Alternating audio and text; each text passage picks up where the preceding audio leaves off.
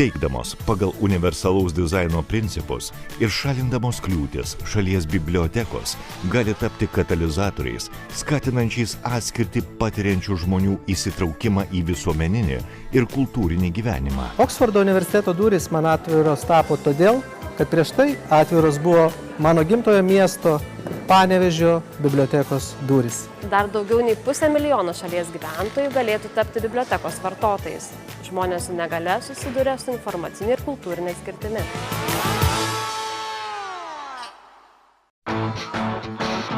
Bibliotekininkai susibūrė ir parengė manifestą. Išėjusi už namų durų einu susitikti, tai biblioteka yra šiek tiek specifiška erdvė, į kurią eini susitikti, bet tai yra galimybių erdvė. Žmonių, turinčių negalią, ar ypatumų taip pat žmonių negalinčių skaityti įprasto teksto, yra kiekviename miestelyje. Kaip jiems atverti bibliotekų duris ir fondus? Sudėtinga, atvira biblioteka, suprantanti žmonių su negalia įvairovę. Suvoktas poreikis keistis ir suplanuotos permainos visada siejasi su nauda tiek bibliotekai, tiek skaitytojams. Auginu vaiką, kuriam nustatytas autizmo spektro sutrikimas ir džiaugiuosi, kad bibliotekoje atrandame savo veiklų ir paslaugų. Lanksti, atitinkanti individualaus vartotojo reikmes, sklandžiai reaguojanti į pokyčius, tobulinanti savo veiklą ir unikali. Tokia turi būti biblioteka visiems.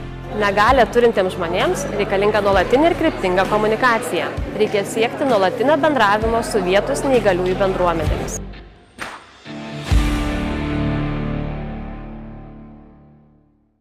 Brangindami savo žinias ir potencialą, bibliotekų darbuotojai į bibliotekų veiklų planavimą siekia įtraukti žmones, turinčius negalią ar kitų individualių reikmių, dėl kurių jie skaito savaip.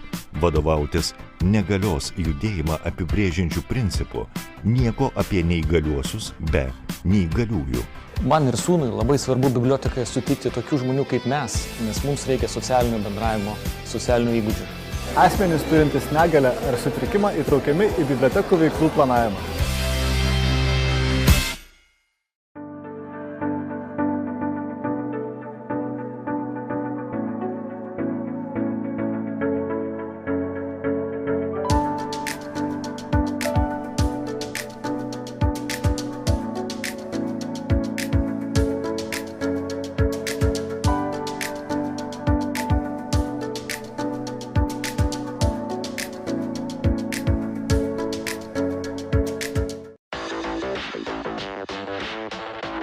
Energy gives power.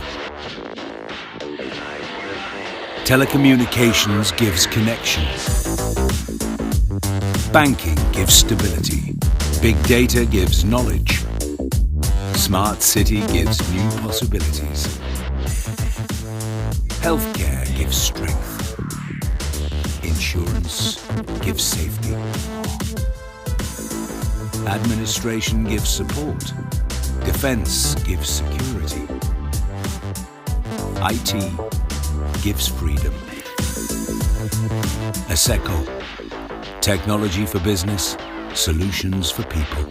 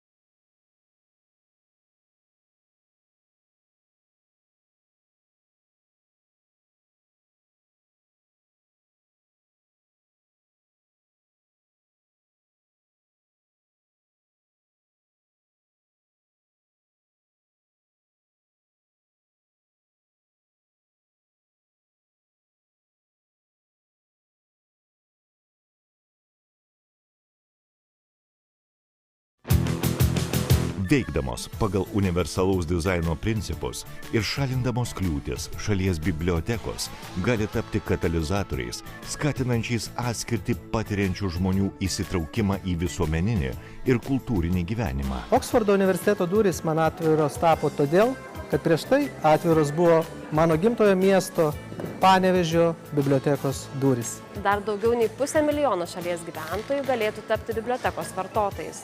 Žmonės su negale susiduria su informacinė ir kultūrinė skirtimi.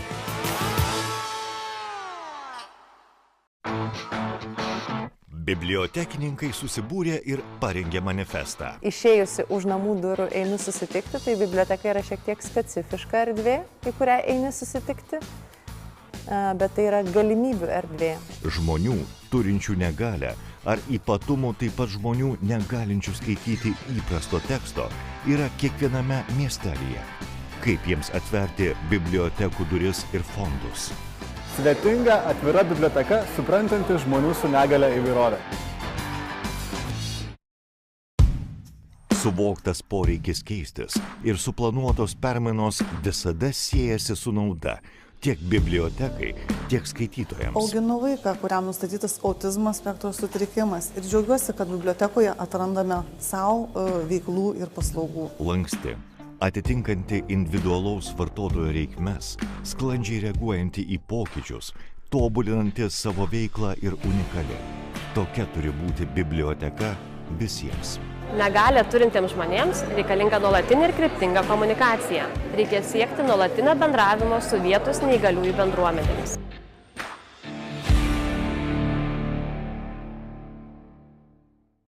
Brangindami savo žinias ir potencialą, bibliotekų darbuotojai į bibliotekų veiklų planavimą siekia įtraukti žmones, turinčius negalę ar kitų individualių reikmių, dėl kurių jie skaito savaip. Vadovautis negalios judėjimą apibrėžiančių principų, nieko apie neįgaliuosius be neįgaliųjų. Man ir sūnui labai svarbu bibliotekoje sutikti tokių žmonių kaip mes, nes mums reikia socialinio bendravimo, socialinių įgūdžių. Asmenys turintys negalę ar sutrikimą įtraukiami į bibliotekų veiklų planavimą.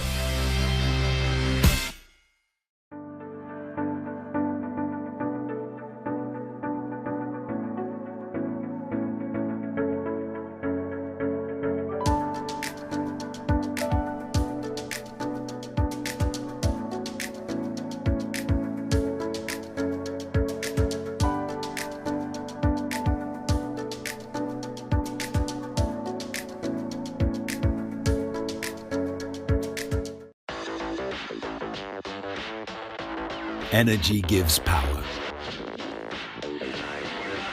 Telecommunications gives connection. Banking gives stability. Big data gives knowledge. Smart city gives new possibilities. Healthcare gives strength. Insurance gives safety. Administration gives support. Defense gives security. IT gives freedom. ASECO, technology for business, solutions for people.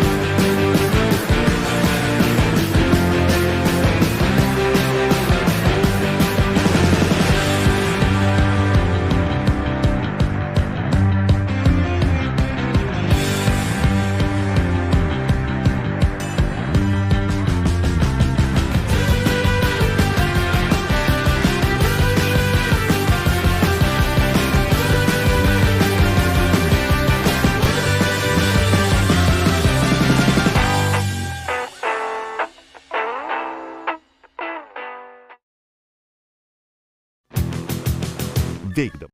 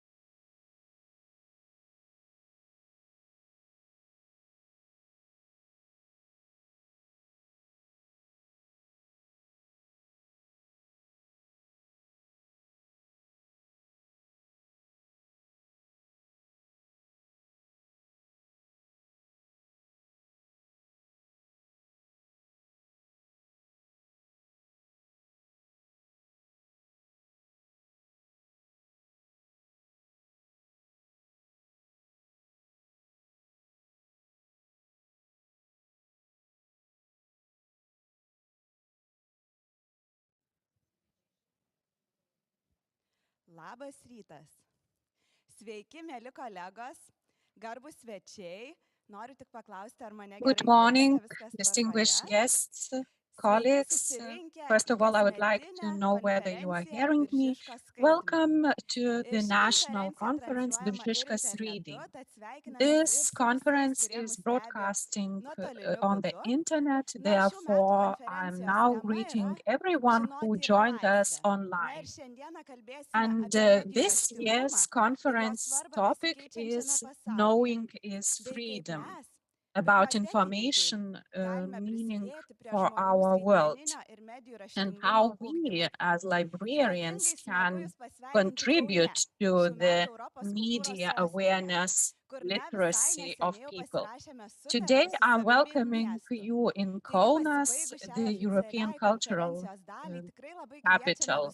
So after the official conference part, we kindly invite you to visit some international artists' exhibitions. And we, the public,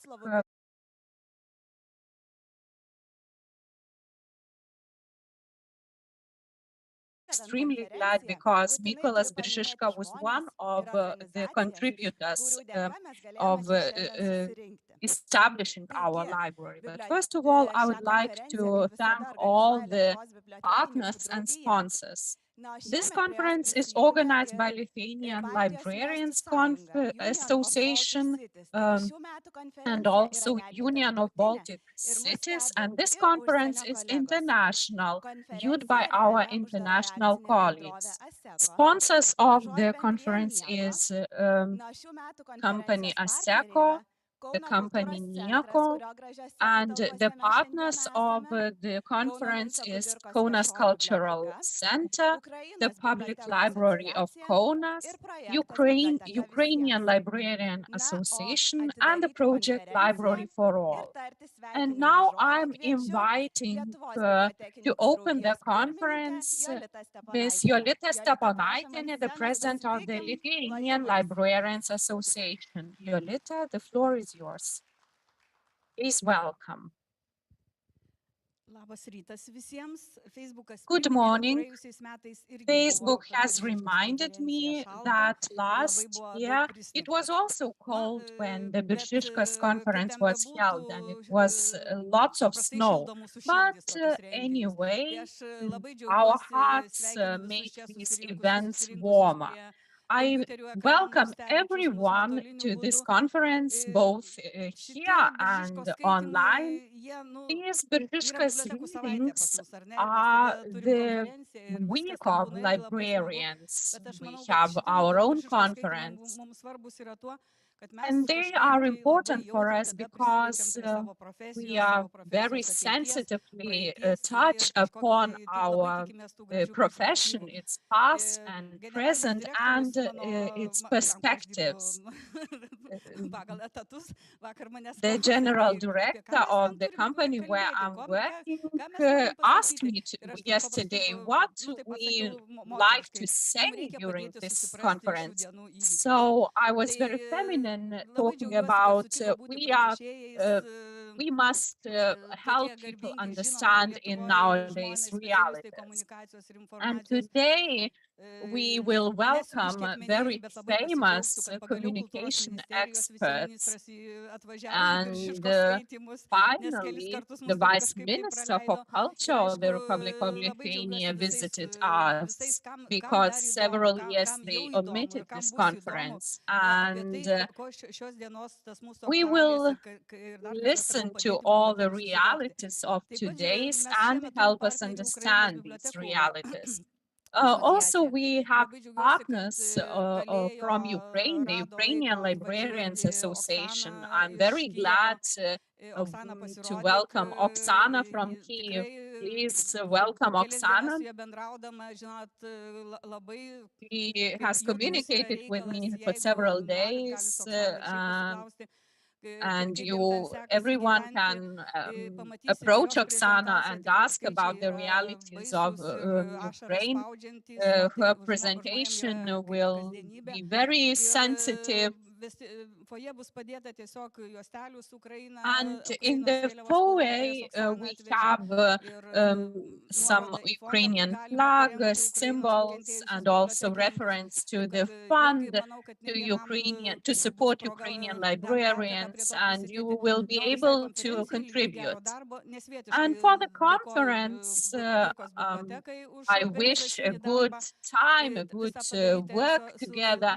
I'm thankful for the library, for the organization, and also Monica, who has contributed to the organization of the conference.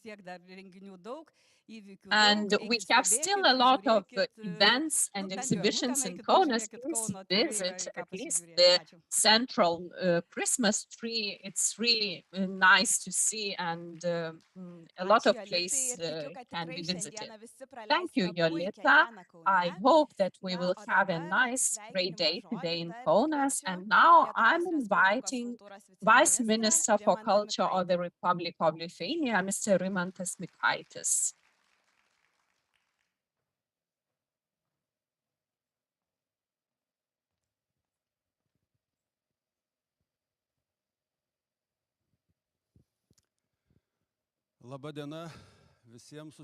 Good morning, dear guests, and for those who are watching us online, I am welcoming you in Kaunas during the formal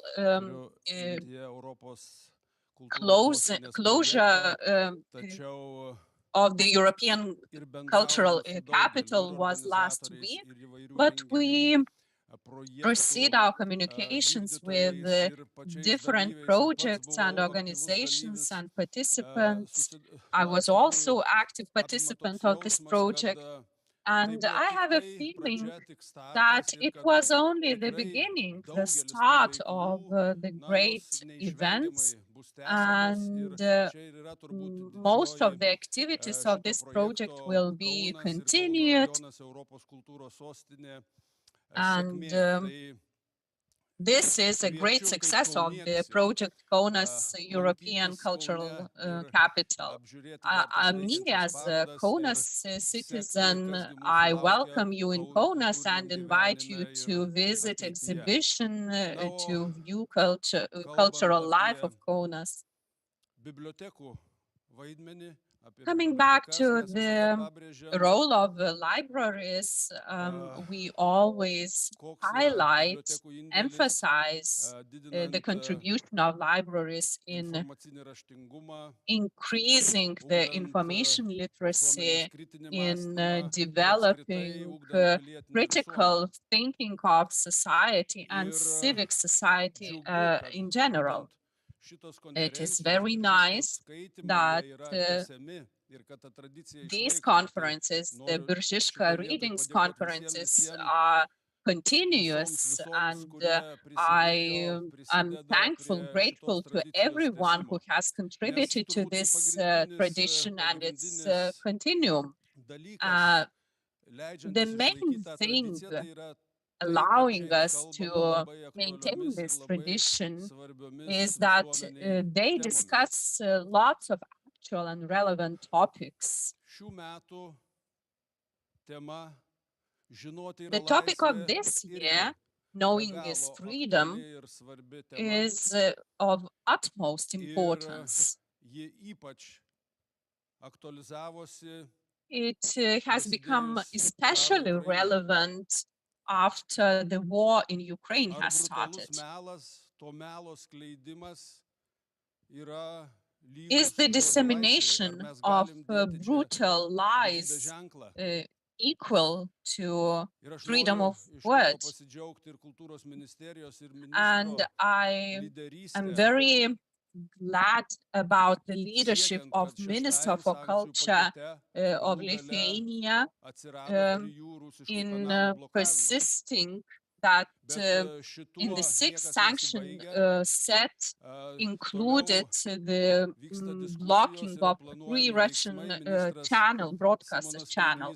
But further actions are also being planned, and the minister Kairys participated in the European Council, or he met the Euro Commissioner for Culture, and he discussed further actions, because sometimes we find out that European Union's objects, satellites, are affected by Russian propaganda.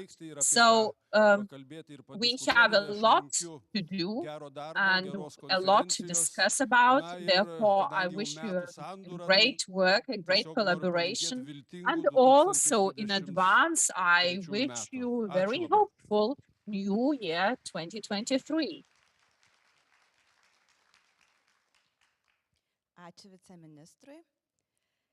Thank you, Vice Minister. Now I'm inviting the Director General of the Lithuanian National Martynas Mažvydas Library, Professor Renaldas Gudauskas.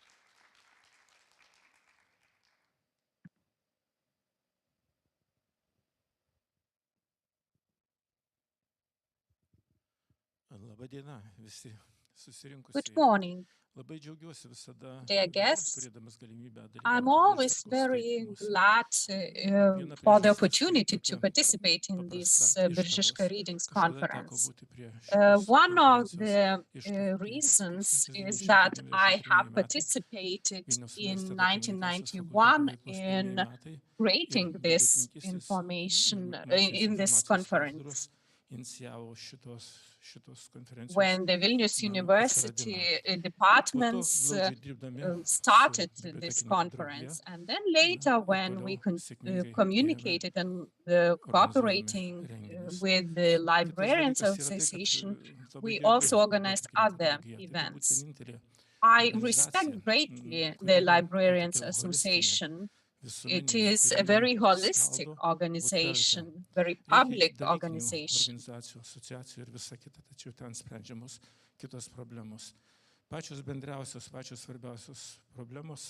The most general, the most relevant issues that are important for scientific and public librarian work are discussed mainly in the events organized by this association. And the program for this year's conference is very interesting. A lot of experts, a lot of topic that is very diverse and will help us to understand the ever-changing librarians' role in the nowadays world.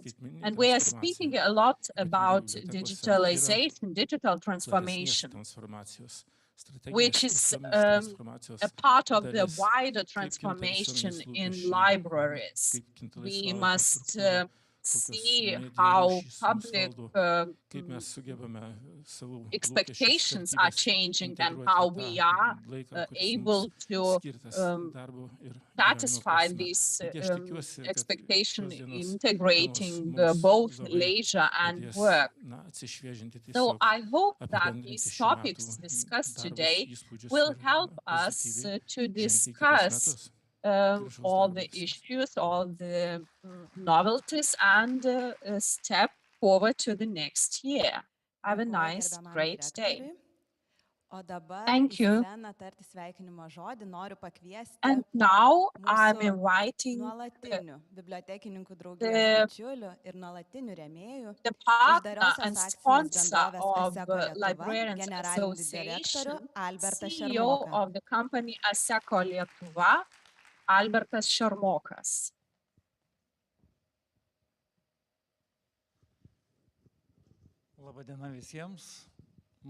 Good morning. It is very nice to see everyone although this hall is very large and not all the seats are taken. I'm very glad about the topic that was chosen for the conference.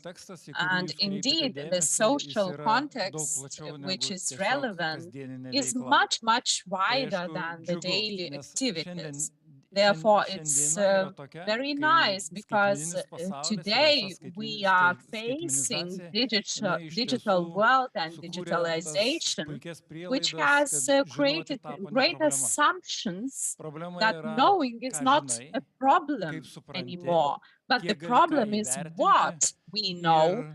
How can we assess the genuinity of our knowledge, and having the feeling that knowing creates freedom and awareness that is acceptable and helps us all. Therefore, I hope that cooperating at these issues, working with these issues together in creating digital tools, we indeed will be able to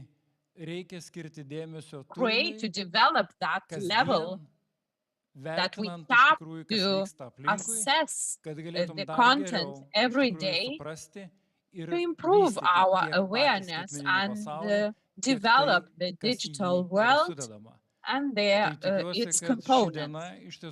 So I hope that this day, today, will be another push for all of us, another effort of all of us to find better solutions for our social context and our world be a better place and we have less evil. Good luck.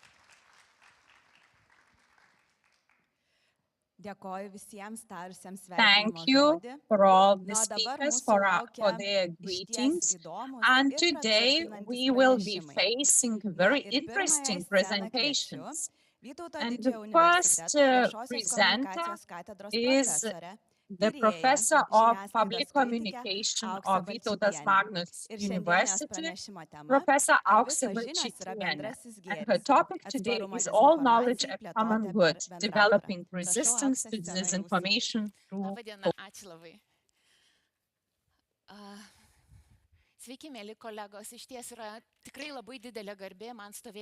Hello, dear colleagues. It's indeed an honor for me to stay here in this audience. When I got an invitation from Nomeda and Monica, who was my former student, I was really happy to speak in front of an audience of humanitarians is a great honor and joy, and that's how I will be constructing my presentation. I'm not going to present a lot of statistics, but rather I will try to describe the feeling of the world we're living in.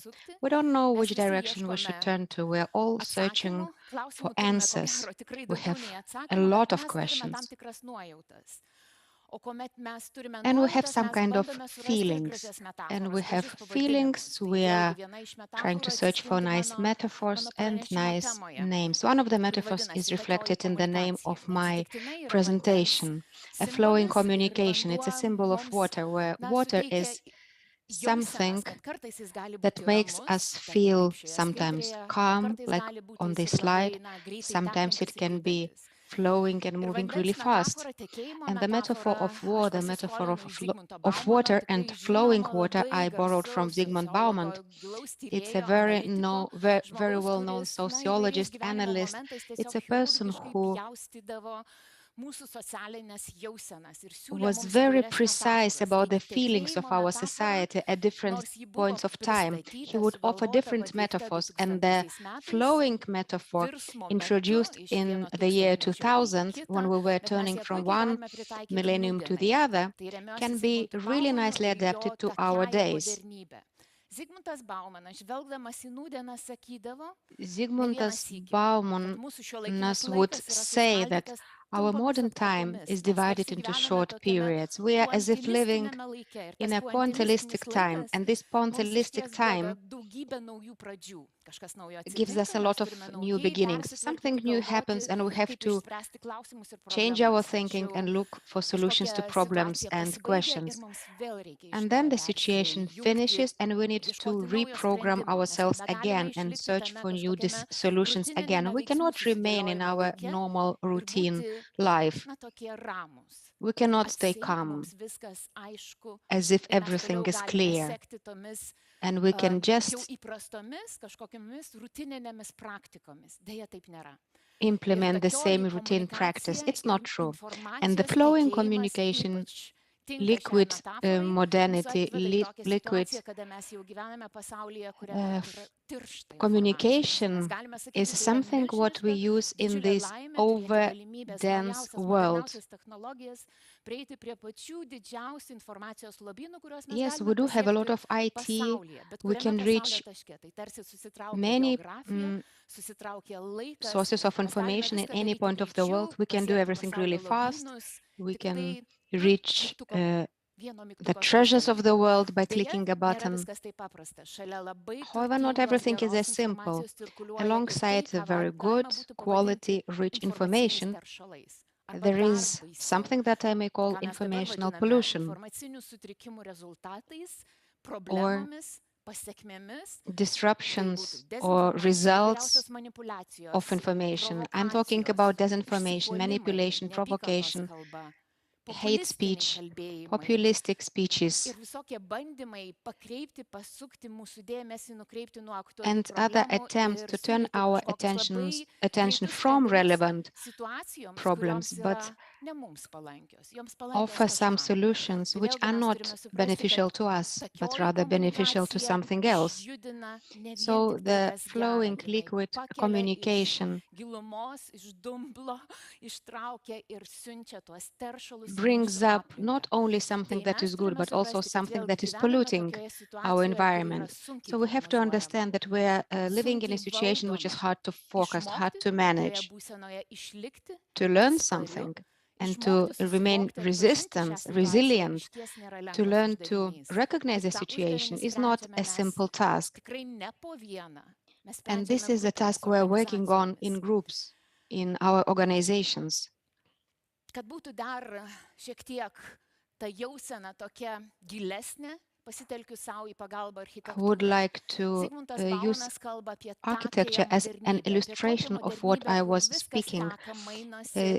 Zygmunt Bauman spoke about liquid modernity. When everything is changing, everything is soft and softly circulating. Information in social networks is moving all the time. We are the one to move it, to be honest. In the 20th century, it would be a television that would broadcast and offer news to us and would also undertake responsibility. And I'm talking about quality media.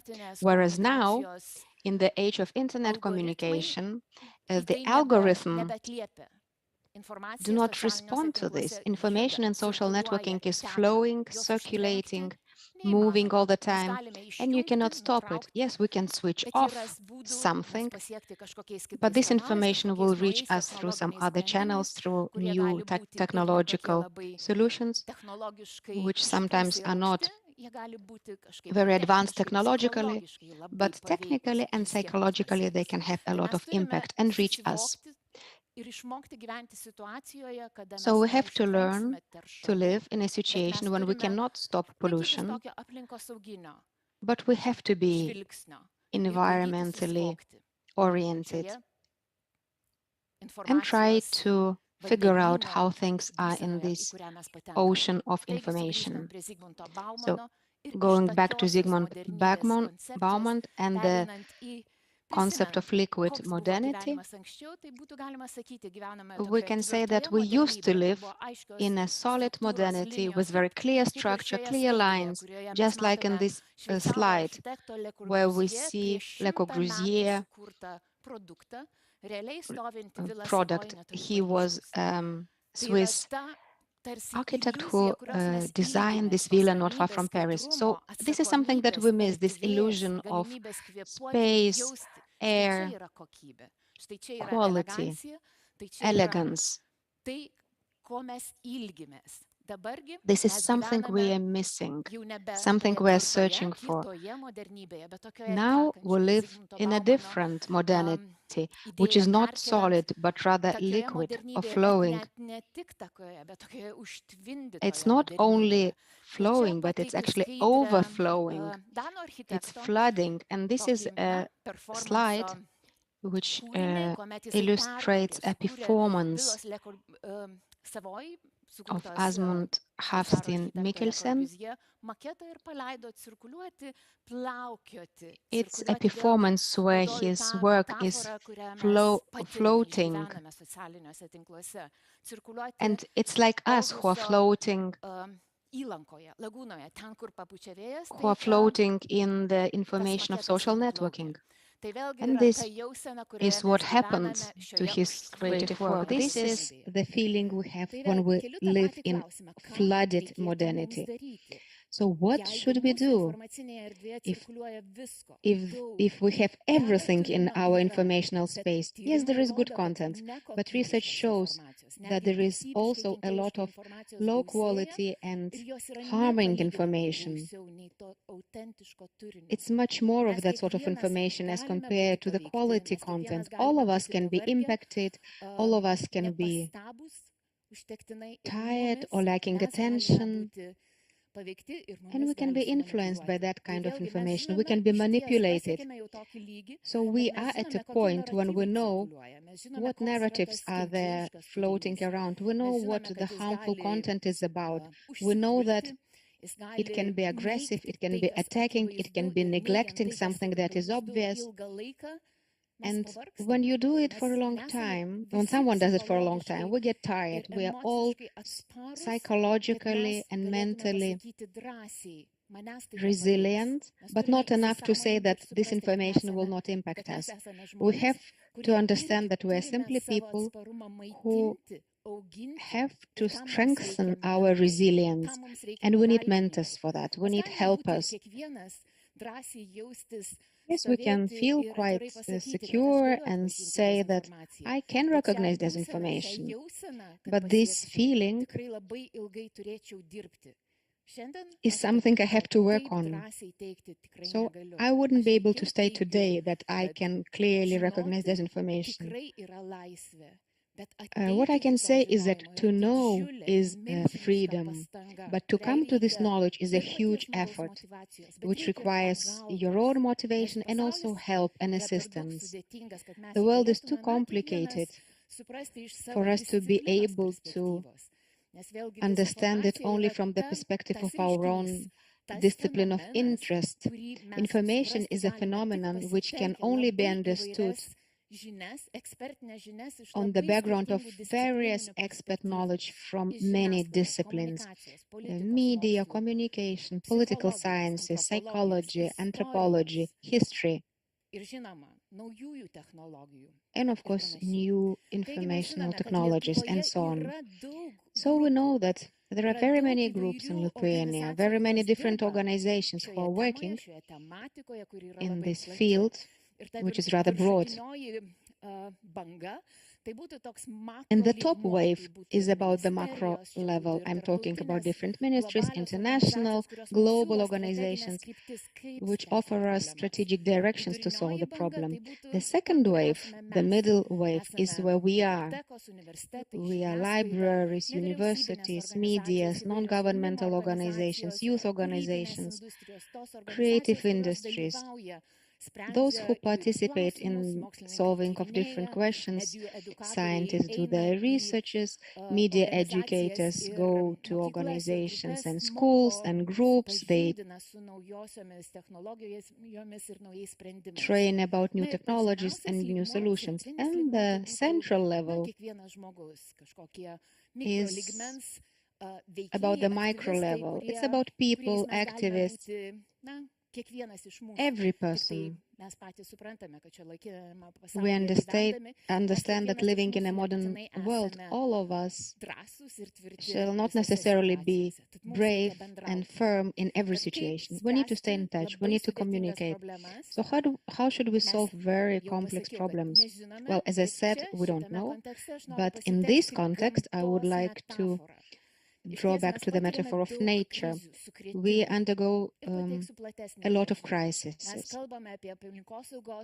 We speak about environmental problems, climate change crisis. We got used to these problems, as a matter of fact, but still we don't have good solutions. We also are aware of very complex aspects which we cannot handle at the moment. Of course, things are changing over time. New problems emerge, geopolitical conflicts and war shock us, and we keep remaining in the circle of problems. We faced energy crisis. Before that, we had a health-related crisis, a wave of these problems. So let us turn to nature and ask ourselves, what is it that nature can offer us? What is it that our physical environment can offer us in situations where we have to mobilize ourselves? And looking at the physical environment, at nature, we learn the concepts of resilience, passive and active resilience. Our physiology helps us strengthen the passive resilience naturally. We are resilient to changes in the environment. We have skin that protects us. We have our blood circulation system. If something happens, we start breathing more often. Our heart beats faster. Oxygen lets us stay alive. If we need to change something in our environment, if we move to the, say if we climb a mountain and the level of altitude is higher, we need to adapt. Our body mobilizes and we acquire an ability to live in more complex climate conditions. Our physiology, our nature lets us survive. So we somehow activate ourselves. What should we do if we had to activate ourselves in terms of social life? Our environment is not simple, and there are many directions to choose from. And often, when we speak about fight against disinformation, we speak about empowerment in terms of resilience to disinformation. We do have tools. We speak about media and informational literacy. This is something we have to understand. We have to understand the information and the environment. This is something we have been talking about for a long time now. We're speaking about something that is in circulation, the narratives that are in circulation. But we have to understand that media and informational environment is much more complex than that. It's not only about what we see. It's not only the information that reaches us. It's not only the image which we have in front of our eyes. There are a lot of things that we don't see. In the welcoming words, some very strong concepts were mentioned. We're living through the digital transformation, which impacts all of us. We have to restructure our lives. We become also quite flowing and adaptive. And we adapt both in our work and in our free time. So a complex informational environment, according to a Canadian humanitarian, said that media is a message. Media itself is the environment where content circulates, affects us. Often we don't notice it, but it influences us emotionally, physiologically, psychologically. So speaking about the mass of pollution circulating in all social networking, on all global platforms, we have to understand that to see the narrative, to see the message is not enough. I have to understand how it has reached us and how it influences me. Does it excite me? How do I behave after that? Do I send it on? Or do I stop it? Do I turn to fact checkers and say that this message is suspicious? It should be checked. If I cannot check it myself. So Marshall McLuhan, the one I'm referring to, is here, and his message is we should not ignore the environment. We should not be speaking only about a message or the content of a piece of information.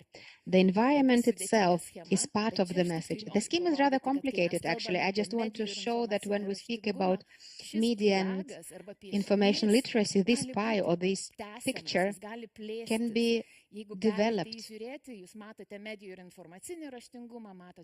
You see media, digital, platform literacy, arts, cultural industries, creative industries, literacy. You can also find here multi-literacy,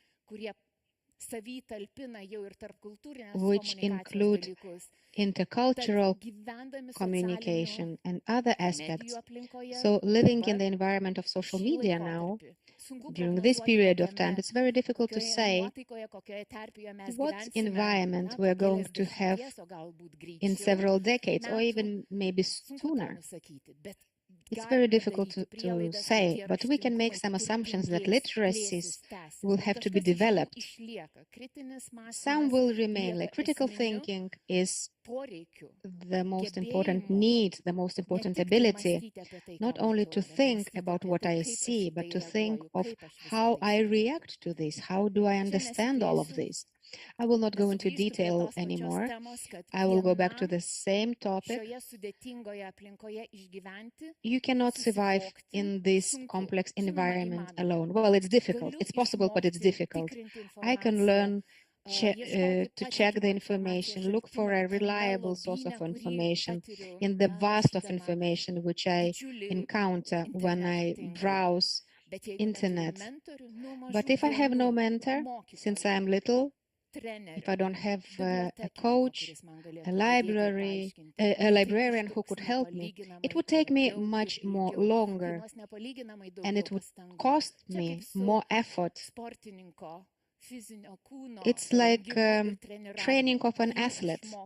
I can learn, but I will not reach good results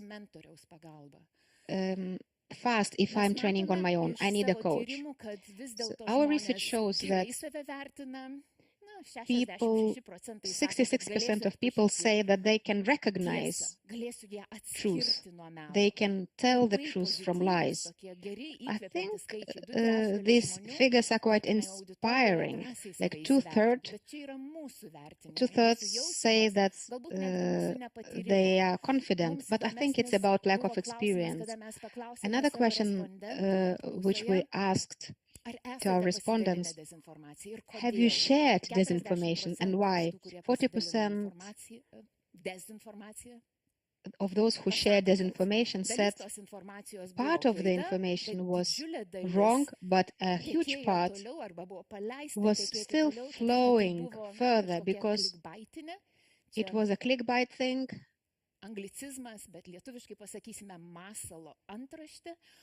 It was just a very attractive name, and it maybe looked, it resembled the truth.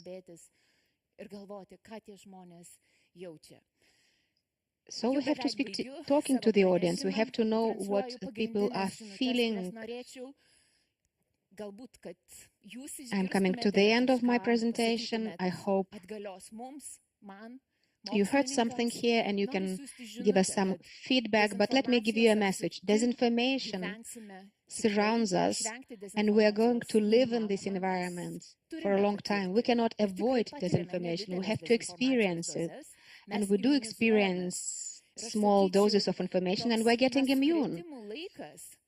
The shocking times are difficult ones. And it doesn't make me happy to say that we are going to continue living in the environment of disinformation. But what I know is the change of approach can change us. You have to choose the perspective of looking at the world. And you know, sometimes when you are raising your kids, you expect that they will come into the teenage. Teenage is a time of small crisis, small misunderstandings. But if there is a misunderstanding, we shouldn't argue, we should celebrate, because we know that there is a problem and we have to look for a solution. And when looking for a solution, we are getting mature, we are learning, we are getting stronger, we are creating an active resilience. So problems and crisis situations should be treated as a means to mature, to grow. Scientific research illustrates that to stay together, you know, when journalists, scientists, researchers, non-governmental organizations, librarians work together, it's about the community. In my association, DGRS, we have a center to study digital resiliency. We are exchanging knowledge all the time, exchanging knowledge between university professors, media, librarians, fact-checkers, media literacy educators, and all of us are very active. But if we hadn't seen specific problems, we wouldn't have been so active and we wouldn't have done as much. And now let me give you one example of what we are doing and where we're actually good at doing this. And also we see some room for improvement, some gaps to be filled in Lithuania, so that we are able to say that we can be resilient, that we are resilient and can be even more stronger, more resilient and more brave. So we are working with fact-checkers, we work with Delphi fact-checkers, and we do all sorts of experiments. We just finished one together with the students of the university, or rather with their education process, when we train students to look for evidence of reliability of a source of information. And this is something all of us can employ when we go back home. Say we have the same image, a flowing water. I like showing my hands. Imagine this is a river Nemunas, breaking into Skirvita and other rivers in the delta of the river. And this is how we look at information which we encounter on internet. You look at it from the bird's perspective. It's like a lateral reading. We read a sentence in the browser and we open another window and another section, and we check who is this person who is saying this to me, who is that person who replies to him, where does it happen, what time does it happen, in which geographical location does it happen, which sources are being quoted, what message is being passed. So I open those windows. And fact checkers sometimes say that they need to open 60 or 80 windows to check a point of information. We will not become fact checkers, but just if we have this image of a flowing river splitting into different branches, we can check information. You can actually check on me. You know, when you hear me say lettering reading, or when I say something about fact-checking or disinformation, media literacy, digital media literacy, this is a new concept that is becoming more relevant to us. All of these things can be checked, and it becomes a skill. It's something different from our regular vertical reading when we come to our website or to our social network profile and we just go up and down. I will finish my presentation by saying that disinformation is not going to disappear. If we encounter difficulties, let's celebrate, because this is a possibility for us to find a solution. There are no easy solutions, so we have to look for them. Look for them together in partnership, based our search on an expert knowledge. Sometimes researchers remain within the area of their scientific research. Sometimes being away, we can miss something. We can miss a researcher. So we do need people. We need libraries as spaces who have a lot of trust in society. That could be a connection point to take us throughout a very polluted virtual life and take us to our normal, beautiful daily life and our nice physical environment. Let's put together the passive resilience and the active resilience. Passive resilience is developed at school, in a family, through a good quality media. And the active resilience is something that is what we are brought to through active situations. Thank you very much.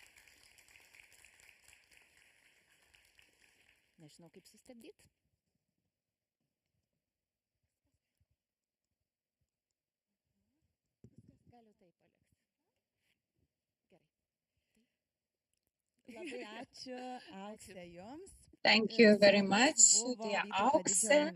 We had Professor ANGLÅ Balčytienė from Vytautas Magnus University, and she presented an extremely interesting presentation. We thank her, and we are glad that one way or another, by projects, by training, this cooperation between libraries, librarians, and academia experts mentioned in Aisa's presentation is ongoing. So let us proceed with it.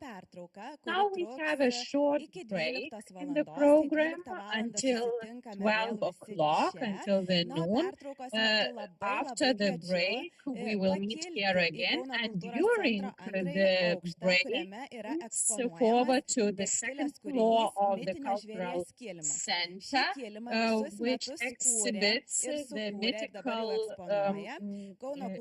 animal exhibition by Gijų Sodai. So I invite you to visit this exposition, and after that, please come back to the conference.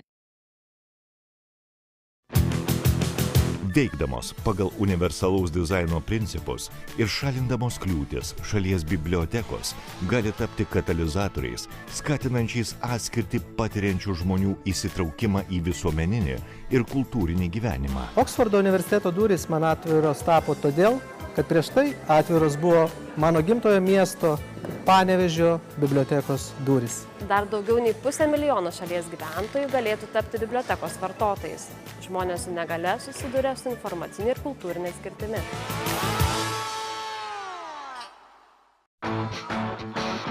Bibliotekininkai susibūrė ir parengė manifestą. Išėjusi už namų durų einu susitikti, tai biblioteka yra šiek tiek specifiška erdvė, į kurią eini susitikti, bet tai yra galimybių erdvė. Žmonių, turinčių negalią, ar ypatumų taip pat žmonių negalinčių skaityti įprasto teksto, yra kiekviename miestelyje. Kaip jiems atverti bibliotekų duris ir fondus? Svetinga, atvira biblioteka, suprantanti žmonių su negalia įvairovę. Suvoktas poreikis keistis ir suplanuotos permainos visada siejasi su nauda tiek bibliotekai, tiek skaitytojams. Auginu vaiką, kuriam nustatytas autizmo spektro sutrikimas, ir džiaugiuosi, kad bibliotekoje atrandame savo veiklų ir paslaugų. Lanksti, atitinkanti individualaus vartotojo reikmes, sklandžiai reaguojanti į pokyčius, tobulinanti savo veiklą ir unikali. Tokia turi būti biblioteka visiems. Negalią turintiems žmonėms reikalinga nuolatinė ir kryptinga komunikacija. Reikia siekti nuolatinio bendravimo su vietos neįgaliųjų bendruomenėmis.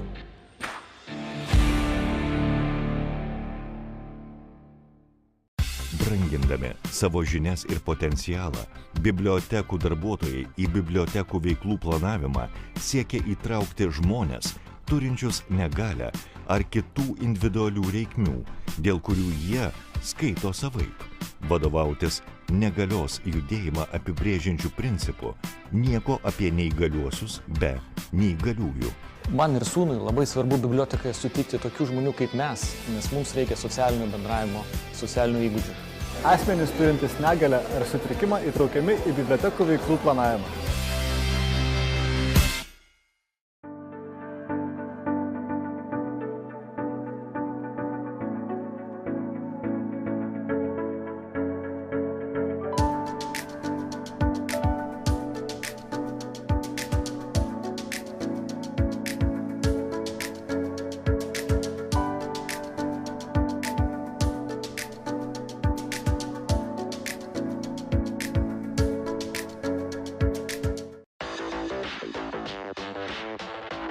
Energy gives power. Telecommunications gives connection. Banking gives stability. Big data gives knowledge. Smart city gives new possibilities. Healthcare gives strength. Insurance gives safety. Administration gives support. Defense gives security. IT gives freedom. ASECO, technology for business, solutions for people.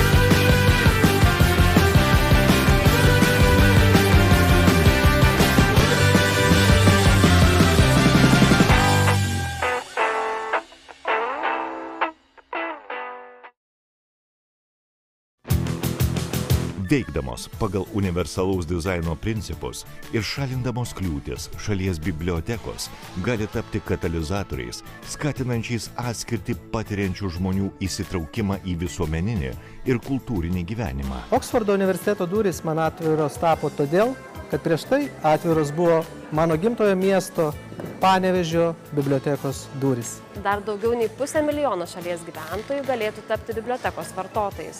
Žmonės su negalia susiduria su informacinė ir kultūrinė skirtimi.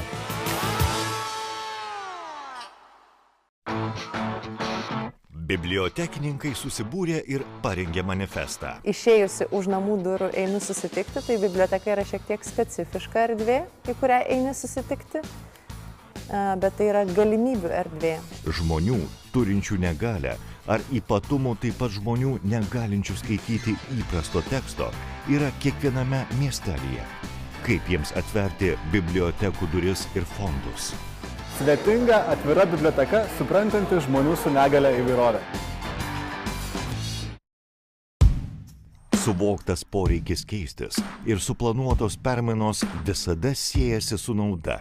Tiek bibliotekai, tiek skaitytojams. Auginu vaiką, kuriam nustatytas autizmo spektro sutrikimas ir džiaugiuosi, kad bibliotekoje atrandame savo veiklų ir paslaugų. Lanksti, atitinkanti individualaus vartotojo reikmes, sklandžiai reaguojanti į pokyčius, tobulinanti savo veiklą ir unikali.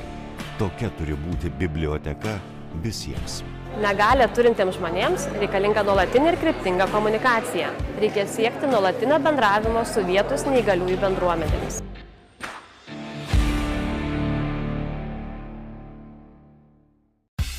Brangindami savo žinias ir potencialą, bibliotekų darbuotojai į bibliotekų veiklų planavimą siekia įtraukti žmones, turinčius negalią ar kitų individualių reikmių, dėl kurių jie skaito savaip.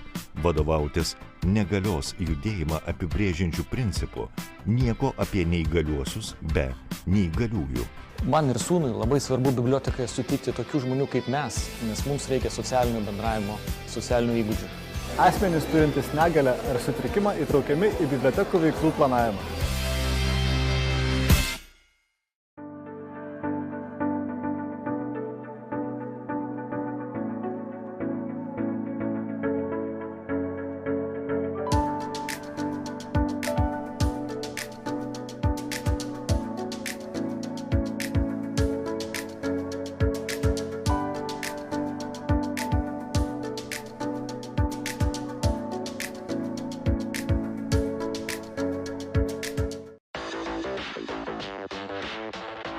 Energy gives power. Telecommunications gives connection. Banking gives stability. Big data gives knowledge. Smart city gives new possibilities. Healthcare gives strength. Insurance gives safety. Administration gives support. Defense gives security. IT gives freedom.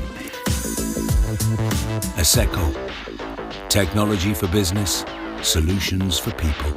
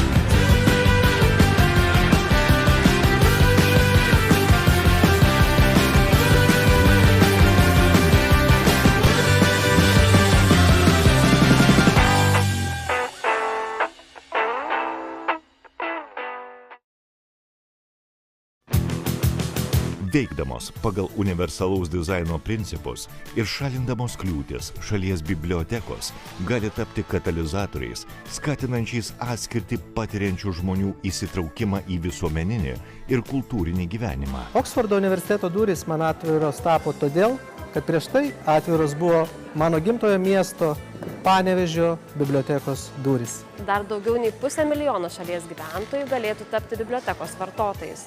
Žmonės su negale susiduria su informacinė ir kultūrinė skirtimi.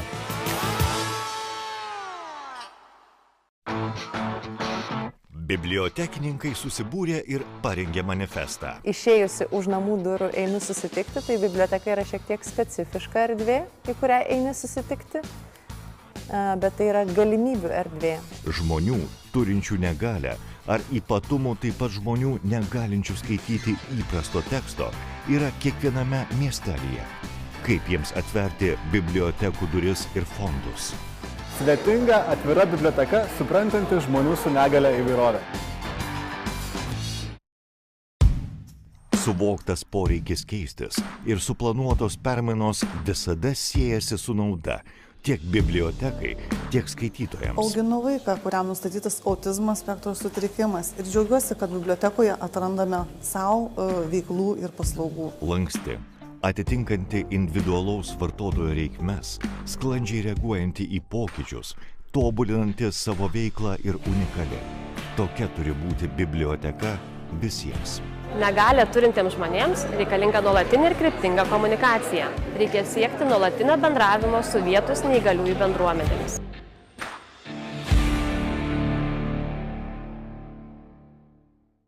Brangindami savo žinias ir potencialą, bibliotekų darbuotojai į bibliotekų veiklų planavimą siekia įtraukti žmones, turinčius negalią ar kitų individualių reikmių, dėl kurių jie skaito savaip. Vadovautis negalios judėjimą apibrėžiančių principų, nieko apie neįgaliuosius be neįgaliųjų. Man ir sūnui labai svarbu bibliotekoje sutikti tokių žmonių kaip mes, nes mums reikia socialinio bendravimo, socialinių įgūdžių.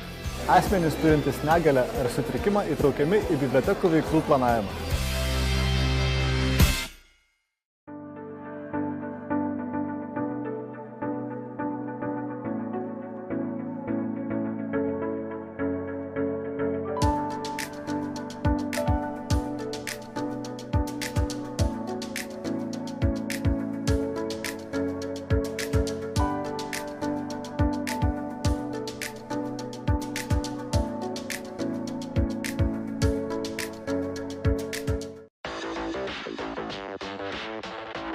Energy gives power. Telecommunications gives connection. Banking gives stability. Big data gives knowledge. Smart city gives new possibilities. Healthcare gives strength. Insurance gives safety. Administration gives support. Defense gives security. IT gives freedom. ASECO, technology for business, solutions for people.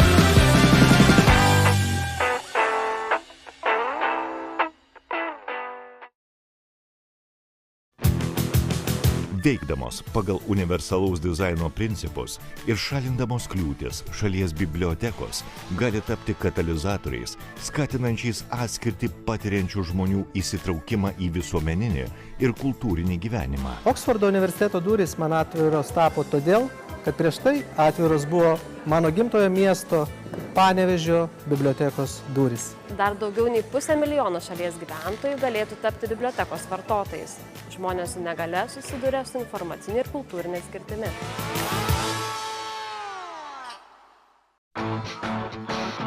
Bibliotekininkai susibūrė ir parengė manifestą. Išėjusi už namų durų einu susitikti, tai biblioteka yra šiek tiek specifiška erdvė, į kurią eini susitikti, bet tai yra galimybių erdvė. Žmonių turinčių negalią ar ypatumų taip pat žmonių negalinčių skaityti įprasto teksto yra kiekviename miestelyje. Kaip jiems atverti bibliotekų duris ir fondus? Svetinga, atvira biblioteka, suprantanti žmonių su negalia įvairovę. Suvoktas poreikis keistis ir suplanuotos permainos visada siejasi su nauda tiek bibliotekai, tiek skaitytojams. Auginu vaiką, kuriam nustatytas autizmo spektro sutrikimas ir džiaugiuosi, kad bibliotekoje atrandame savo veiklų ir paslaugų. Lanksti, atitinkanti individualaus vartotojo reikmes, sklandžiai reaguojanti į pokyčius, tobulinanti savo veiklą ir unikali. Tokia turi būti biblioteka visiems. Negalią turintiems žmonėms reikalinga nuolatinė ir kryptinga komunikacija. Reikia siekti nuolatinio bendravimo su vietos neįgaliųjų bendruomenėmis.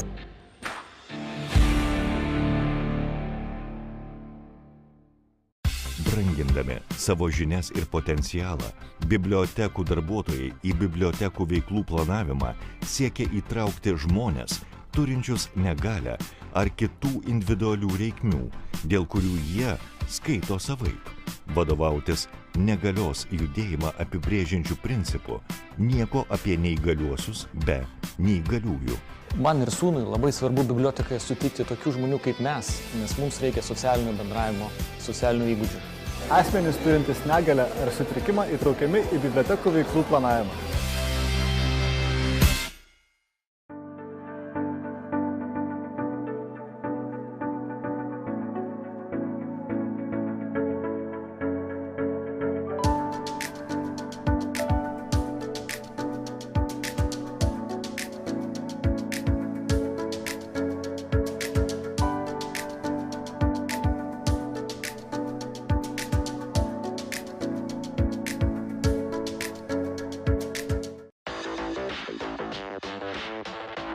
Energy gives power. Telecommunications gives connections. Banking gives stability. Big data gives knowledge. Smart city gives new possibilities. Healthcare gives strength. Insurance gives safety. Administration gives support. Defense gives security. IT gives freedom.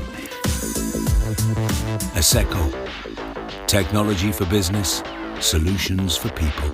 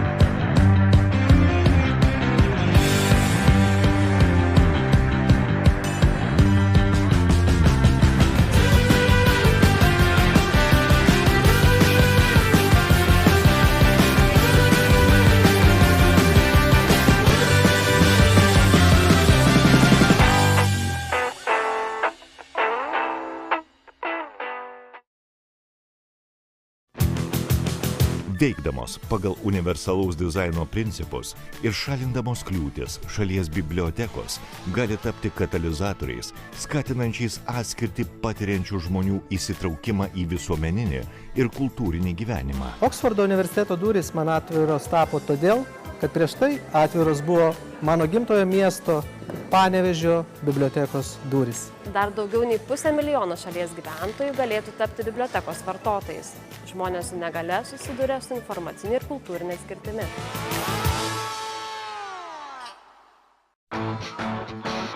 Bibliotekininkai susibūrė ir parengė manifestą. Išėjusi už namų durų einu susitikti, tai biblioteka yra šiek tiek specifiška erdvė, į kurią eini susitikti, bet tai yra galimybių erdvė. Žmonių turinčių negalią ar ypatumų taip pat žmonių negalinčių skaityti įprasto teksto yra kiekviename miestelyje. Kaip jiems atverti bibliotekų duris ir fondus? Sudėtinga atvira biblioteka, suprantanti žmonių su negale įvairovę. Suvoktas poreikis keistis ir suplanuotos permainos visada siejasi su nauda tiek bibliotekai, tiek skaitytojams. Auginu vaiką, kuriam nustatytas autizmo spektro sutrikimas ir džiaugiuosi, kad bibliotekoje atrandame savo veiklų ir paslaugų. Lanksti, atitinkanti individualaus vartotojo reikmes, sklandžiai reaguojanti į pokyčius, tobulinanti savo veiklą ir unikali. Tokia turi būti biblioteka visiems. Negalią turintiems žmonėms reikalinga nuolatinė ir kryptinga komunikacija. Reikia siekti nuolatinio bendravimo su vietos neįgaliųjų bendruomenėmis.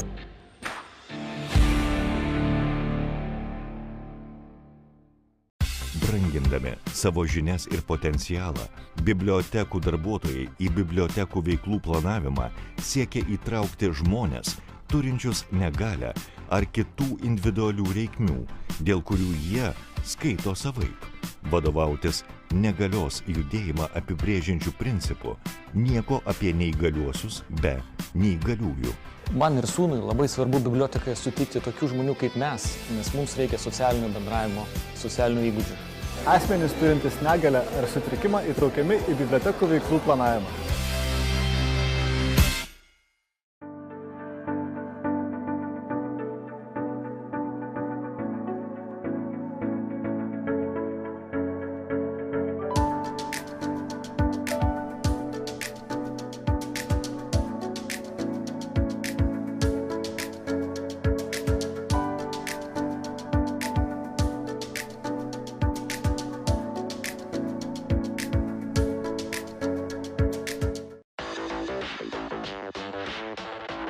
Energy gives power. Telecommunications gives connection. Banking gives stability. Big data gives knowledge. Smart city gives new possibilities. Healthcare gives strength. Insurance gives safety. Administration gives support. Defense gives security. IT gives freedom. ASECO, technology for business, solutions for people.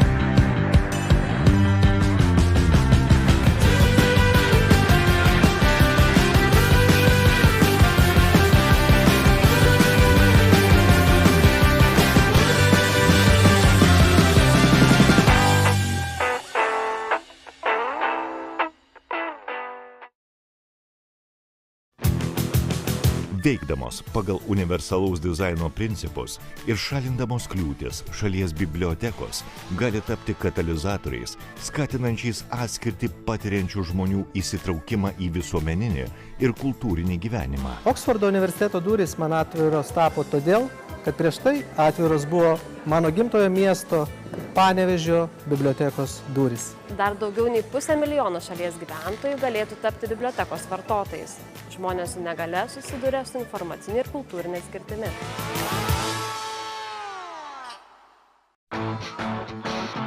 Bibliotekininkai susibūrė ir parengė manifestą. Išėjusi už namų durų einu susitikti, tai biblioteka yra šiek tiek specifiška erdvė, į kurią eini susitikti, bet tai yra galimybių erdvė. Žmonių, turinčių negalią, ar ypatumų taip pat žmonių negalinčių skaityti įprasto teksto, yra kiekviename miestelyje. Kaip jiems atverti bibliotekų duris ir fondus? Svetinga, atvira biblioteka, suprantanti žmonių su negalia įvairovę.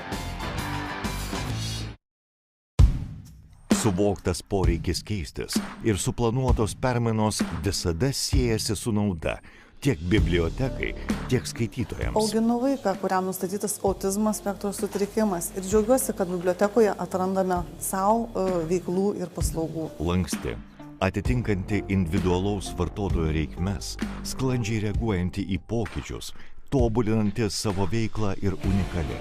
Tokia turi būti biblioteka visiems. Negalią turintiems žmonėms reikalinga nuolatinė ir kryptinga komunikacija. Reikia siekti nuolatinio bendravimo su vietos neįgaliųjų bendruomenėmis.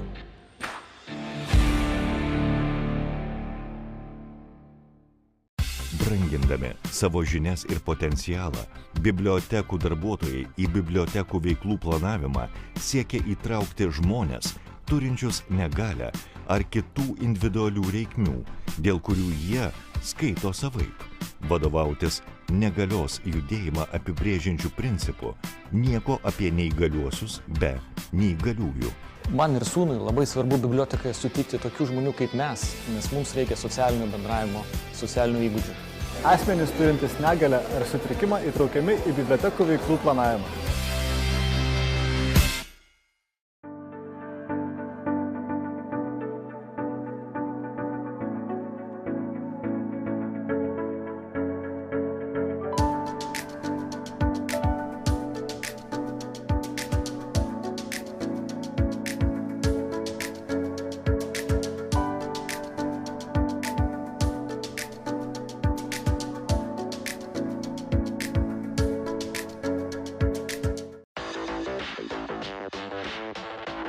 Energy gives power.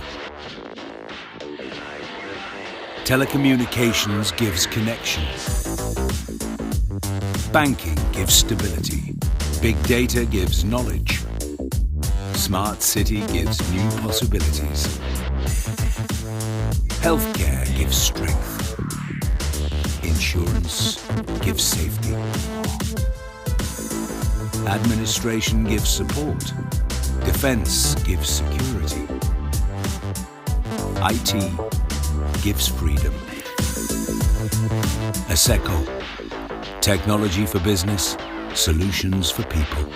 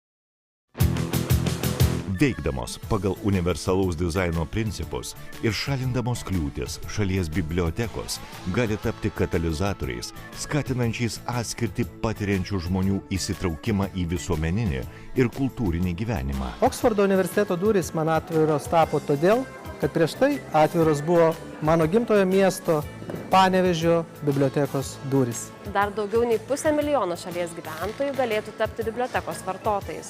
Žmonės su negale susiduria su informacinė ir kultūrinė skirtimi.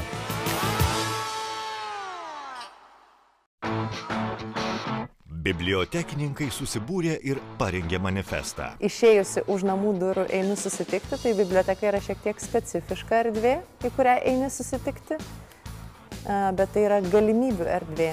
Žmonių turinčių negalią ar ypatumų taip pat žmonių negalinčių skaityti įprasto teksto yra kiekviename miestelyje. Kaip jiems atverti bibliotekų duris ir fondus? Sudėtinga atvira biblioteka, suprantanti žmonių su negalia įvairovę.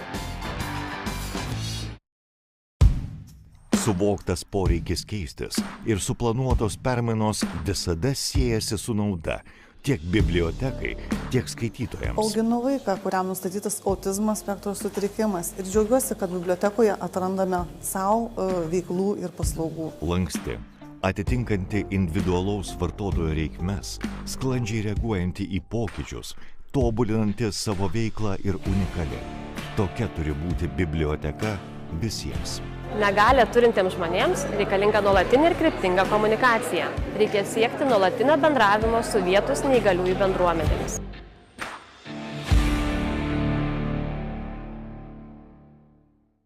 Brangindami savo žinias ir potencialą, bibliotekų darbuotojai į bibliotekų veiklų planavimą siekia įtraukti žmones, turinčius negalią ar kitų individualių reikmių, dėl kurių jie skaito savaip. Vadovautis negalios judėjimą apibrėžiančių principų, nieko apie neįgaliuosius be neįgaliųjų. Man ir sūnui labai svarbu bibliotekoje sutikti tokių žmonių kaip mes, nes mums reikia socialinio bendravimo, socialinių įgūdžių. Asmenys turintys negalią ar sutrikimą įtraukiami į bibliotekų veiklų planavimą.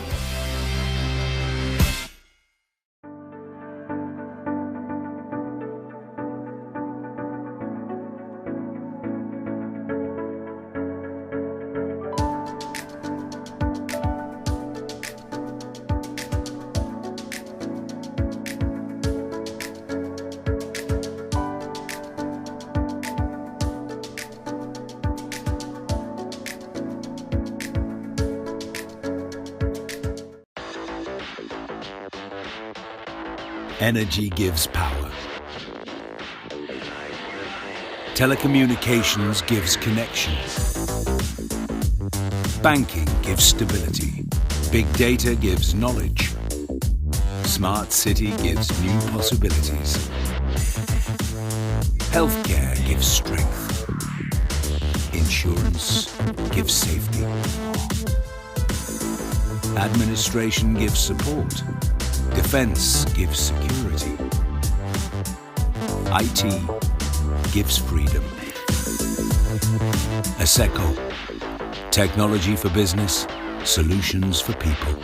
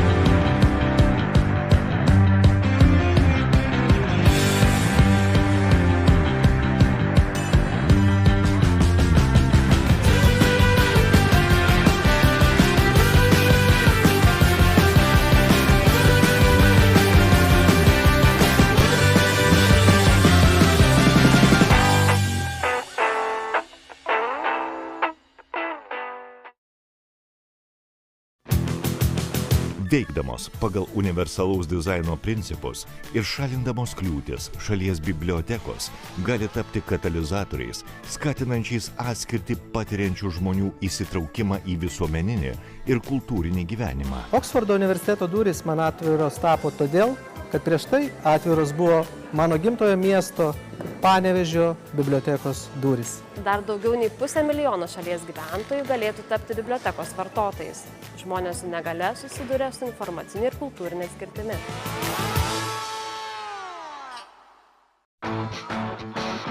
Bibliotekininkai susibūrė ir parengė manifestą. Išėjusi už namų durų einu susitikti, tai biblioteka yra šiek tiek specifiška erdvė, į kurią eini susitikti, bet tai yra galimybių erdvė. Žmonių turinčių negalią ar ypatumų taip pat žmonių negalinčių skaityti įprasto teksto yra kiekviename miestelyje. Kaip jiems atverti bibliotekų duris ir fondus? Svetinga, atvira biblioteka, suprantanti žmonių su negalia įvairovę. Suvoktas poreikis keistis ir suplanuotos permainos visada siejasi su nauda tiek bibliotekai, tiek skaitytojams. Auginu vaiką, kuriam nustatytas autizmo spektro sutrikimas ir džiaugiuosi, kad bibliotekoje atrandame savo veiklų ir paslaugų. Lanksti, atitinkanti individualaus vartotojo reikmes, sklandžiai reaguojanti į pokyčius, tobulinanti savo veiklą ir unikali. Tokia turi būti biblioteka visiems. Negalią turintiems žmonėms reikalinga nuolatinė ir kryptinga komunikacija. Reikia siekti nuolatinio bendravimo su vietos neįgaliųjų bendruomenėmis.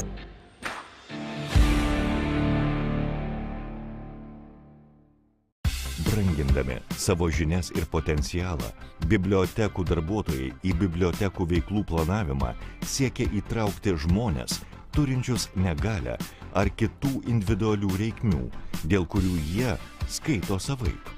Vadovautis negalios judėjimą apibrėžiančių principų, nieko apie neįgaliuosius be neįgaliųjų. Man ir sūnui labai svarbu bibliotekai sutikti tokių žmonių kaip mes, nes mums reikia socialinio bendravimo, socialinių įgūdžių. Asmenys turintys negalią ar sutrikimą įtraukiami į bibliotekų veiklų planavimą.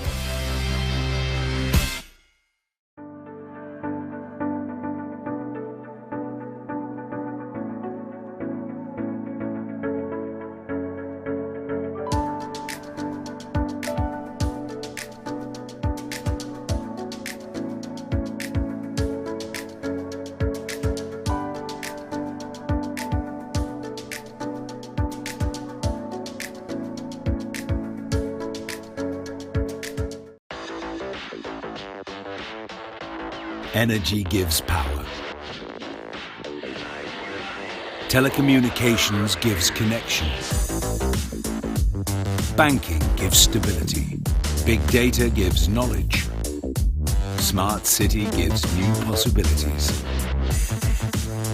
Healthcare gives strength. Insurance gives safety. Administration gives support. Defense gives security. IT gives freedom. ASECO. Technology for business, solutions for people.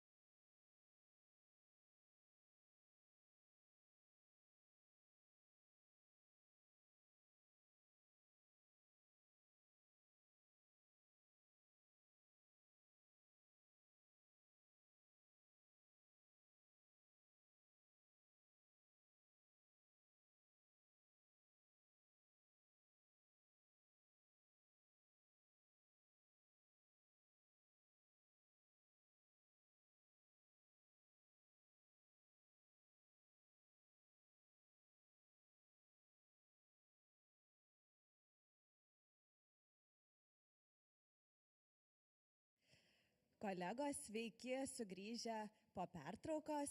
Welcome back after the break. I now remind you that we are in the yearly conference of the Librarians Association, Biržiškos readings.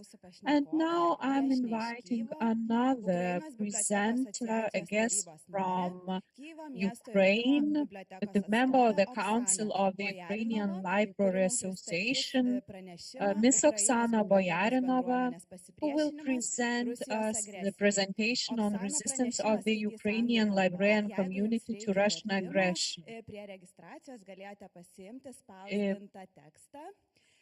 Oksana will talk in English. If you need translation, please bring the printed transcript of the presentation with you. Oksana, the floor is yours. Hello. My name is Oksana. I came to you from Kyiv today. and I will speak English. My presentation will be in English. So let's start. You know, today is the 282nd day of the Russian full-scale invasion of Ukraine. Ukraine officially became an independent state following the dissolution of the Soviet Union on August 24th, 1991. Now on the screen you can see the international boundary of Ukraine from 1991 till 2014. But in February and March 2014, Russia invaded and subsequently annexed the Crimean Peninsula from Ukraine. And after this, pro-Russian militants seized state institutions and stormed military units in Donbass. In response, Ukraine launched an anti-terrorist operation to establish control over the industrialized parts of the Donetsk and Lugansk regions, also known as Donbass. Fierce fighting during 2014 and 2015 ended with the thought of this territory being occupied by the self-proclaimed Donetsk and Lugansk People's Republics. On February 24, 2022, Russia has launched an all-out invasion of Ukraine by land, air and sea. It is the biggest attack by one state against another in Europe since Second World War. Russia continues to hold the Crimea and occupied areas of Kharkiv, Lugansk, Donetsk, Zaporizhia, Kherson and Mykolaiv regions. Now on the slide you can see information about the number of people who were forced to leave their homes, the number of injured, wounded and killed civilians in Ukraine. At least 5,916 civilians, including 344 children, have been killed since the beginning of the military aggression. It's not mentioning numbers from Mariupol and Volnovakha that were completely destroyed. And now I kindly ask the audience for a moment of silence in remembrance of all the Ukrainians perished by Russian invaders.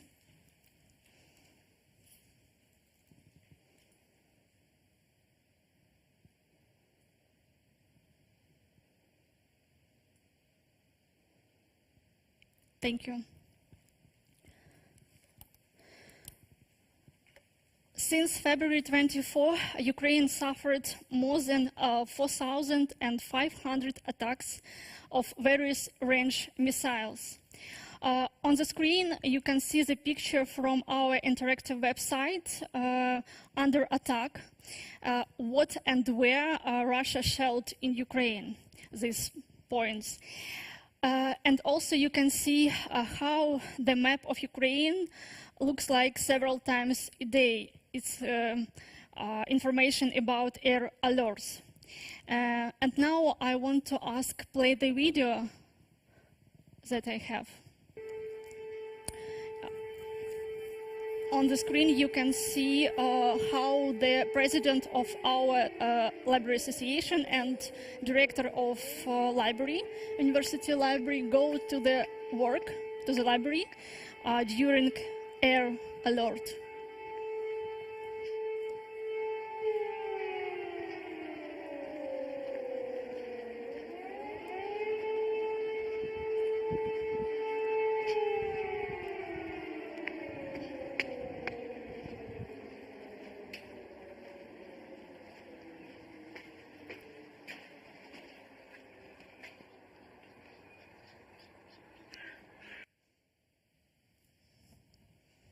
Thank you.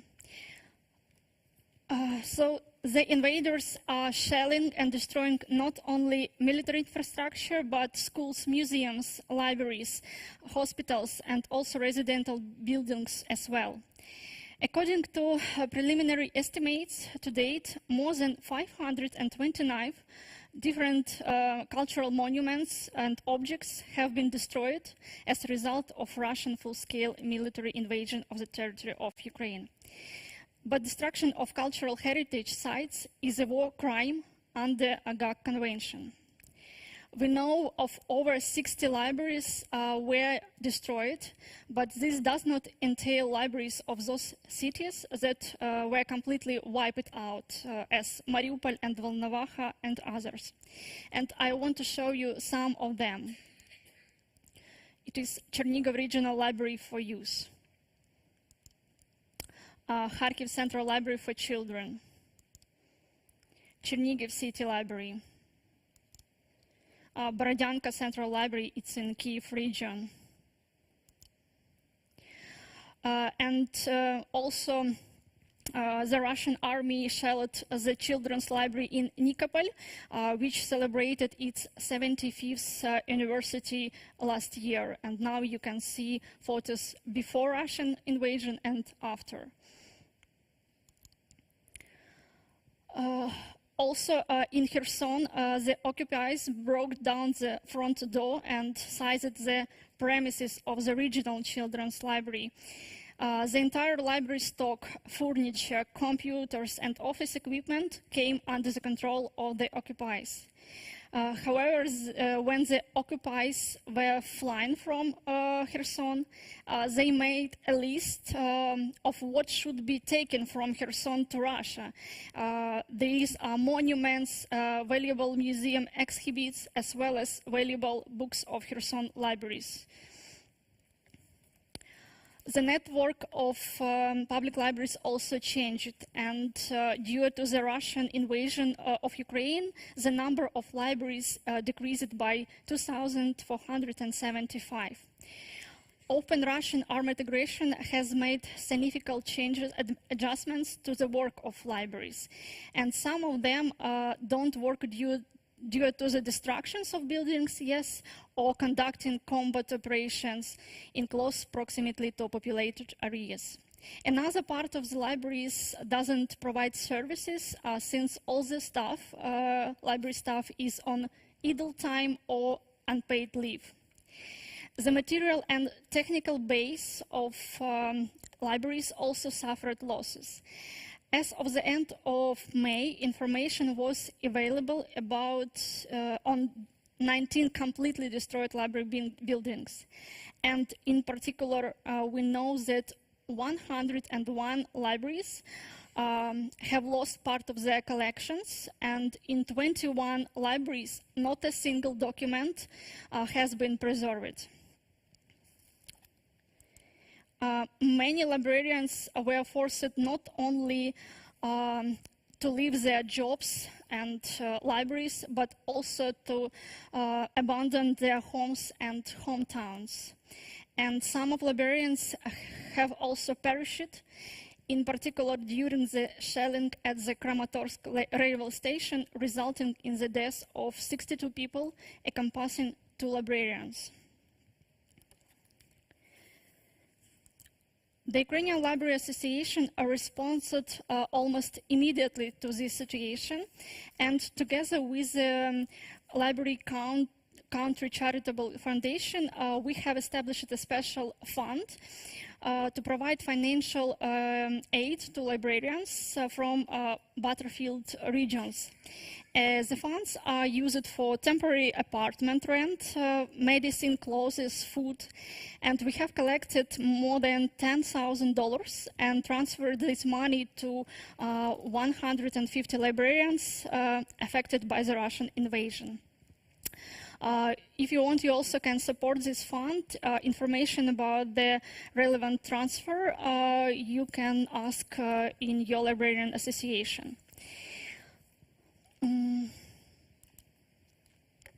In the libraries of temporarily occupied territories of Ukraine, Russian savages burn Ukrainian historical and fiction literature, which does not match with the tenets of the Kremlin propaganda. The invaders define school textbooks on the history of Ukraine and popular science historical literature as extremist one. Moreover, in the temporarily occupied territories, Russian invaders are already preparing a Russian-speaking school program and forbid teaching in Ukrainian and using Ukrainian curricula at schools. So they continue genocide, killing not only people, but trying to erase the history, culture, and national memory of Ukraine. In response, the Ukrainian Library Association calls on librarians to archive documents on the ongoing war in Ukraine, to include these materials in the future National Digital Library of Ukraine. And the list of collected items by librarians you can see now on this slide. So it is like some posters, stories, jokes, and some facts, photo facts, etc. The Ukrainian Library Association also assists librarians in preserving the cultural heritage of Ukraine, namely archiving databases on foreign servers, backing up data, taking advantage of Sucho project and German Lost Art Foundation. Today, many libraries in Ukraine operate with little funding, enough for the salary of key staff only. Despite the libraries providing the necessary social services to the community and displaced people, new books are unavailable for us, and our staff shrinks and some institutions close. To help our libraries in times of need, the Ukrainian Library Association has created a special charity program with a new account to collect donations from foreign colleagues. In particular, the American Library Association and our Polish colleagues are currently helping us in collecting donations for the restoration of libraries, having conducted a special fundraising campaigns in their countries. So, for example, the American Library Association has raised $2,000 for the Ukrainian library community, but the money will be spent after the war. At wartime, under information war, public libraries are weeding their collections of books that contain aggressive Russian propaganda and anti-Ukrainian context. It is important to follow the constitution and laws of Ukraine as a democratic country and the martial law to balance freedom of information principles and to counter Russian propaganda. Ukrainian libraries are also rejected Russian automatic library systems and are looking for effective and cost-effective ones. The war which Russia is waging in Ukraine entails not only bombs and missiles, but information. Russia is striving to put psychological and information pressure by dissemination fakes within its own country, in Ukraine, and internationally using its libraries. All things considered, the Ukrainian Library Association addressed the librarians all around the world. And now you can see on the screen our appeal to all librarians around the world. Also, the Ukrainian Library Association has twice applied to the President, Board, and General Secretary of IFLA to terminate cooperation with the institutions of the Russian Federation and their representatives. Our suggestion to exclude Russian libraries and organizations from participating in the decision-making and implementation of international projects of IFLA was warmly supported by a lot of IFLA members. And now we are creating the third appeal, and we want to include in this letter to IFLA facts how Russian libraries help in propaganda and in this war. The Ukrainian Library Association has also complied and appeal to publishers and providers of scientific content from 2nd of March, which is now also available on your screen. with the start of Russian full-scale war against Ukraine, the issue of security has become a key one in the virtual dimension embraced by us during COVID pandemic. That's why Ukrainian Library Association continued this important work, and with the support of partners, launched a number of trainings, webinars, sorry.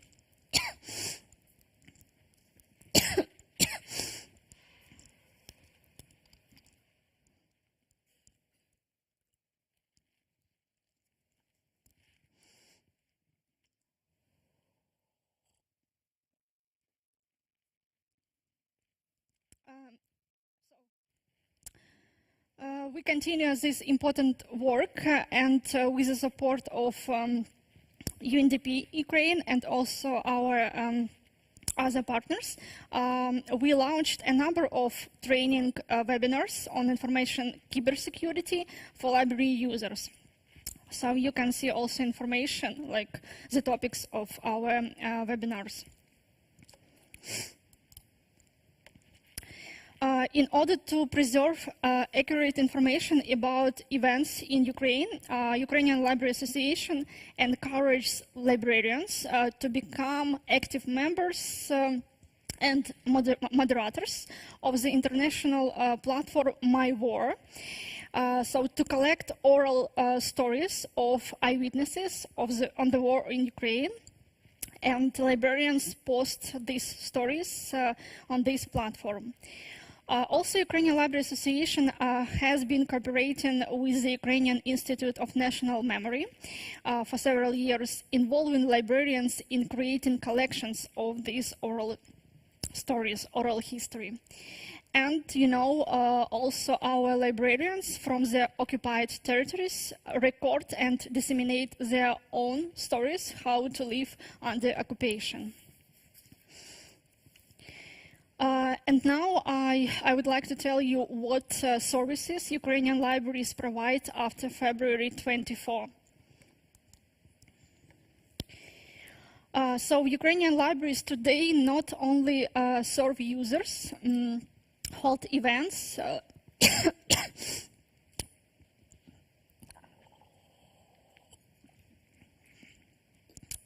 provide community residents and temporary migrants with reliable information, but also Ukrainian librarians have turned it into volunteer and social centers to help the army of Ukraine and temporarily displaced persons. So, for the needs of the army, librarians weave camouflage nets, sew elements of military equipment, bed linen, medical gowns for the needs of local hospitals, also knit socks, collect books for the military, and also prepare food for them in library, as you can see on these pictures. Since the first days of the war, many libraries have organized centers for helping displaced persons. They provide food, temporary shelter at night, information services, free internet, copying, scanning documents, free legal and psychological consultations, assistance in registering damaged property, and financial also support. In fact, libraries operate around the clock and can provide their basements as shuttles for the city residents. Here, librarians organize elementary leisure. Adults are offered books and internet. Children watch cartoons, films, draw, read, and play board games. And librarians from Kharkiv organized library services at metro station that serve as shuttles for citizens. Also, librarians provide therapy programs for war victims, including children.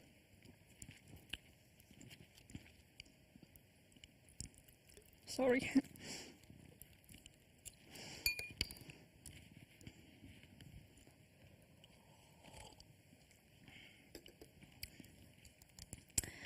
As you know, in Ukraine, we have a situation where many people speak Russian in everyday life. And for the past 30 years, a lot of libraries have been offering their users Ukrainian languages courses and speaking clubs in libraries. But after February 24, the demand of these services increased significantly, and many Russian-speaking people refuse to use the Russian language.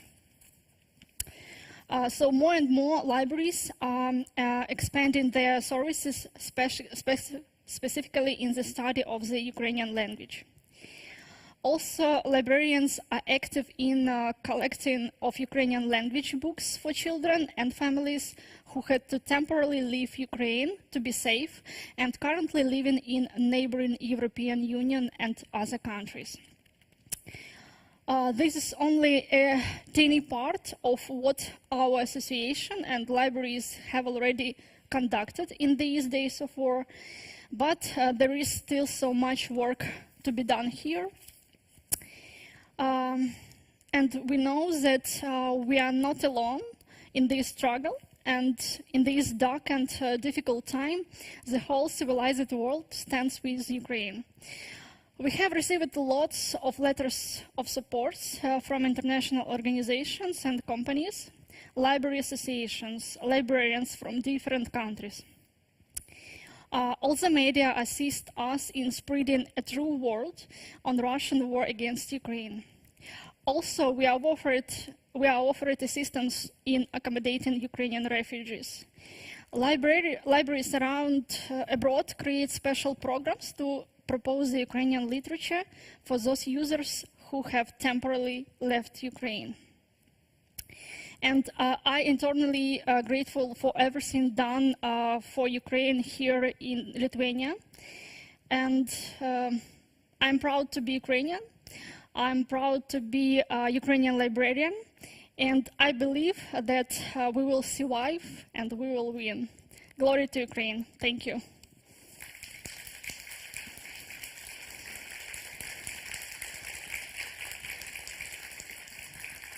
Thank you.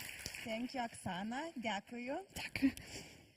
Su mumis buvo Oksana Boyarinova, Ukrainos bibliotekų asociacijos. This was Oksana Boyarinova, the member of the Council of Ukrainian Library Community, and I hope that this presentation was a reminder for us to proceed with charity to Ukraine and support to our Ukrainian brothers and sisters. And now we will have another presentation. We have a guest, writer, journalist, publication specialist, Aida Spuklevičius. My presentation name is From Knowledge Havens to Content Consultants, the evolving role of libraries. But I see on the presentation slide that the name of the slide is Where Books.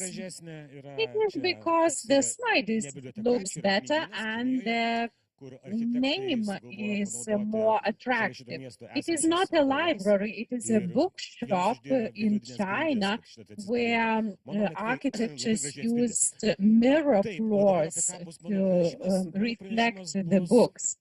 My presentation will entail what libraries looked like earlier, how their impact changed, and how we imagine libraries in literature in books, and how would they look like in the future.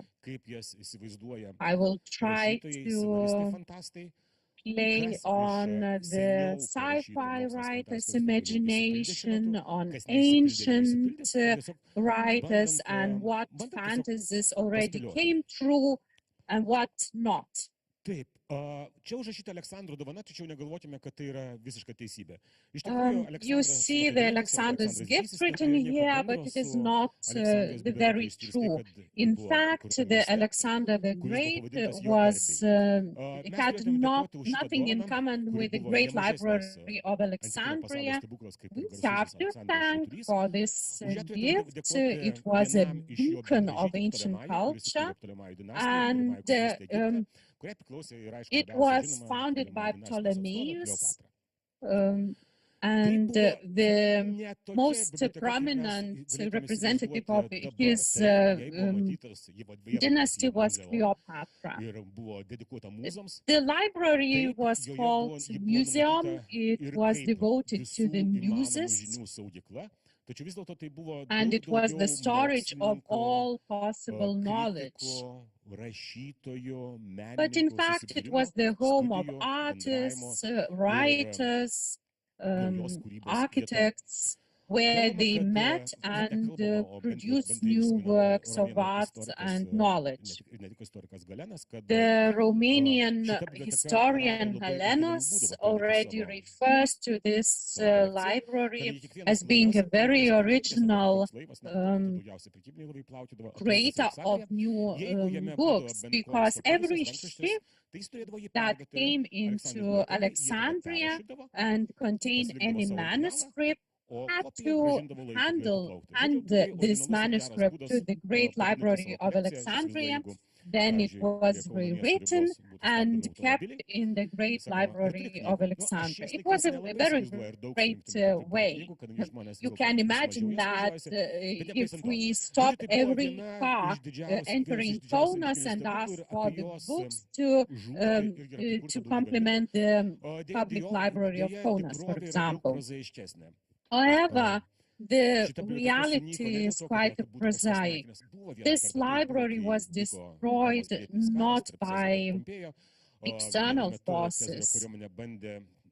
Of course, there were some wars before Caesar's army and other countries. Some of the library was burned during that, but then restored later. And even in the 4th age of our era, when the Alexandria bishop ordered to burn down the library, there were no books left there. It was the gathering place of philosophers. That is why it was ordered to be burned down. But books were destroyed or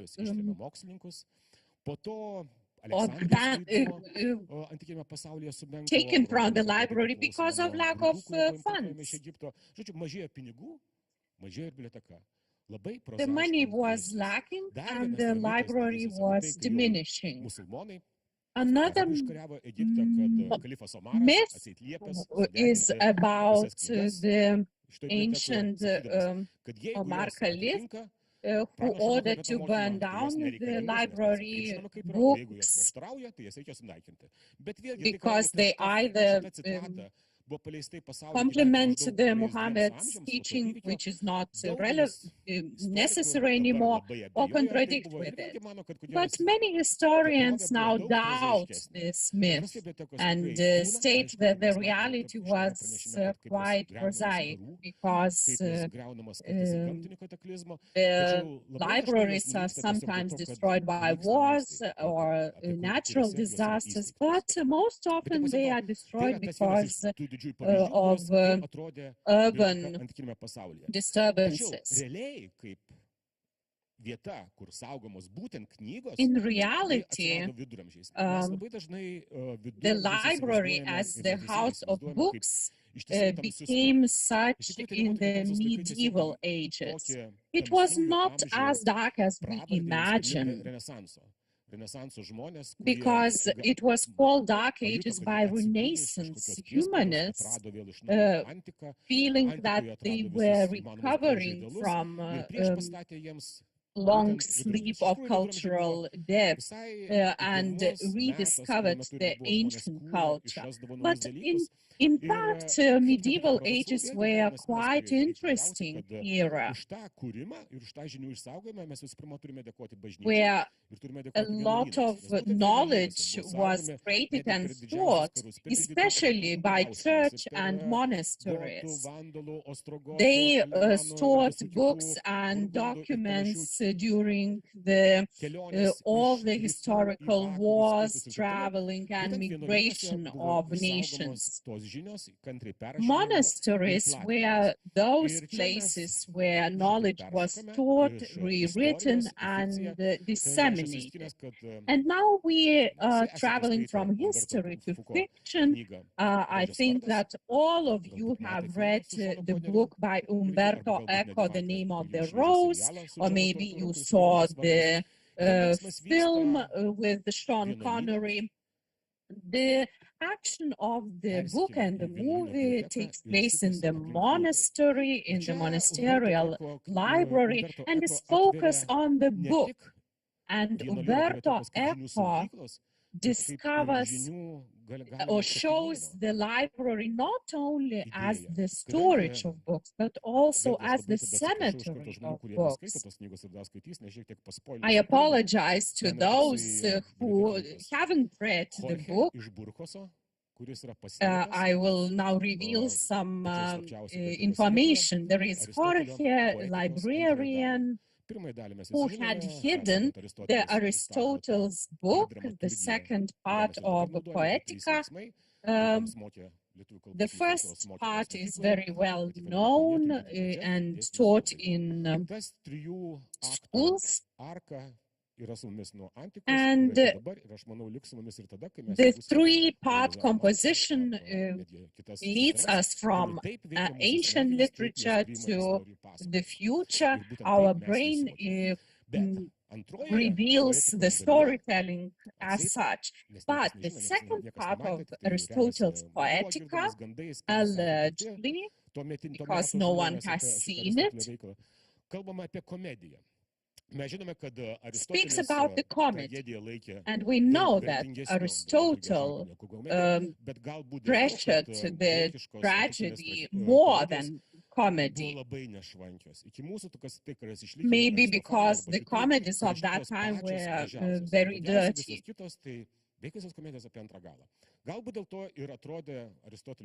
Maybe that is why Aristotle thought that comedy was not a noble genre.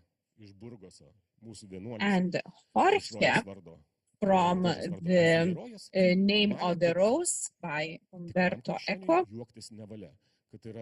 thought that a real Christian, a true Christian, must not joke, because jokes connected to devil, to evil, and Christians must be humble and not joke. But Aristotle was concerned originator of the philosophy and literature. So Jorge decided to burn down the whole library to prevent people from seeing this particular book. So this is the proof that the sometimes storage of books can serve just an opposite purpose. A lighter library story is told in Harry Potter. We have 7 or 8 books, and at least 6 of them, Harry Potter and his friends visit libraries. There is also a part of the book which reminds of Umberto Eco's book, where they visit banned compartment of library because the things stored in the library are so dangerous that they can cause risk to people, to pupils of the wizard school, because they contain some recipes how you can breathe under water and so on. And sometimes you cannot ask the teacher all the answers, so you go to the libraries. One of the most magical descriptions of the libraries is the Library of Babel by Jorge Luis Borges. He hit his head,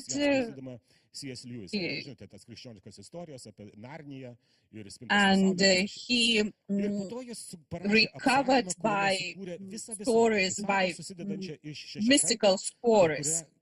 And then he wrote about this space, about this universe, about all the books that have already been written and maybe will be written in the future. And those people who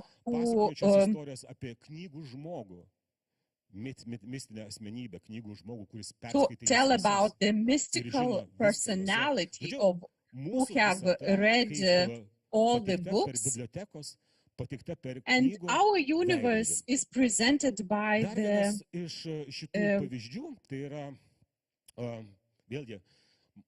Another example is from Neil Gaiman. He wrote a lot of good books, but anyway, he started or became known after he wrote a Sandman, a series of comics. There is a nice series actually based on these comics, and he said that these were comics for the intellectuals because he touches upon topics which are usually not covered by the comics. One of the characters, Lucien, who lives in a hospital, in a library, and this is where he's looking for answers to challenges. He's challenged about another character and he's searching for answers in books. On the bottom picture, you see the real library in London, and the top picture is how the library looks in the series. And these transformations are very interesting. How our true libraries can become magic, as if you have come to a different world. It's like a different world.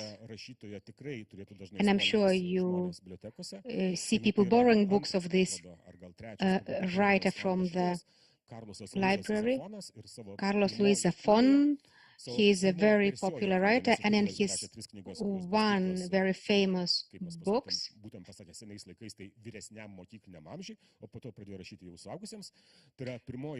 in the first book of The Shadow of Wind, he opened up the graveyard of lost books. These are books that someone yet has to write, or they have already been written but hidden. And this was the first novel. And also in the very last novel, The Labyrinth of Souls, he goes back again to the topic of library and books. It's always very interesting for me when we speak about a book in a book. A book about books.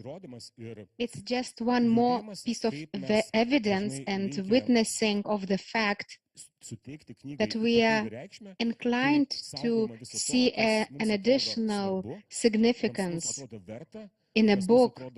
A book is something that stores things that are important for us, that has value for us, something that we wish to share with others. And there is no other better means just to write it in letters. And let's turn to the future. Yesterday, last year, Amazon Prime filmed a series based on Isaac Asimov's font. The series speaks about a distant future with a quadrillion of people populating the earth. And this is where this imperial library is built. It is based on a Dublin library. The action takes place, I don't know how many thousand years ahead. However, the libraries still exist according at least to Asimov. They also exist in the books of other writers of science fictions. There is the Library of Jedi in the Star Wars, where Jedi comes to look for wisdom, to look for answers, to solve a complex situation. And he comes to decrypt something. If you just remember, many of you have seen the Game of Thrones, and they also have a library there. This is where the characters go to look for answers. And even in a small castle by the Great Wall, where they have the night guards, they also have a library there, and our character comes there and he meets a librarian or a master. The God of Rings also depicts a library where characters search for an answer about the ring, the meaning of the ring for the entire population of the Mediterranean. So in the past, in the present, and in the future, libraries had their own place in our lives. But do they have some challenges that would encourage us to think about it? This is the challenge. This is my Kindle with 2,500 books. This is not my entire electronic library. This is my Kindle number 5. I already read up my 4 Kindles. They have gone out of order. And it's a challenge. And what does it mean? If you have a library in your pocket, it means you don't need other libraries so much. It's very convenient for me. Previously, when I had no Kindle, it was difficult to go on holiday. I would have to pack 4 books and then buy 3 books in the airport. And then since I cannot take them back, I had to leave them. But Kindle is always with me. And we have to understand that the electronic format, well, I'm not saying that it's, a goodbye to paper books and to storages of paper books and to sharing books. No. Paper books will remain. People will always remain. Those people who love paper, who love the sound of turning of pages, the smell of pages. When television was invented, they said that radio will die. When internet appeared, they said that TV would die. But nothing died. Everyone and everything has their own niche. So I'm sure that these books will find their niches. But the question is, will they be on paper only? Maybe we will find some other material, resilient material. Paper is not time resilient. The only good thing about paper is that it's environmentally friendly, but anyway, we have to cut a tree to make paper. I think that something will be discovered. Another challenge for libraries is connected to the digital format, but, well, let me describe it as something dying.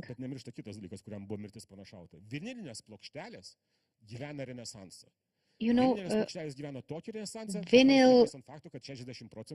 discs are living through the Renaissance, although 90% of those that are being bought are not being unpacked. People just buy them to have something nice.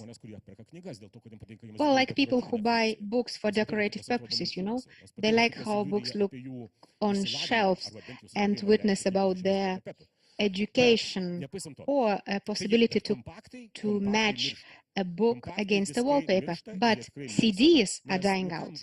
This is what I was wanting to tell you. Why do you need a CD when you can download everything from iTunes or stream from Spotify or somewhere else? Maybe book streaming services will emerge? Well, we have to recognize we like everything with as little effort as possible. As a customer, we want to have a short path to our product. If you can just press a button and suddenly you have the books that have not been published, I could, for example, pre-order them on Amazon. This is a really short way as compared to, you know, going to a library and look for a book. On the other hand, there is something that the library has, some advantage. Is about having people who advise on what to read. A librarian is a person who can talk to a visitor physically or remotely via chat, via Zoom, listen to the demands of the reader and say something that my literature teacher said when we had the compulsory reading list. She said, okay, don't read this book. It is a very poorly written book. So I think that a librarian, having listened to a reader, would say, you know, this is something I would like to recommend. I would like to recommend a different book. It's a better written book. You're going to like it. Or a librarian can be the person who would say, okay, thank you for giving this book back. Have you read that one? So a librarian can be a person creating added value and a person who becomes a content consultant, speaking in the modern language. A content consultant is a person who helps navigating through very many names, very many authors currently available.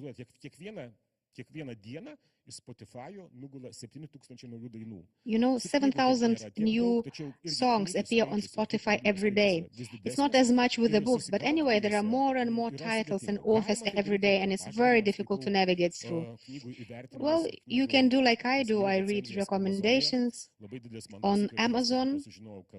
I was shocked when I found out that publishing house paid some reviewers for a positive feedback. Then Amazon had to clean up the fake reviews. But nevertheless, that's how you can choose a book. You can ask your friends for an advice, and you can ask your librarian, who should be a person who reads the books, not all the books in the library, of course, it's probably physically impossible, and don't even try. There are very many different books in a library. You know, when we praise a book or praise a library, I want to say, stop, it's just a form, it's just a shape. We should speak about the content too. Imagine a library in 1937 in Berlin with all the Nazi works, and then we would ask, is this a place where knowledge is stored? No. When we speak about a book, when we speak about the place of storage of the books, we have to ask, what is the content about? So you shouldn't be reading all the books. Some books are better not to be read. You already spoke about disinformation and other things. People are being disinformed not only by titles, by articles, but by entire books. And I could send to you lists of titles of books speaking about reptiloids being part of the British family and other crap like that. Books are being read, people read them and believe them, and so on. So a book may be of any kind, because there are very many different people. It's a very straightforward answer. We shouldn't sacralize a book only because it's a shape of some pieces of paper put together. No, we should always think about what is it in the book. So the challenges for libraries are, first of all, digitalization, streaming, and becoming content consultants. How to become a content consultant and not to be to intruding, but actually show a person something that would be meaningful, rather than waste time and read something useless. How can this be done? I don't know. Had I known the answer, I wouldn't be standing here and talking about it. I would be sitting in a villa on Hawaii with a queue of people wanting to pay me for telling them how to do it. So this is about the challenges and the transformations.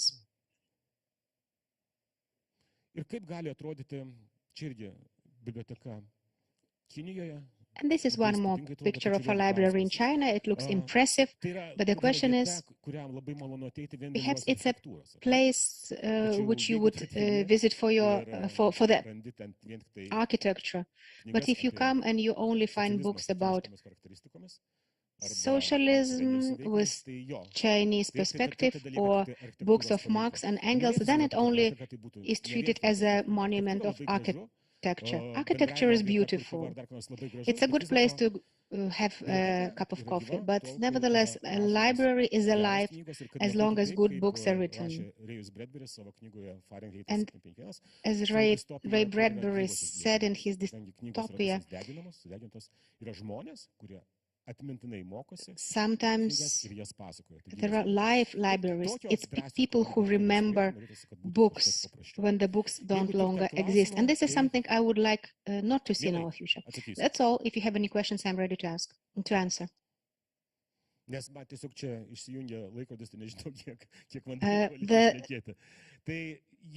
The watch, I don't see the watch anymore, so I don't see how much time I have. If you don't have any questions, I wish you a fruitful event, a fruitful time after lunch, and I wish you read a lot.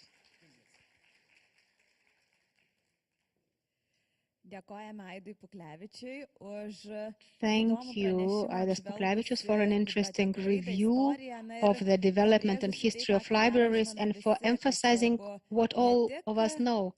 It's not only the beauty of a library is important, but also the content. Thank you, Aidas, for reminding of this. And we will have a lunch break now. Please come back at 2:30. We have prepared references to good restaurants and cafes, and I hope you have a nice lunch. Come back at 2:30. Veikdamos pagal universalaus dizaino principus ir šalindamos kliūtis, šalies bibliotekos gali tapti katalizatoriais, skatinančiais atskirtį patiriančių žmonių įsitraukimą į visuomeninį ir kultūrinį gyvenimą. Oksfordo universiteto durys man atviros tapo todėl, kad prieš tai atviros buvo mano gimtojo miesto Panevėžio bibliotekos durys. Dar daugiau nei 500 000 šalies gyventojų galėtų tapti bibliotekos vartotojais. Žmonės su negalia susiduria su informacinė ir kultūrinė skirtimi.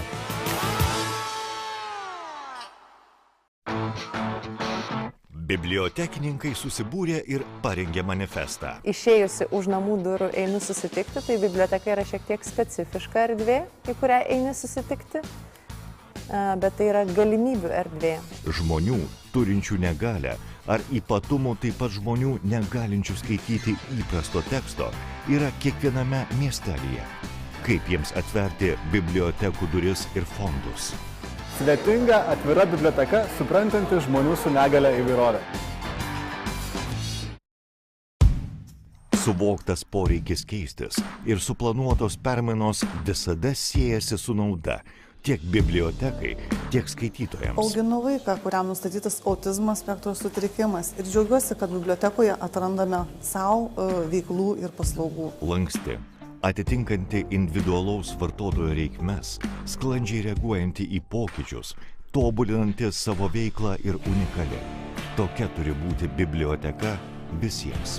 Negalią turintiems žmonėms reikalinga nuolatinė ir kryptinga komunikacija.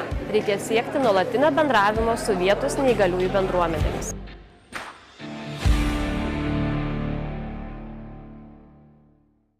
Brangindami savo žinias ir potencialą, bibliotekų darbuotojai į bibliotekų veiklų planavimą siekia įtraukti žmones, turinčius negalią ar kitų individualių reikmių, dėl kurių jie skaito savaip.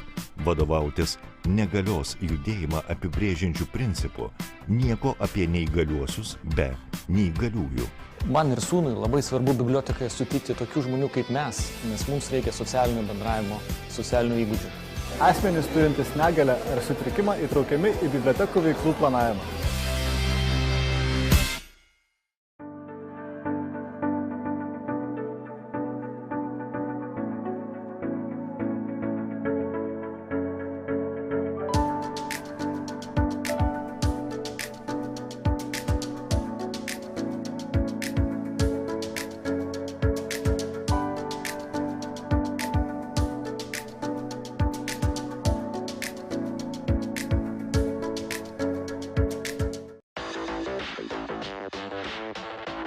Energy gives power. Telecommunications gives connection. Banking gives stability. Big data gives knowledge. Smart city gives new possibilities. Healthcare gives strength. Insurance gives safety. Administration gives support. Defense gives security. IT gives freedom. ASECO, technology for business, solutions for people.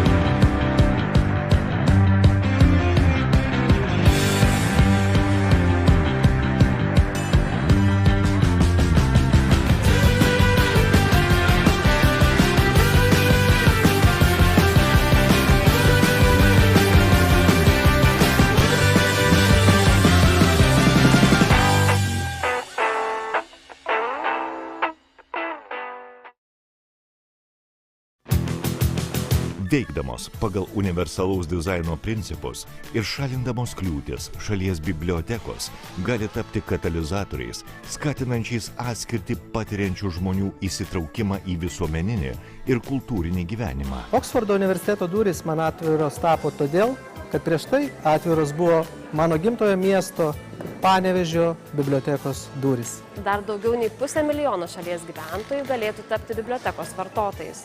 Žmonės su negale susiduria su informacinė ir kultūrinė skirtimi.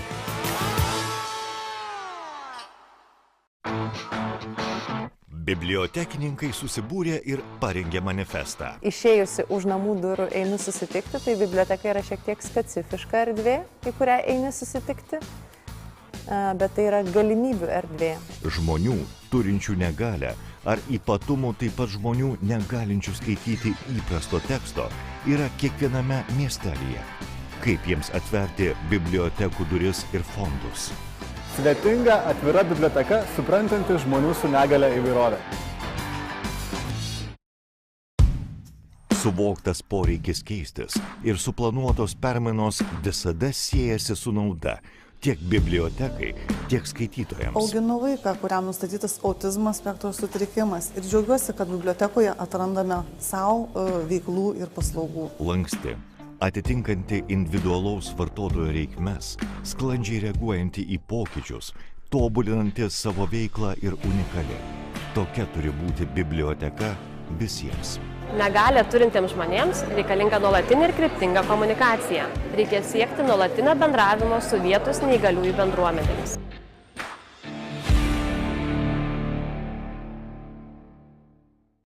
Brangindami savo žinias ir potencialą, bibliotekų darbuotojai į bibliotekų veiklų planavimą siekia įtraukti žmones, turinčius negalią ar kitų individualių reikmių, dėl kurių jie skaito savaip.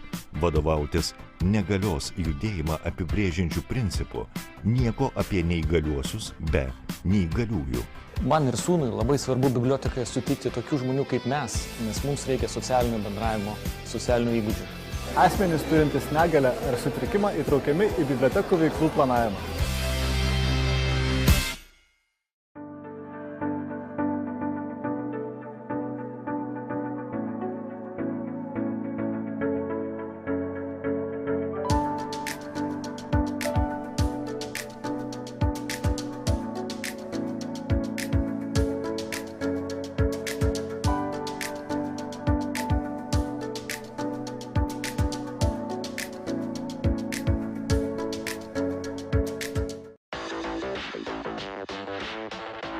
Energy gives power. Telecommunications gives connection. Banking gives stability. Big data gives knowledge. Smart city gives new possibilities. Healthcare gives strength. Insurance gives safety. Administration gives support. Defense gives security. IT gives freedom. ASECO, technology for business, solutions for people.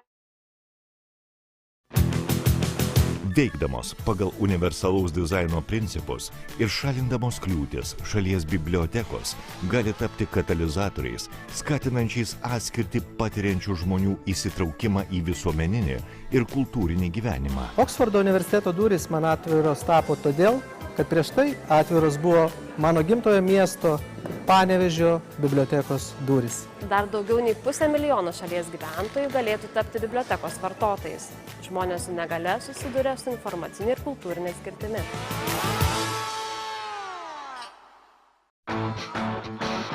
Bibliotekininkai susibūrė ir parengė manifestą. Išėjusi už namų durų einu susitikti, tai biblioteka yra šiek tiek specifiška erdvė, į kurią eini susitikti. Bet tai yra galimybių erdvė. Žmonių, turinčių negalią, ar ypatumų taip pat žmonių negalinčių skaityti įprasto teksto, yra kiekviename miestelyje. Kaip jiems atverti bibliotekų duris ir fondus? Svetinga, atvira biblioteka, suprantanti žmonių su negale įvairovę. Suvoktas poreikis keistis ir suplanuotos permainos visada siejasi su nauda. Tiek bibliotekai, tiek skaitytojams. Auginu vaiką, kuriam nustatytas autizmo spektro sutrikimas ir džiaugiuosi, kad bibliotekoje atrandame savo veiklų ir paslaugų. Lanksti, atitinkanti individualaus vartotojo reikmes, sklandžiai reaguojanti į pokyčius, tobulinanti savo veiklą ir unikali. Tokia turi būti biblioteka visiems. Negalią turintiems žmonėms reikalinga nuolatinė ir kryptinga komunikacija. Reikia siekti nuolatinio bendravimo su vietos neįgaliųjų bendruomenėmis.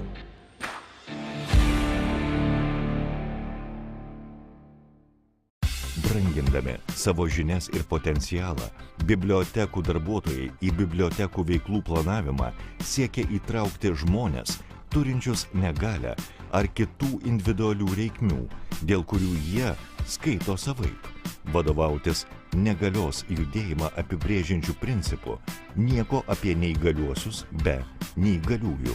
Man ir sūnui labai svarbu bibliotekoje sutikti tokių žmonių kaip mes, nes mums reikia socialinio bendravimo, socialinių įgūdžių. Asmenys turintys negalią ar sutrikimą įtraukiami į bibliotekų veiklų planavimą.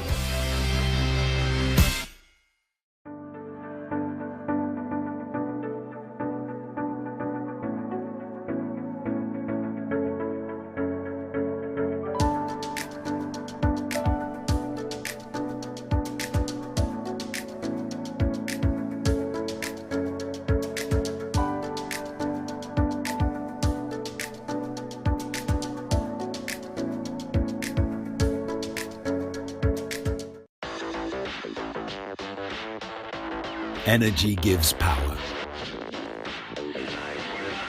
Telecommunications gives connection. Banking gives stability. Big data gives knowledge. Smart city gives new possibilities. Healthcare gives strength. Insurance gives safety. Administration gives support. Defense gives security. IT gives freedom. ASECO, technology for business, solutions for people.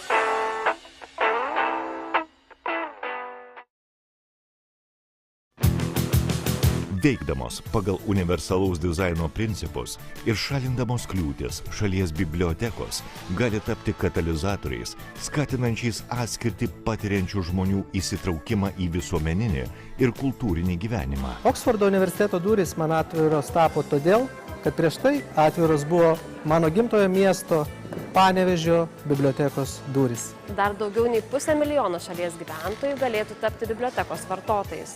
Žmonės su negalia susiduria su informacinė ir kultūrinė skirtimi.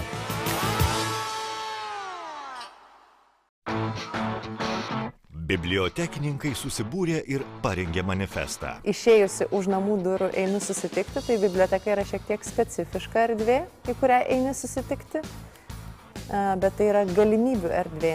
Žmonių turinčių negalią ar ypatumų, taip pat žmonių negalinčių skaityti įprasto teksto yra kiekviename miestelyje.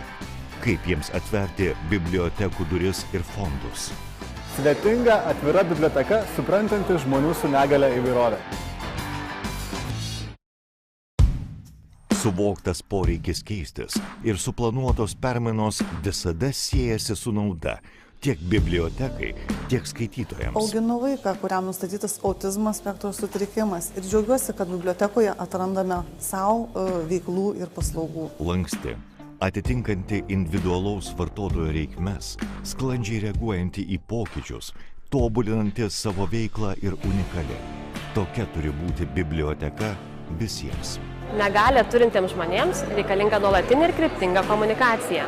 Reikia siekti nuolatinio bendravimo su vietos neįgaliųjų bendruomenėmis.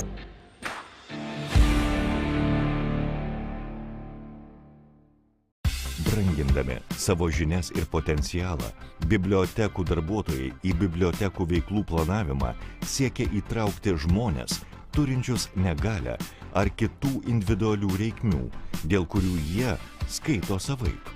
vadovautis negalios judėjimą apibrėžiančių principų, nieko apie neįgaliuosius be neįgaliųjų. Man ir sūnui labai svarbu bibliotekoje sutikti tokių žmonių kaip mes, nes mums reikia socialinio bendravimo, socialinių įgūdžių. Asmenys turintys negalią ar sutrikimą įtraukiami į bibliotekų veiklų planavimą.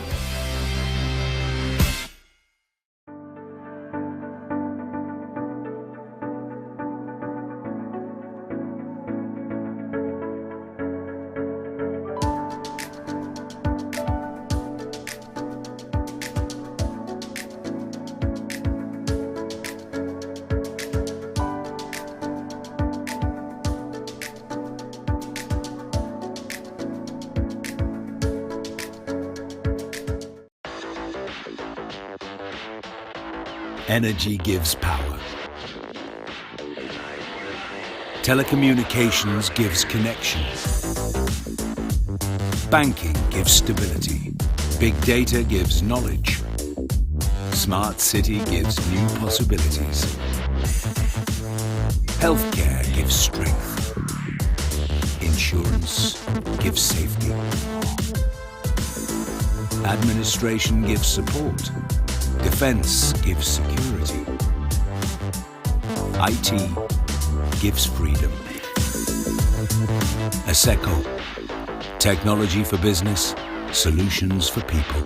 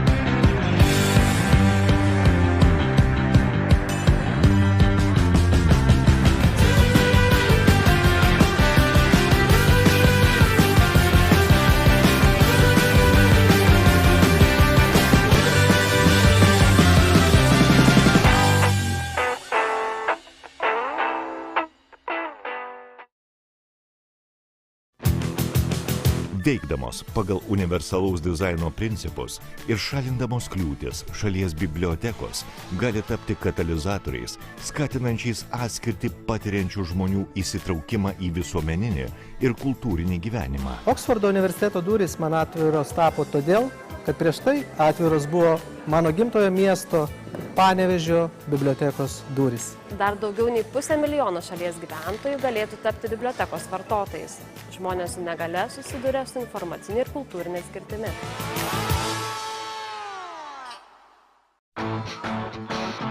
Bibliotekininkai susibūrė ir parengė manifestą. Išėjusi už namų durų einu susitikti, tai biblioteka yra šiek tiek specifiška erdvė, į kurią eini susitikti, bet tai yra galimybių erdvė. Žmonių turinčių negalią ar ypatumų taip pat žmonių negalinčių skaityti įprasto teksto yra kiekviename miestelyje. Kaip jiems atverti bibliotekų duris ir fondus? Svetinga, atvira biblioteka, suprantanti žmonių su negalia įvairovę. Suvoktas poreikis keistis ir suplanuotos permainos visada siejasi su nauda tiek bibliotekai, tiek skaitytojams. Auginu vaiką, kuriam nustatytas autizmo spektro sutrikimas ir džiaugiuosi, kad bibliotekoje atrandame savo veiklų ir paslaugų. Lanksti, atitinkanti individualaus vartotojo reikmes, sklandžiai reaguojanti į pokyčius, tobulinanti savo veiklą ir unikali. Tokia turi būti biblioteka visiems. Negalią turintiems žmonėms reikalinga nuolatinė ir kryptinga komunikacija. Reikia siekti nuolatinio bendravimo su vietos neįgaliųjų bendruomenėmis.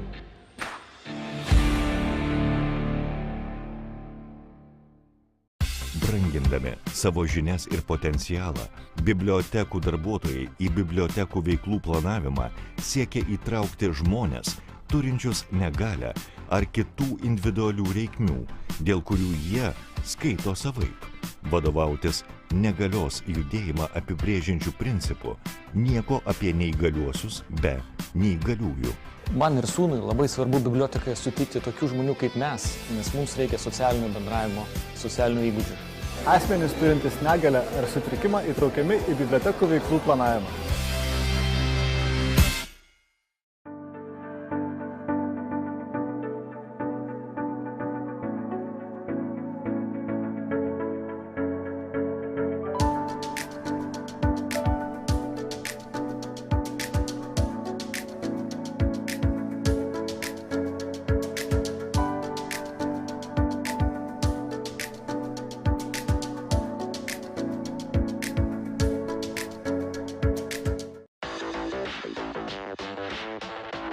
Energy gives power. Telecommunications gives connection. Banking gives stability. Big data gives knowledge. Smart city gives new possibilities. Healthcare gives strength. Insurance gives safety. Administration gives support. Defense gives security. IT gives freedom. ASECO, technology for business, solutions for people.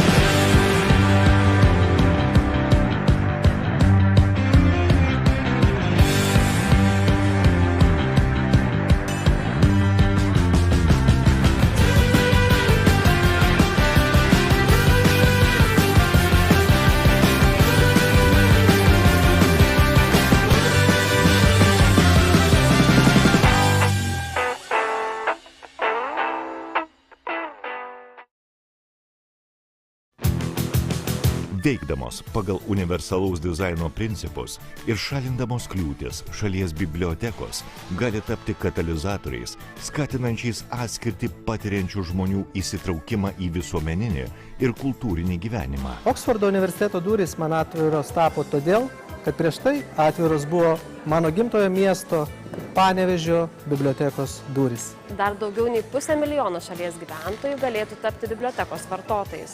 Žmonės su negale susiduria su informacinė ir kultūrinė skirtimi.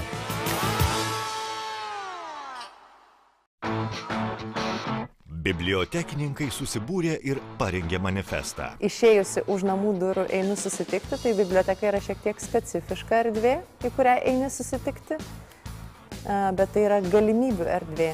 Žmonių turinčių negalę ar ypatumų taip pat žmonių negalinčių skaityti įprasto teksto yra kiekviename miestelyje. Kaip jiems atverti bibliotekų duris ir fondus? Svetinga, atvira biblioteka, suprantanti žmonių su negale įvairovę.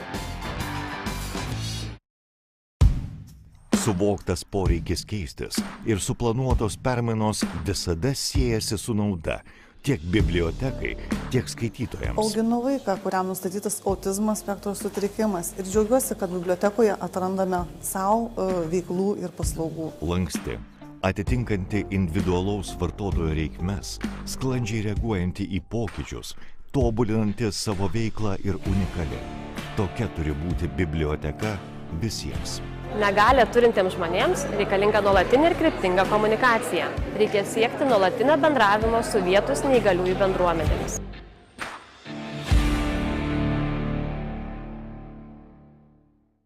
Brangindami savo žinias ir potencialą, bibliotekų darbuotojai į bibliotekų veiklų planavimą siekia įtraukti žmones, turinčius negalią ar kitų individualių reikmių, dėl kurių jie skaito savaip.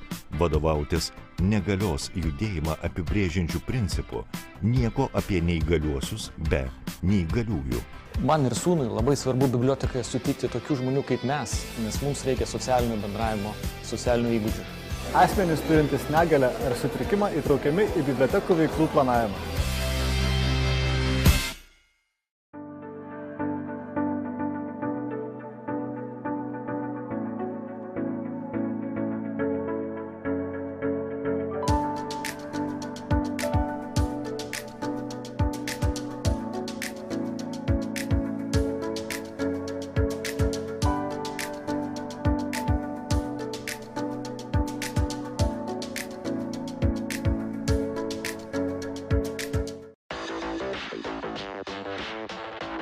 Energy gives power.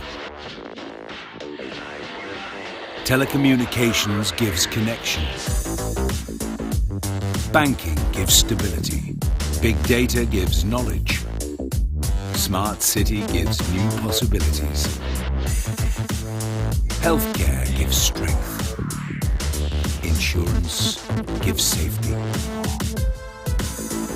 Administration gives support.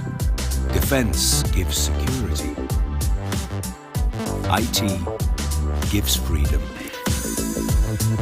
ASECO, technology for business, solutions for people.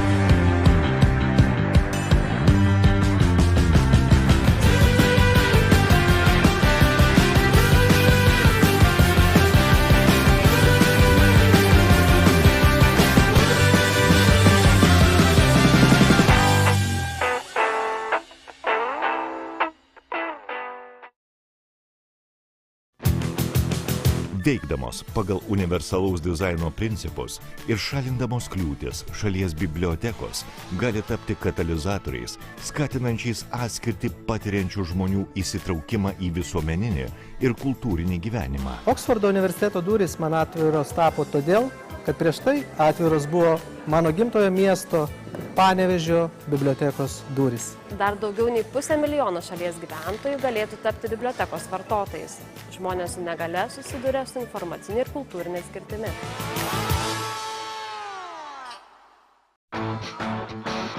Bibliotekininkai susibūrė ir parengė manifestą. Išėjusi už namų durų einu susitikti, tai biblioteka yra šiek tiek specifiška erdvė, į kurią eini susitikti, bet tai yra galimybių erdvė. Žmonių, turinčių negalią, ar ypatumų taip pat žmonių negalinčių skaityti įprasto teksto, yra kiekviename miestelyje. Kaip jiems atverti bibliotekų duris ir fondus? Svetinga, atvira biblioteka, suprantanti žmonių su negale įvairovę. Suvoktas poreikis keistis ir suplanuotos permainos visada siejasi su nauda tiek bibliotekai, tiek skaitytojams. Auginu vaiką, kuriam nustatytas autizmo spektro sutrikimas ir džiaugiuosi, kad bibliotekoje atrandame savo veiklų ir paslaugų. Lanksti, atitinkanti individualaus vartotojo reikmes, sklandžiai reaguojanti į pokyčius, tobulinanti savo veiklą ir unikali. Tokia turi būti biblioteka visiems. Negalią turintiems žmonėms reikalinga nuolatinė ir kryptinga komunikacija. Reikia siekti nuolatinio bendravimo su vietos neįgaliųjų bendruomenėmis.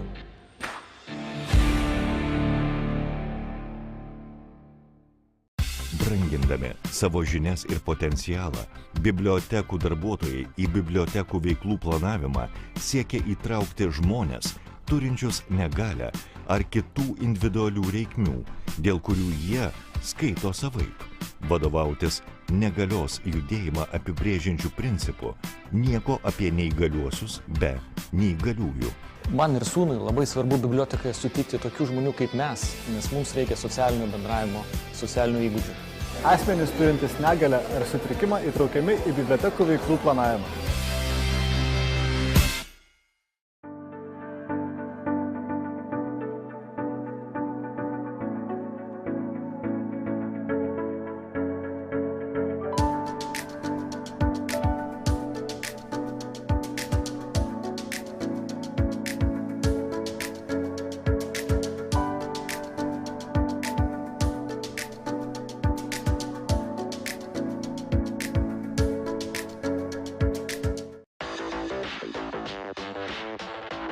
Energy gives power.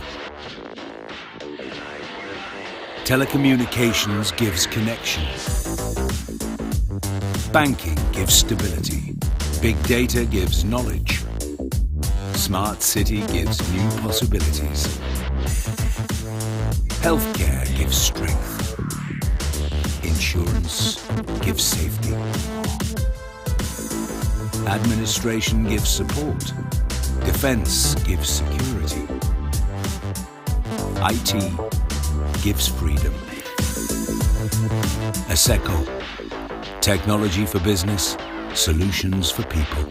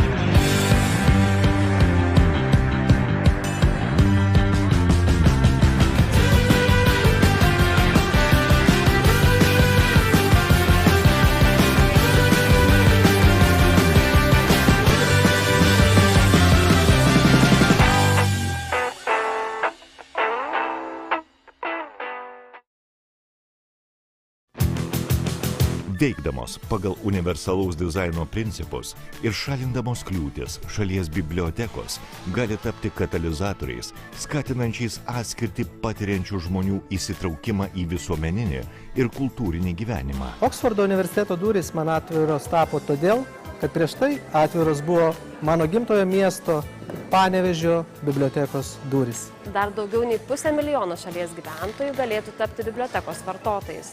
Žmonės su negale susiduria su informacinė ir kultūrinė skirtimi.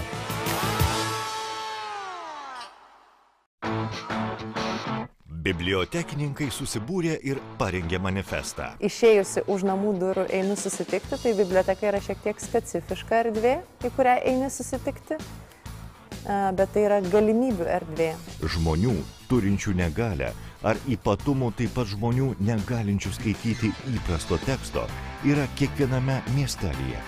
Kaip jiems atverti bibliotekų duris ir fondus? Svetinga, atvira biblioteka, suprantanti žmonių su negale įvairovę. Suvoktas poreikis keistis ir suplanuotos permainos visada siejasi su nauda tiek bibliotekai, tiek skaitytojams. Auginu vaiką, kuriam nustatytas autizmo spektro sutrikimas ir džiaugiuosi, kad bibliotekoje atrandame savo veiklų ir paslaugų. Lanksti, atitinkanti individualaus vartotojo reikmes, sklandžiai reaguojanti į pokyčius, tobulinanti savo veiklą ir unikali. Tokia turi būti biblioteka visiems. Negalią turintiems žmonėms reikalinga nuolatinė ir kryptinga komunikacija. Reikia siekti nuolatinio bendravimo su vietos neįgaliųjų bendruomenėmis.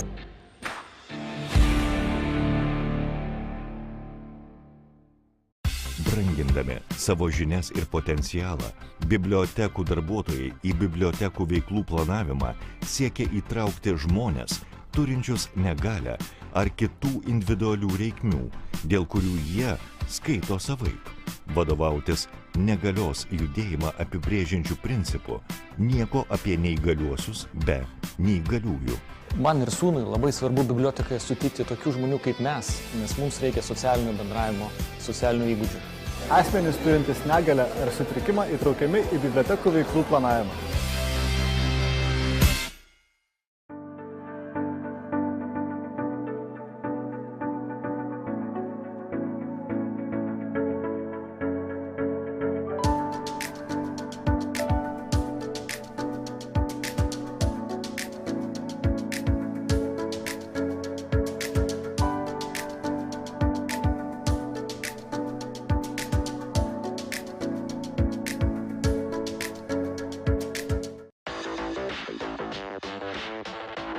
Energy gives power.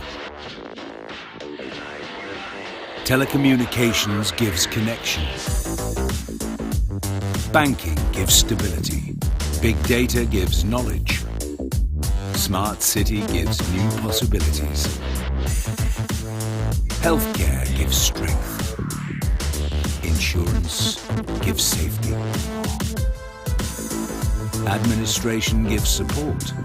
Defense gives security.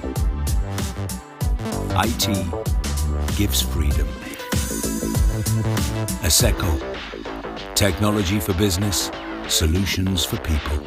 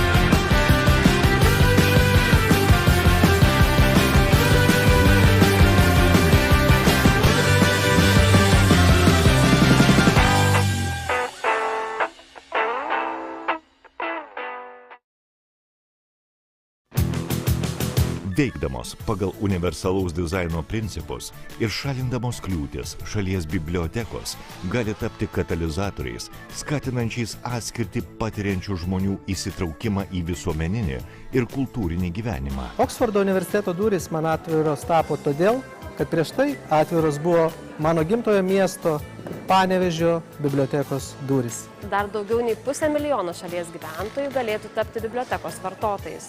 Žmonės su negale susiduria su informacinė ir kultūrinė skirtimi.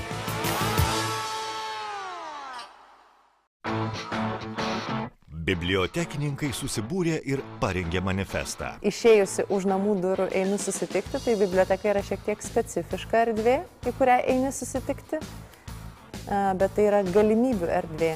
Žmonių, turinčių negalę, ar ypatumų taip pat žmonių negalinčių skaityti įprasto teksto, yra kiekviename miestelyje. Kaip jiems atverti bibliotekų duris ir fondus? Sudėtinga, atvira biblioteka, suprantanti žmonių su negale įvairovę. Suvoktas poreikis keistis ir suplanuotos permainos visada siejasi su nauda tiek bibliotekai, tiek skaitytojams. Auginu vaiką, kuriam nustatytas autizmo spektro sutrikimas ir džiaugiuosi, kad bibliotekoje atrandame savo veiklų ir paslaugų. Lanksti, atitinkanti individualaus vartotojo reikmes, sklandžiai reaguojanti į pokyčius, tobulinanti savo veiklą ir unikali. Tokia turi būti biblioteka visiems. Negalią turintiems žmonėms reikalinga nuolatinė ir kryptinga komunikacija. Reikia siekti nuolatinio bendravimo su vietos neįgaliųjų bendruomenėmis.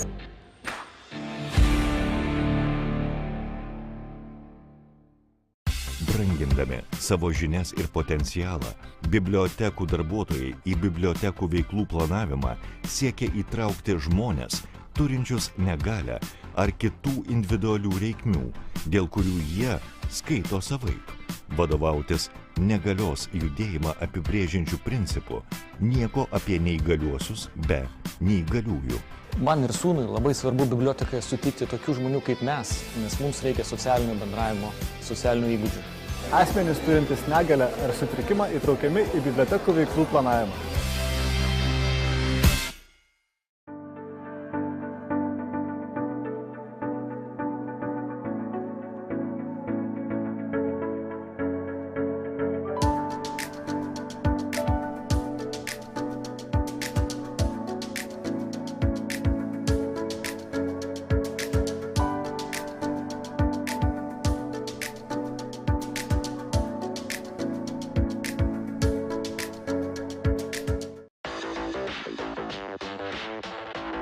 Energy gives power. Telecommunications gives connection. Banking gives stability. Big data gives knowledge. Smart city gives new possibilities. Healthcare gives strength. Insurance gives safety. Administration gives support. Defense gives security. IT gives freedom. ASECO, technology for business, solutions for people.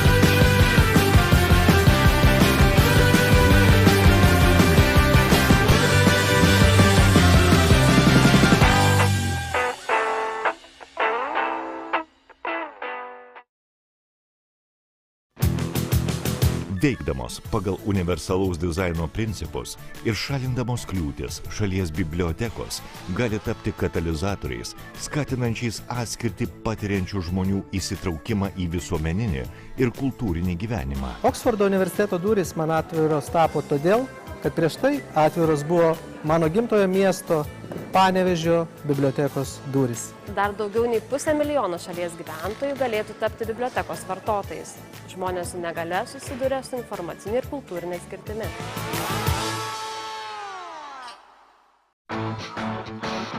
Bibliotekininkai susibūrė ir parengė manifestą. Išėjusi už namų durų einu susitikti, tai biblioteka yra šiek tiek specifiška erdvė, į kurią eini susitikti, bet tai yra galimybių erdvė.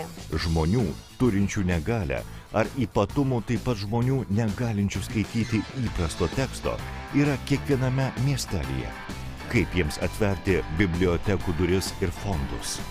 Svetinga, atvira biblioteka, suprantanti žmonių su negale įvairovę. Suvoktas poreikis keistis ir suplanuotos permainos visada siejasi su nauda tiek bibliotekai, tiek skaitytojams. Auginu vaiką, kuriam nustatytas autizmo spektro sutrikimas ir džiaugiuosi, kad bibliotekoje atrandame savo veiklų ir paslaugų. Lanksti, atitinkanti individualaus vartotojo reikia. Brangindami savo žinias ir potencialą, bibliotekų darbuotojai į bibliotekų veiklų planavimą siekia įtraukti žmones, turinčius negalę ar kitų individualių reikmių, dėl kurių jie skaito savaip. Vadovautis negalios judėjimą apibrėžiančių principų, nieko apie neįgaliuosius be neįgaliųjų. Man ir sūnui labai svarbu bibliotekoje sutikti tokių žmonių kaip mes, nes mums reikia socialinio bendravimo, socialinių įgūdžių. Asmenys turintys negalę ar sutrikimą įtraukiami į bibliotekų veiklų planavimą.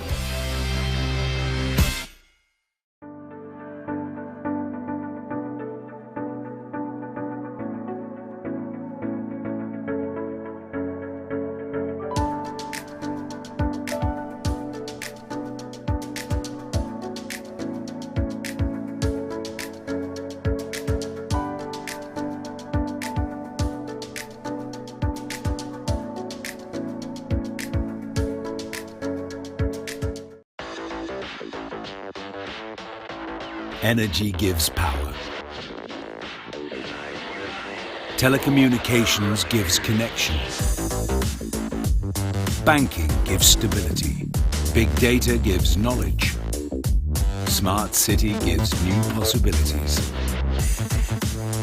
Healthcare gives strength. Insurance gives safety.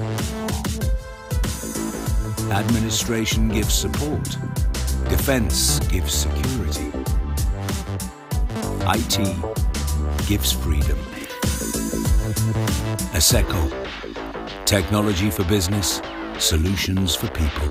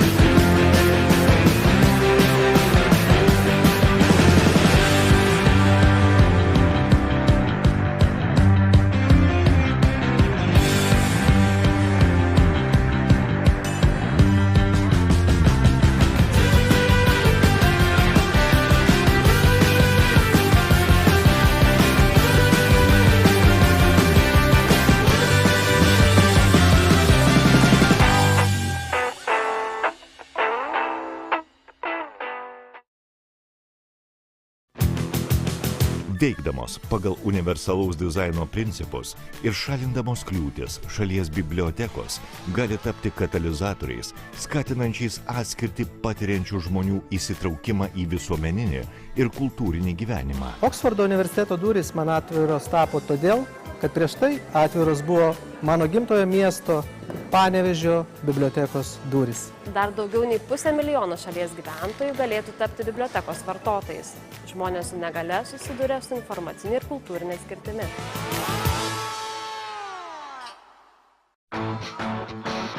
Bibliotekininkai susibūrė ir parengė manifestą. Išėjusi už namų durų einu susitikti, tai biblioteka yra šiek tiek specifiška erdvė, į kurią eini susitikti, bet tai yra galimybių erdvė.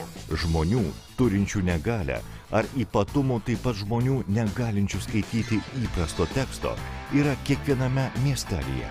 Kaip jiems atverti bibliotekų duris ir fondus? Svetinga, atvira biblioteka, suprantanti žmonių su negale įvairovę. Suvoktas poreikis keistis ir suplanuotos permainos visada siejasi su nauda tiek bibliotekai, tiek skaitytojams. Auginu vaiką, kuriam nustatytas autizmo spektro sutrikimas ir džiaugiuosi, kad bibliotekoje atrandame savo veiklų ir paslaugų. Lanksti, atitinkanti individualaus vartotojo reikmes, sklandžiai reaguojanti į pokyčius, tobulinanti savo veiklą ir unikali. Tokia turi būti biblioteka visiems. Negalią turintiems žmonėms reikalinga nuolatinė ir kryptinga komunikacija. Reikia siekti nuolatinio bendravimo su vietos neįgaliųjų bendruomenėmis.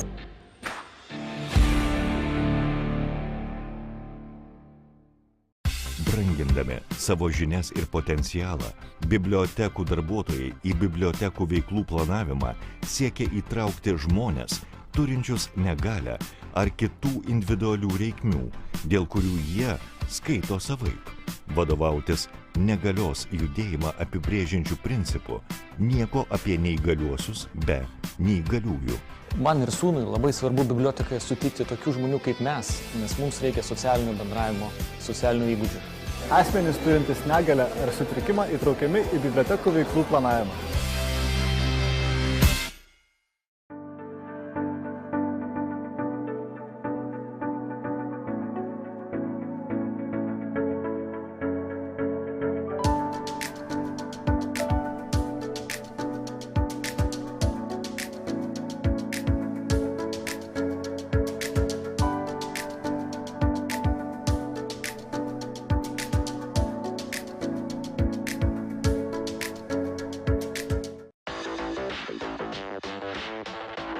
Energy gives power. Telecommunications gives connection. Banking gives stability. Big data gives knowledge. Smart city gives new possibilities. Healthcare gives strength. Insurance gives safety. Administration gives support. Defense gives security. IT gives freedom. ASECO, technology for business, solutions for people.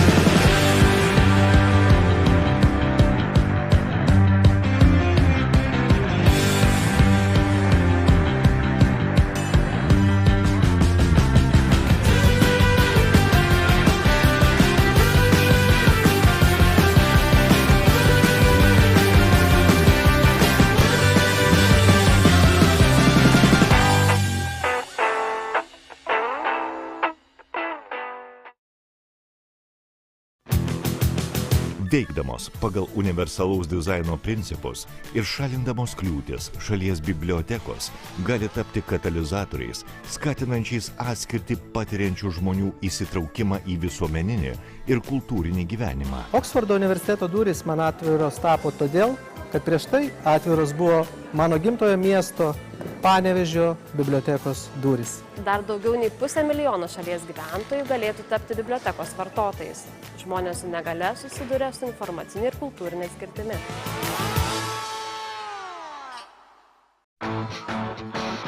Bibliotekininkai susibūrė ir parengė manifestą. Išėjusi už namų durų einu susitikti, tai biblioteka yra šiek tiek specifiška erdvė, į kurią eini susitikti, bet tai yra galimybių erdvė. Žmonių, turinčių negalę, ar ypatumų taip pat žmonių negalinčių skaityti įprasto teksto, yra kiekviename miestelyje. Kaip jiems atverti bibliotekų duris ir fondus? Svetinga, atvira biblioteka, suprantanti žmonių su negale įvairovę. Suvoktas poreikis keistis ir suplanuotos permainos visada siejasi su nauda tiek bibliotekai, tiek skaitytojams. Auginu vaiką, kuriam nustatytas autizmo spektro sutrikimas ir džiaugiuosi, kad bibliotekoje atrandame savo veiklų ir paslaugų. Lanksti, atitinkanti individualaus vartotojo reikmes, sklandžiai reaguojanti į pokyčius, tobulinanti savo veiklą ir unikali. Tokia turi būti biblioteka visiems. Negalią turintiems žmonėms reikalinga nuolatinė ir kryptinga komunikacija. Reikia siekti nuolatinio bendravimo su vietos neįgaliųjų bendruomenėmis.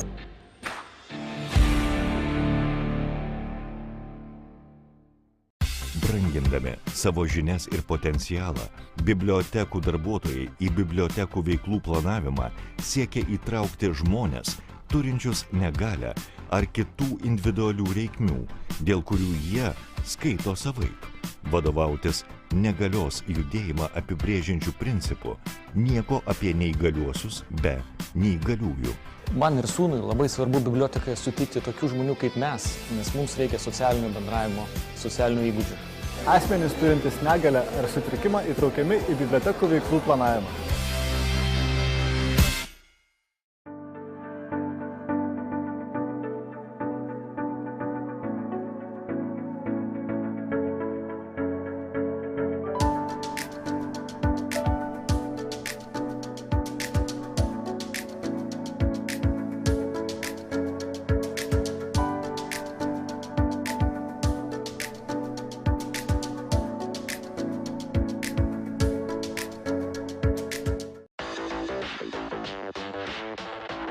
Energy gives power. Telecommunications gives connection. Banking gives stability. Big data gives knowledge. Smart city gives new possibilities. Healthcare gives strength. Insurance gives safety. Administration gives support. Defense gives security. IT gives freedom. ASECO, technology for business, solutions for people.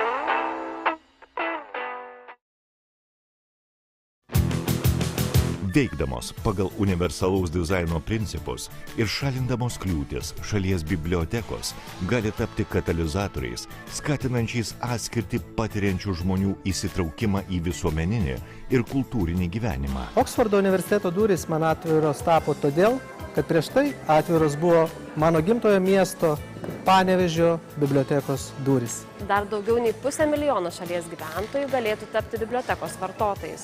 Žmonės su negale susiduria su informacinė ir kultūrinė skirtimi.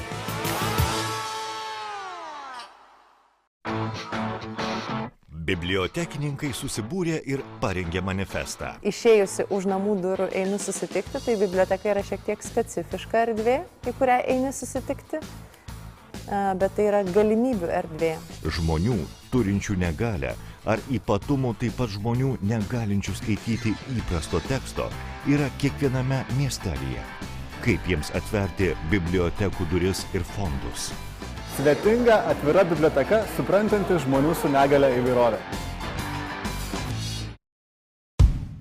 Suvoktas poreikis keistis ir suplanuotos permainos visada siejasi su nauda tiek bibliotekai, tiek skaitytojams. Auginu vaiką, kuriam nustatytas autizmo spektro sutrikimas ir džiaugiuosi, kad bibliotekoje atrandame savo veiklų ir paslaugų. Lanksti, atitinkanti individualaus vartotojo reikmes, sklandžiai reaguojanti į pokyčius, tobulinanti savo veiklą ir unikali. Tokia turi būti biblioteka visiems. Negalią turintiems žmonėms reikalinga nuolatinė ir kryptinga komunikacija. Reikia siekti nuolatinio bendravimo su vietos neįgaliųjų bendruomenėmis.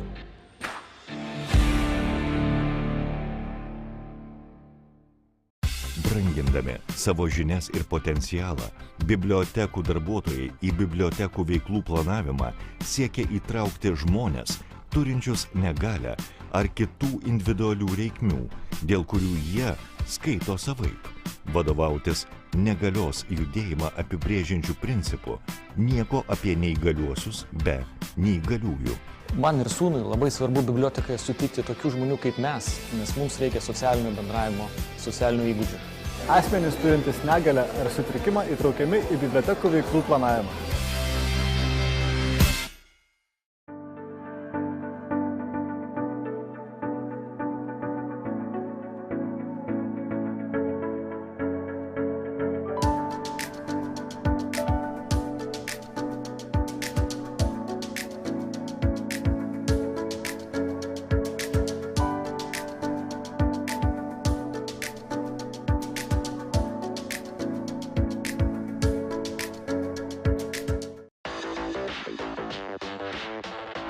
Energy gives power.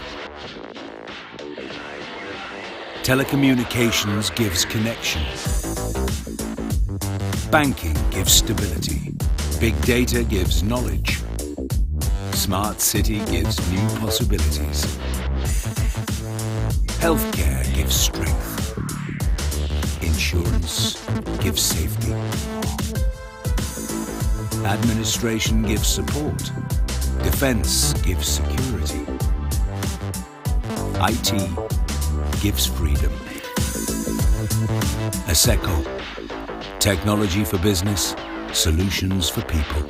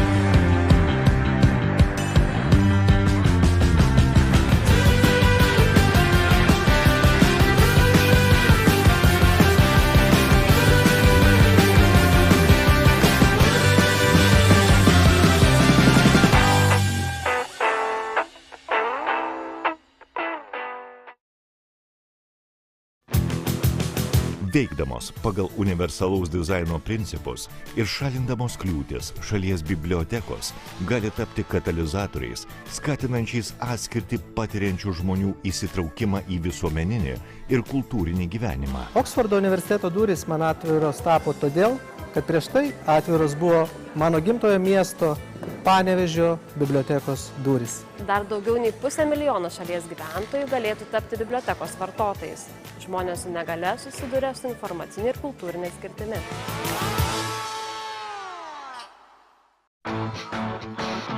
Bibliotekininkai susibūrė ir parengė manifestą. Išėjusi už namų durų einu susitikti, tai biblioteka yra šiek tiek specifiška erdvė, į kurią eini susitikti, bet tai yra galimybių erdvė. Žmonių, turinčių negalę, ar ypatumų taip pat žmonių negalinčių skaityti įprasto teksto, yra kiekviename miestelyje. Kaip jiems atverti bibliotekų duris ir fondus? Svetinga, atvira biblioteka, suprantanti žmonių su negale įvairovę. Suvoktas poreikis keistis ir suplanuotos permainos visada siejasi su nauda tiek bibliotekai, tiek skaitytojams. Auginu vaiką, kuriam nustatytas autizmo spektro sutrikimas ir džiaugiuosi, kad bibliotekoje atrandame savo veiklų ir paslaugų. Lanksti, atitinkanti individualaus vartotojo reikmes, sklandžiai reaguojanti į pokyčius, tobulinanti savo veiklą ir unikali. Tokia turi būti biblioteka visiems. Negalią turintiems žmonėms reikalinga nuolatinė ir kryptinga komunikacija. Reikia siekti nuolatinio bendravimo su vietos neįgaliųjų bendruomenėmis.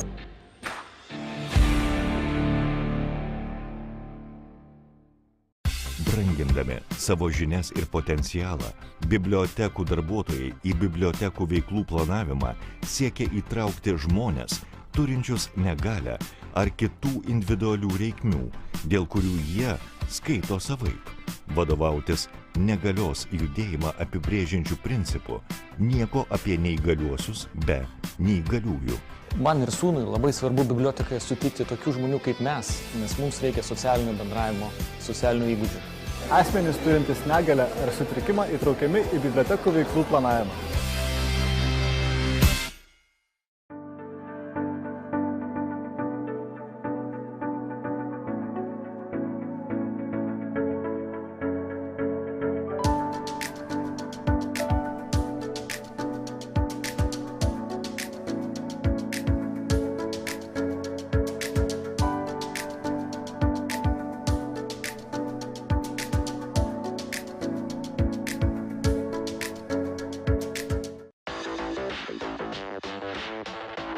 Energy gives power.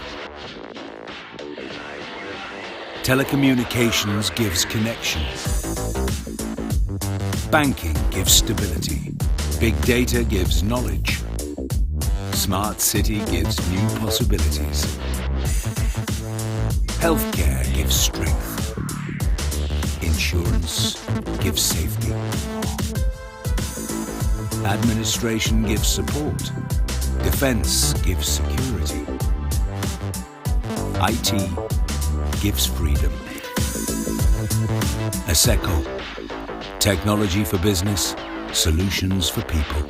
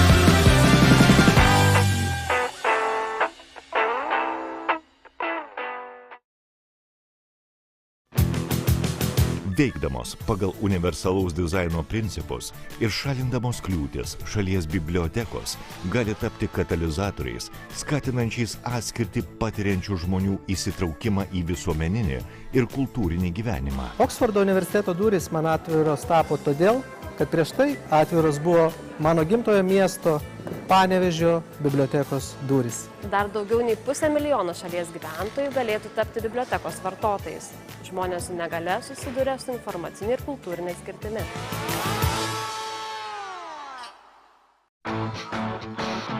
Bibliotekininkai susibūrė ir parengė manifestą. Išėjusi už namų durų einu susitikti, tai biblioteka yra šiek tiek specifiška erdvė, į kurią eini susitikti, bet tai yra galimybių erdvė. Žmonių, turinčių negalę, ar ypatumų taip pat žmonių negalinčių skaityti įprasto teksto, yra kiekviename miestelyje. Kaip jiems atverti bibliotekų duris ir fondus? Svetinga, atvira biblioteka, suprantanti žmonių su negale įvairovę. Suvoktas poreikis keistis ir suplanuotos permainos visada siejasi su nauda tiek bibliotekai, tiek skaitytojams. Auginu vaiką, kuriam nustatytas autizmo spektro sutrikimas ir džiaugiuosi, kad bibliotekoje atrandame savo veiklų ir paslaugų. Lanksti, atitinkanti individualaus vartotojo reikmes, sklandžiai reaguojanti į pokyčius, tobulinanti savo veiklą ir unikali. Tokia turi būti biblioteka visiems. Negalę turintiems žmonėms reikalinga nuolatinė ir kryptinga komunikacija. Reikia siekti nuolatinio bendravimo su vietos neįgaliųjų bendruomenėmis.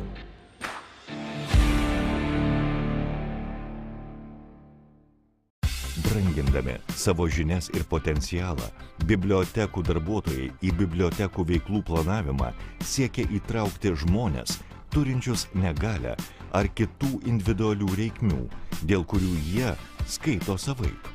Vadovautis negalios judėjimą apibrėžiančių principų, nieko apie neįgaliuosius be neįgaliųjų. Man ir sūnui labai svarbu bibliotekoje sutikti tokių žmonių kaip mes, nes mums reikia socialinio bendravimo, socialinių įgūdžių. Asmenys turintys negalę ar sutrikimą įtraukiami į bibliotekų veiklų planavimą.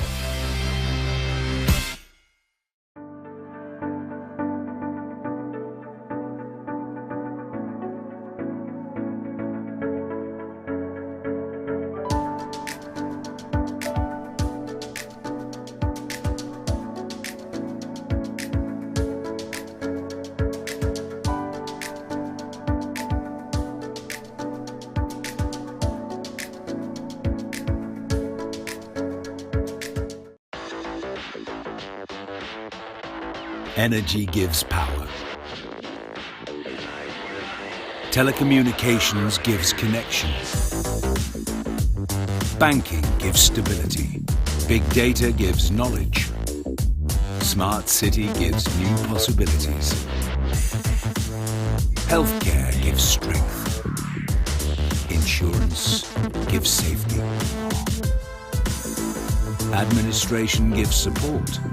Defense gives security. IT gives freedom.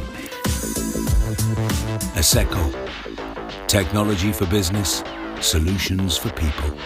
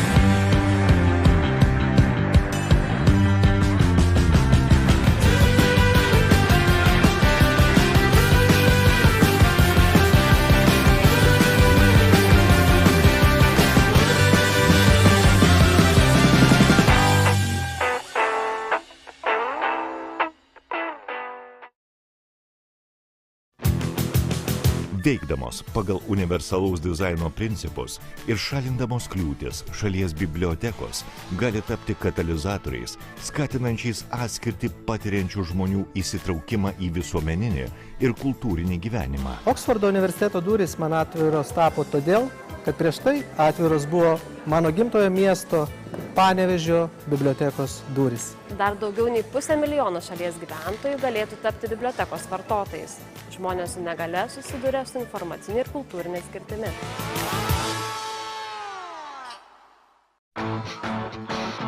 Bibliotekininkai susibūrė ir parengė manifestą. Išėjusi už namų durų einu susitikti, tai biblioteka yra šiek tiek specifiška erdvė, į kurią eini susitikti, bet tai yra galimybių erdvė. Žmonių, turinčių negalę, ar ypatumų taip pat žmonių negalinčių skaityti įprasto teksto, yra kiekviename miestelyje. Kaip jiems atverti bibliotekų duris ir fondus? Svetinga, atvira biblioteka, suprantanti žmonių su negale įvairovę.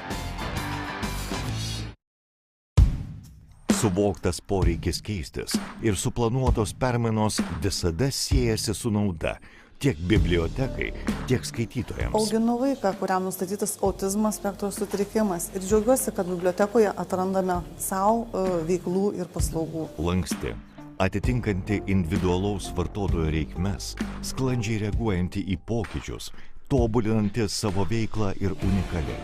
Tokia turi būti biblioteka visiems. Negalią turintiems žmonėms reikalinga nuolatinė ir kryptinga komunikacija. Reikia siekti nuolatinio bendravimo su vietos neįgaliųjų bendruomenėmis.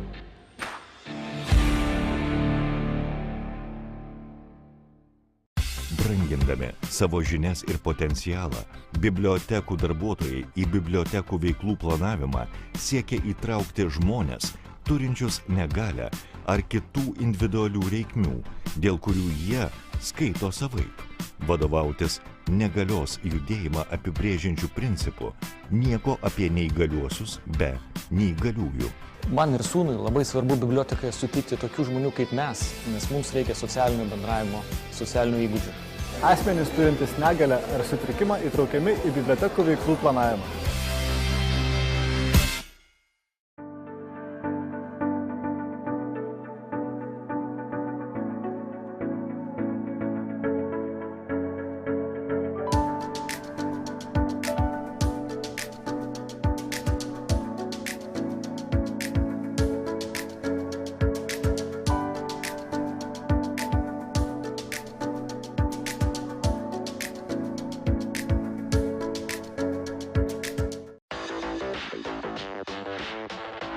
Energy gives power.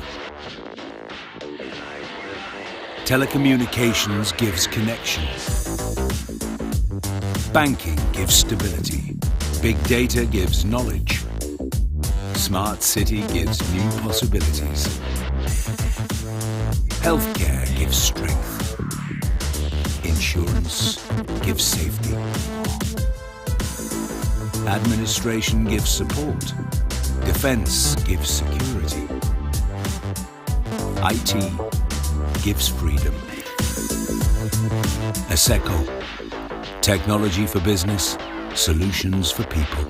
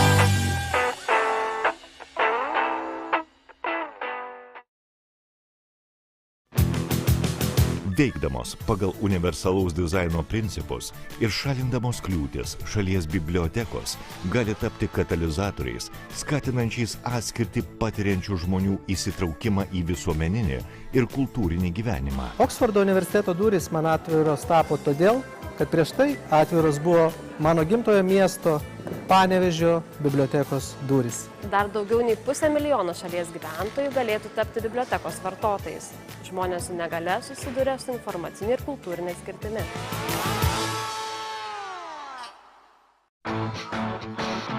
Bibliotekininkai susibūrė ir parengė manifestą. Išėjusi už namų durų einu susitikti, tai biblioteka yra šiek tiek specifiška erdvė, į kurią eini susitikti, bet tai yra galimybių erdvė. Žmonių, turinčių negalią, ar ypatumų taip pat žmonių negalinčių skaityti įprasto teksto, yra kiekviename miestelyje. Kaip jiems atverti bibliotekų duris ir fondus? Svetinga, atvira biblioteka, suprantanti žmonių su negale įvairovę. Suvoktas poreikis keistis ir suplanuotos permainos visada siejasi su nauda tiek bibliotekai, tiek skaitytojams. Auginu vaiką, kuriam nustatytas autizmo spektro sutrikimas ir džiaugiuosi, kad bibliotekoje atrandame savo veiklų ir paslaugų. Lanksti, atitinkanti individualaus vartotojo reikmes, sklandžiai reaguojanti į pokyčius, tobulinanti savo veiklą ir unikali. Tokia turi būti biblioteka visiems. Negalią turintiems žmonėms reikalinga nuolatinė ir kryptinga komunikacija. Reikia siekti nuolatinio bendravimo su vietos neįgaliųjų bendruomenėmis.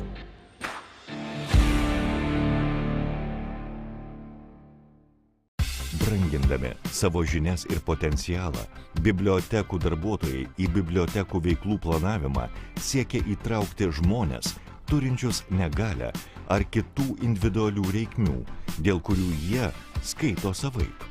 Vadovautis negalios judėjimą apibrėžiančių principų, nieko apie neįgaliuosius be neįgaliųjų.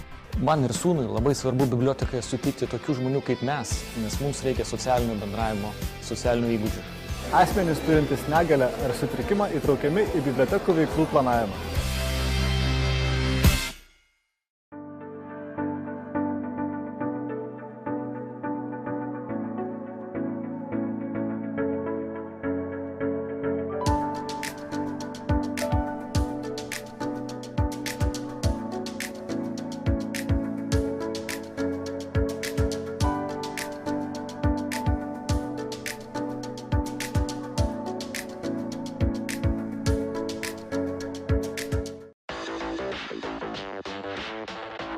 Energy gives power.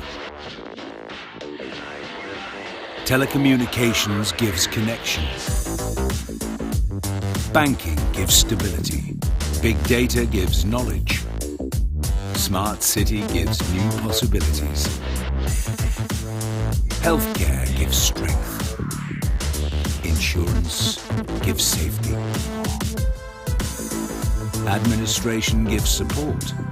Defense gives security. IT gives freedom. ASECO, technology for business, solutions for people.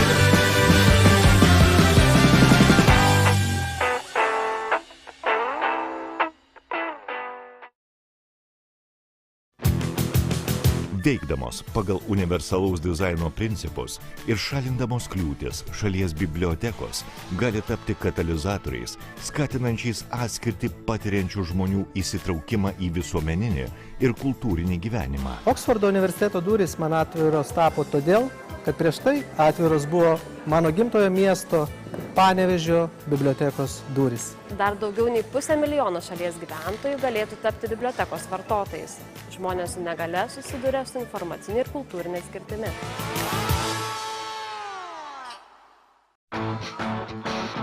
Bibliotekininkai susibūrė ir parengė manifestą. Išėjusi už namų durų einu susitikti, tai biblioteka yra šiek tiek specifiška erdvė, į kurią eini susitikti, bet tai yra galimybių erdvė. Žmonių, turinčių negalę, ar ypatumų taip pat žmonių negalinčių skaityti įprasto teksto, yra kiekviename miestelyje. Kaip jiems atverti bibliotekų duris ir fondus? Svetinga, atvira biblioteka, suprantanti žmonių su negale įvairovę.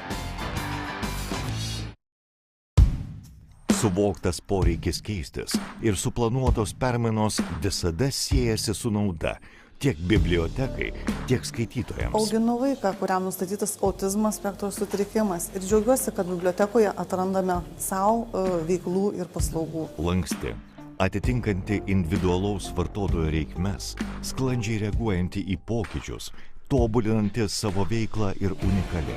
Tokia turi būti biblioteka visiems. Negalią turintiems žmonėms reikalinga nuolatinė ir kryptinga komunikacija. Reikia siekti nuolatinio bendravimo su vietos neįgaliųjų bendruomenėmis.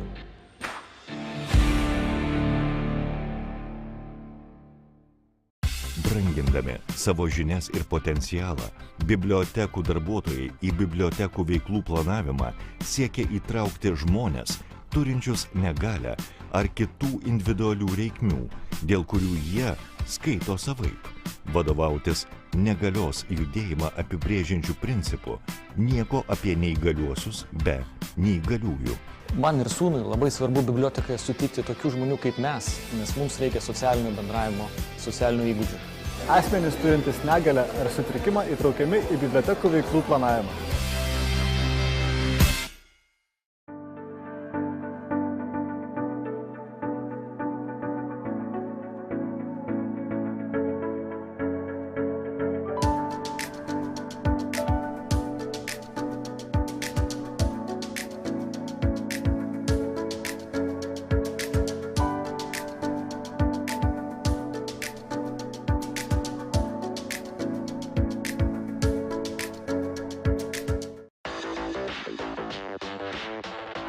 Energy gives power. Telecommunications gives connection. Banking gives stability. Big data gives knowledge. Smart city gives new possibilities. Healthcare gives strength. Insurance gives safety. Administration gives support. Defense gives security. IT gives freedom. ASECO, technology for business, solutions for people.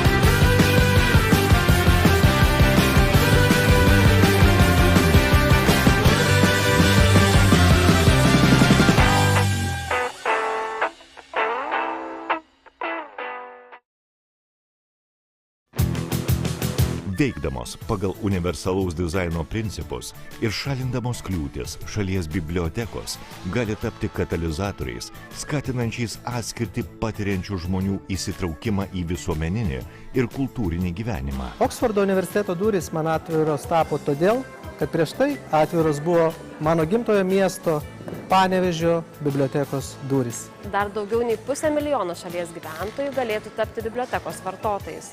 Žmonės su negale susiduria su informacinė ir kultūrinė skirtimi.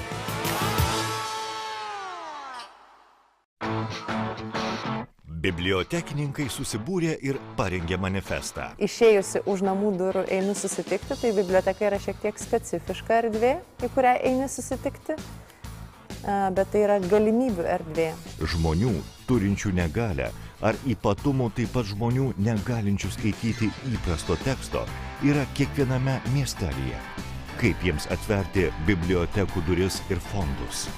Svetinga, atvira biblioteka, suprantanti žmonių su negale įvairovę. Suvoktas poreikis keistis ir suplanuotos permainos visada siejasi su nauda tiek bibliotekai, tiek skaitytojams. Auginu vaiką, kuriam nustatytas autizmo spektro sutrikimas ir džiaugiuosi, kad bibliotekoje atrandame savo veiklų ir paslaugų. Lanksti, atitinkanti individualaus vartotojo reikmes, sklandžiai reaguojanti į pokyčius, tobulinanti savo veiklą ir unikali. Tokia turi būti biblioteka visiems. Negalę turintiems žmonėms reikalinga nuolatinė ir kryptinga komunikacija. Reikia siekti nuolatinio bendravimo su vietos neįgaliųjų bendruomenėmis.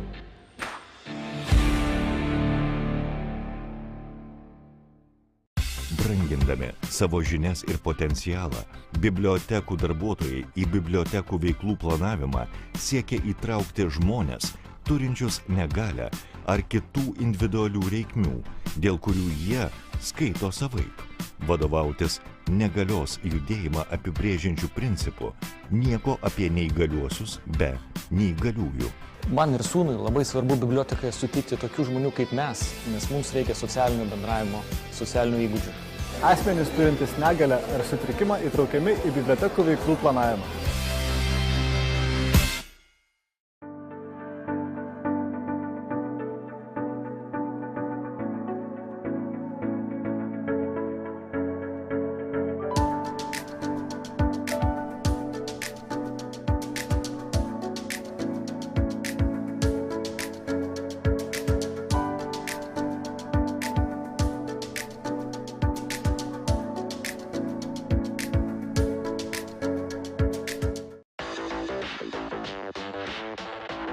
Energy gives power. Telecommunications gives connection. Banking gives stability. Big data gives knowledge. Smart city gives new possibilities. Healthcare gives strength. Insurance gives safety. Administration gives support. Defense gives security. IT gives freedom. ASECO, technology for business, solutions for people.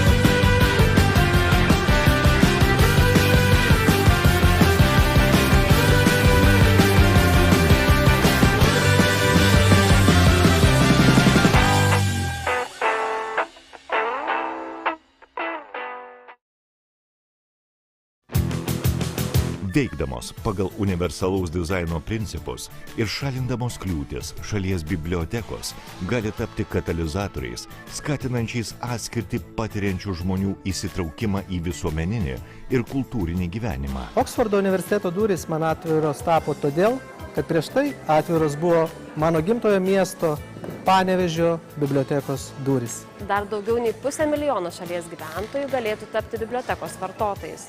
Žmonės su negale susiduria su informacinė ir kultūrinė skirtimi.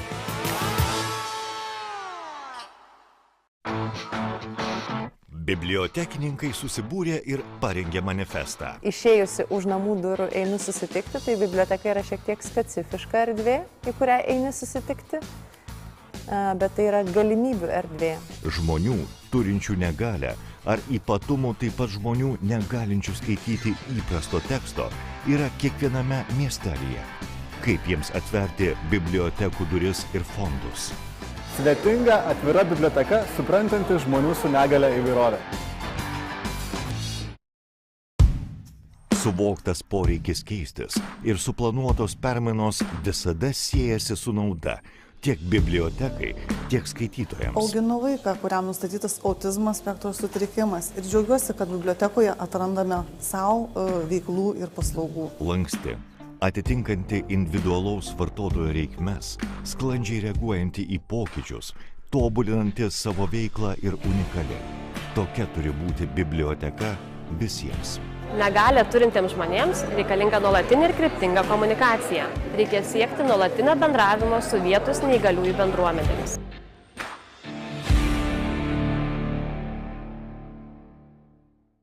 Brangindami savo žinias ir potencialą, bibliotekų darbuotojai į bibliotekų veiklų planavimą siekia įtraukti žmones, turinčius negalę ar kitų individualių reikmių, dėl kurių jie skaito savaip. Vadovautis negalios judėjimą apibrėžiančių principų, nieko apie neįgaliuosius be neįgaliųjų. Man ir sūnui labai svarbu bibliotekoje sutikti tokių žmonių kaip mes, nes mums reikia socialinio bendravimo, socialinių įgūdžių. Asmenys turintys negalę ar sutrikimą įtraukiami į bibliotekų veiklų planavimą.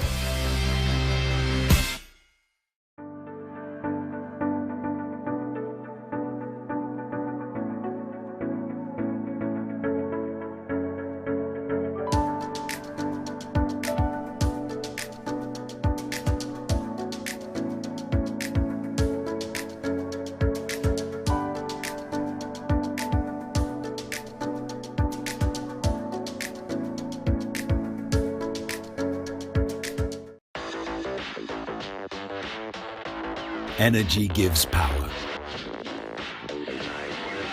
Telecommunications gives connection. Banking gives stability. Big data gives knowledge. Smart city gives new possibilities. Healthcare gives strength. Insurance gives safety. Administration gives support. Defense gives security.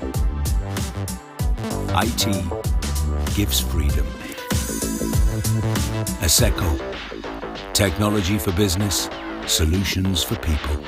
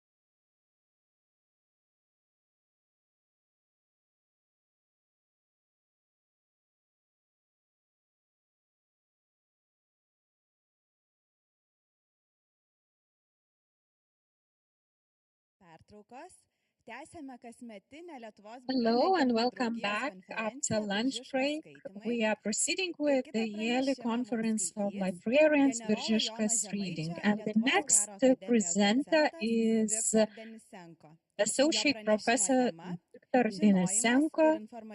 And the presentation is Knowledge and the Problem of Information Chaos in the Context of Contemporary Propaganda. Thank you very much. Good afternoon. It is very nice to be here and to talk about the relevant challenges, because there are lots of them in the modern information space. The geopolitical situation of Lithuania also makes us reconsider some aspects and some questions. And I will try within the 30 minutes given to me to list everything and to compartment everything as in a classical library. Also, I would like to speak about the meaning of library in the modern world and its role, as well as the role of librarians in helping us protect against all the challenges awaiting us. First of all, I would like to define our world and our reality. It can be done in various ways. I will not go into complex philosophical concepts. However, I would like to define the communication in general. When we communicate, we present some message directly or indirectly. And very often we speak about verbal communication when we use language means in communicating some messages. And the language is that tool allowing us to describe the world, to classify it, to compartment it. Therefore, I will start with certain language aspects. It is quite interesting that vocabularies have tradition nowadays to select the word of the year. And it is indeed interesting to follow the selection of those words. How is it selected? Different vocabularies suggest different options, but most often it is the purpose is to find a word correlating with certain realities of the modern world. In 2016, the Oxford English Dictionary chose the word post-truth as the word of the year. When I translate it into Lithuanian, I say about state after the truth or post-truth state. You see the definition of this word in Oxford Dictionary in English on the slide. And what is it? It is some social status. These are objective facts that are becoming less influential in shaping public opinion than appeals to emotions or personal belief.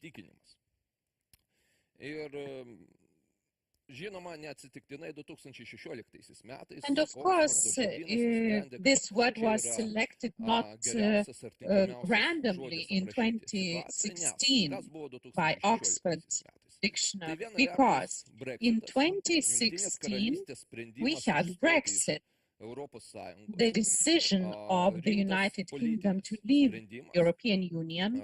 It is a very difficult and important political decision selected by the citizens of the UK. And it's interesting, the fact is interesting that next day after voting, Google recorded the search by UK citizens about the EU, which means that first they voted and decided to leave European Union, and after that, the population of the UK decided to find out finally what is the EU. Another fact of 2016 is the election of Donald Trump to become the president of the USA. Donald Trump in himself is a very interesting political personality, and in his pre-election campaign, he and his team were caught in lying many times. However, despite of that, he was elected the president, which actually showed that we reached the post-truth condition, when objective facts became less important than appeals or personal beliefs. So it means when I have some personal opinion, I have my personal reality, I can ignore the facts, which is a very dangerous thing. And we are still in this post-truth era, which is evident by the other word elected as the word of the year. In 2022, Merriam-Webster dictionary selected the word, actually the slang term, gaslighting as the word of the year. I hope you can see the definition on the slide, although it is quite small letters.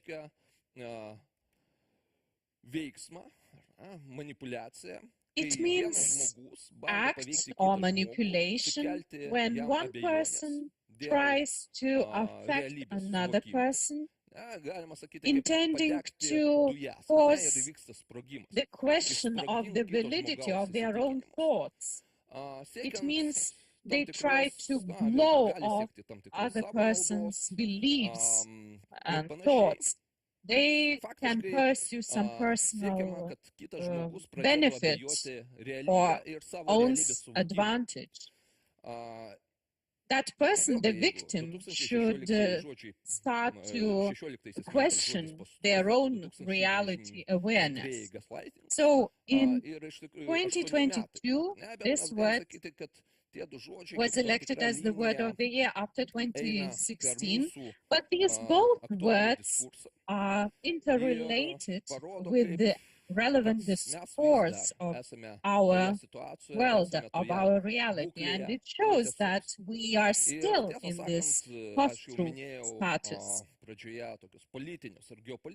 I have already mentioned some geopolitical and political events which do not help us to leave this situation, to change it, because we have the information war or warfare, which is a very relevant topic under discussion today. It is being discussed not randomly also. We are living in this situation with the war going on in Europe. It is a very strange race, and a year ago, if someone had told me, I could have said, yes, we can say that something going on in Ukraine, it is so, but nowadays the war in Europe is quite obvious. When I show my students the map of Ukraine, it's about 60 kilometers to Lithuania or to Estonia in direct line. So the war is one day traveling by car away from us. A war of this kind in the history of the post-war or Second World War is the first of such kind during the post-war time. Of course, we can also consider the Cyprus conflict or other conflicts, but the situation when one state attacks another independent state without any grounded reason, we have a very unique situation in the period after the Second World War. These modern wars go on not only using some classical standard weaponry. There is a book by Marcus Galeotti, Everything, the weaponization of everything. And Marco Galeotti, he wrote this book before the invasion of 24th of February. And he argues that everything is weaponized in the modern world, including the information. Information is a weapon. And the modern conflicts are interrelated with the info war or information warfare, and it surrounds us from everywhere. Journalists after the 24th of February used to call me. First, they called war experts, and after that, they just remembered that there are also other experts who can talk about war. I personally, in the face of war or warfare, I'm not quick to believe the news from the conflict areas from either of the sides. War is war, so I first wait for the confirmation of the facts. Another thing is that the war is quite near us, but we can speak about information warfare, including Lithuania, especially considering the events of this year. And talking about the Kremlin propaganda. Russia is the big neighbor on the east, and we face Kremlin propaganda for several decades already. Russian propaganda is a certain reality of our world. I like this picture a lot. I use it a lot when I speak about Russian propaganda. We are on the left, if you have any doubts.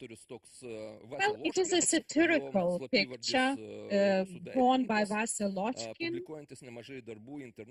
He is a Russian artist who publishes lots of works on the internet. And he jokes about the situation of Russian or Kremlin propaganda. However, I have already said that this is a quite real and actual challenges. If I spoke about this challenge in relation with Lithuania, I would really speak longer than 15 minutes that are remaining for me. Please believe me, Kremlin propaganda is a very realistic challenge. And then another question is, what do we mean when we speak about Kremlin propaganda? Or what is the nature of this propaganda? One of these questions that arise very often is a relationship.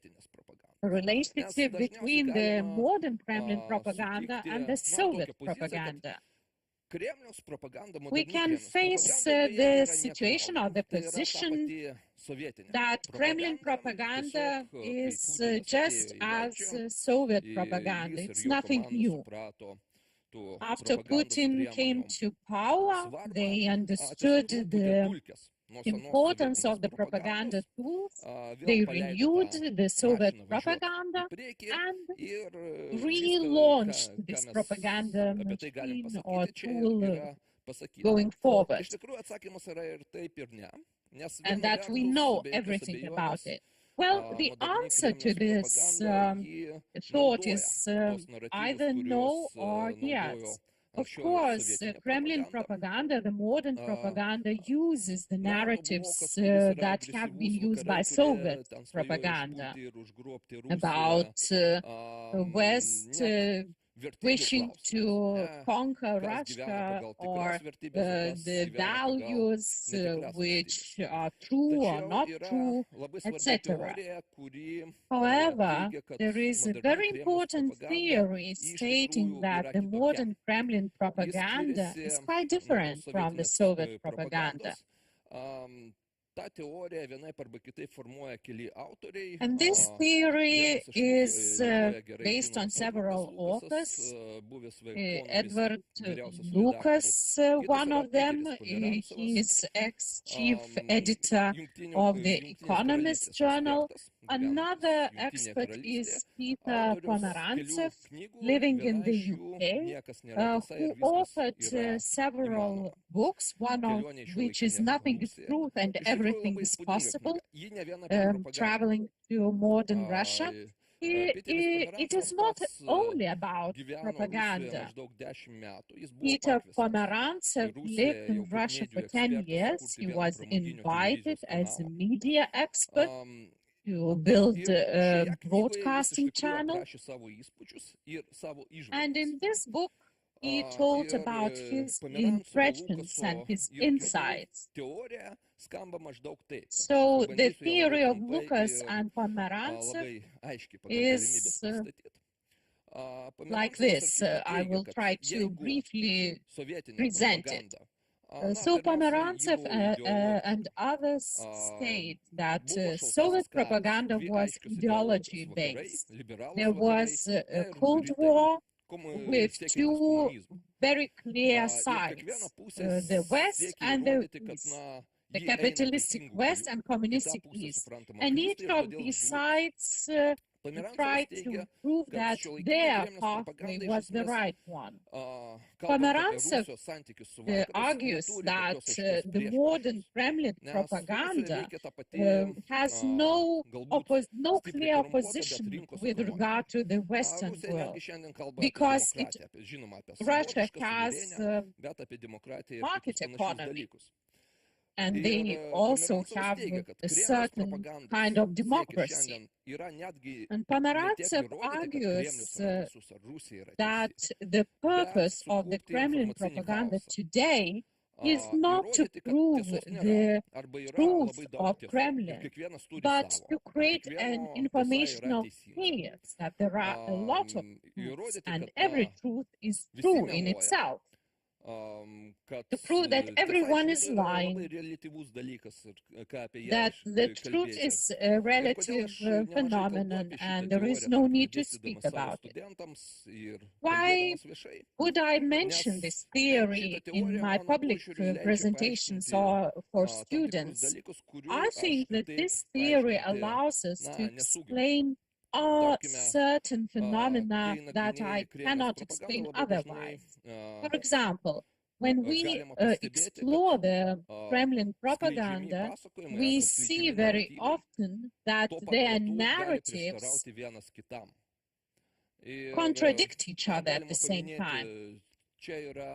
And we can mention here an example of MH17 tragedy.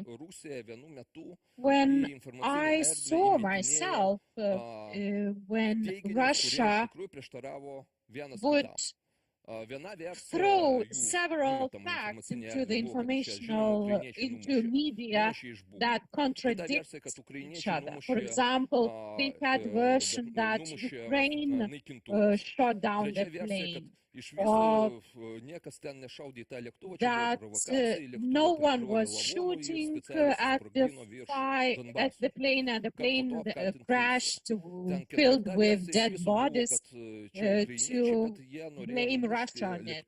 And since still another version was that Ukrainians wanted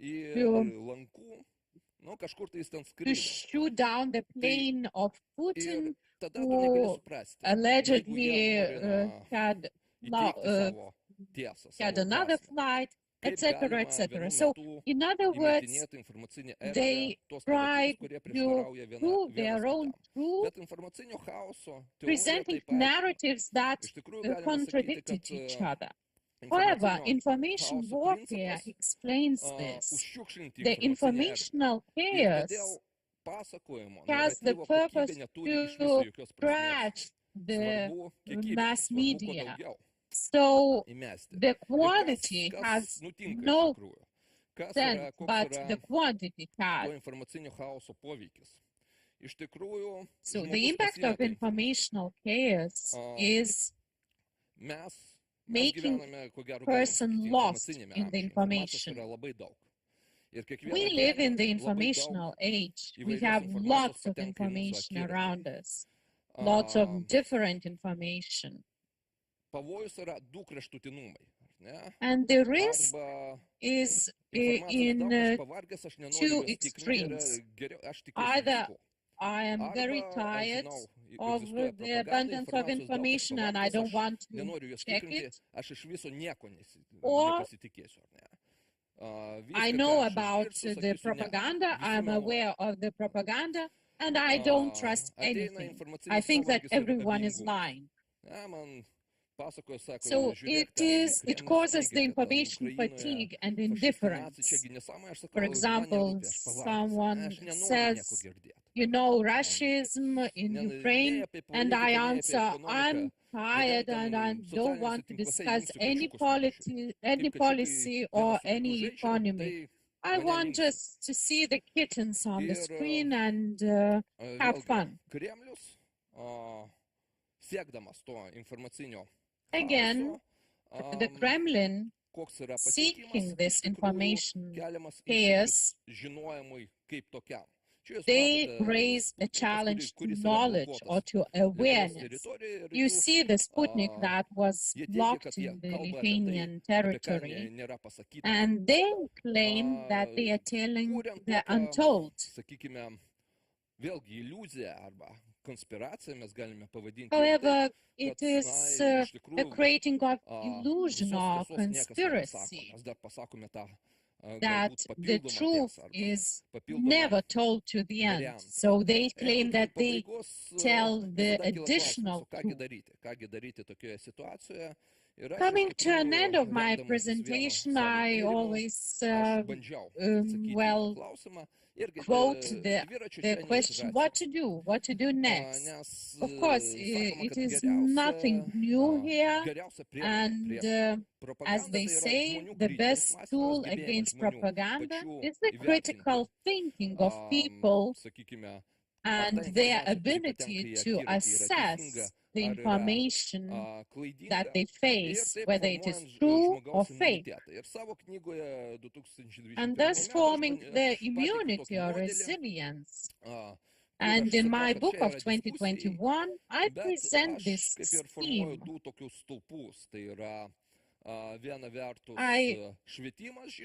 I shaped two pillars. First of all, it's education, and another pillar is mass media, which also contributes to education. I was criticized. My colleague Laura, who will present her presentation afterwards, and he criticized me, telling, where are the libraries in your scheme? So I think that this scheme is for discussion. So I try to correct my mistake and try to find a place for libraries. And it is not very difficult to find it. Of course, we can discuss where to put it, to the left or more to the right, but the libraries can be attributed to the education, to informal education. When in regions I'm invited to present trainings, everything often goes on in libraries. Of course, librarians also work with information. And even more important, in Lithuania, when we talk about media literacy, we speak about youth. We try to integrate media literacy in the curriculum. But the older people became invisible in this area. We think that it is not possible to change everything in their view. But I noticed that elderly people, they like libraries. They attend libraries. It is the center of their meeting space.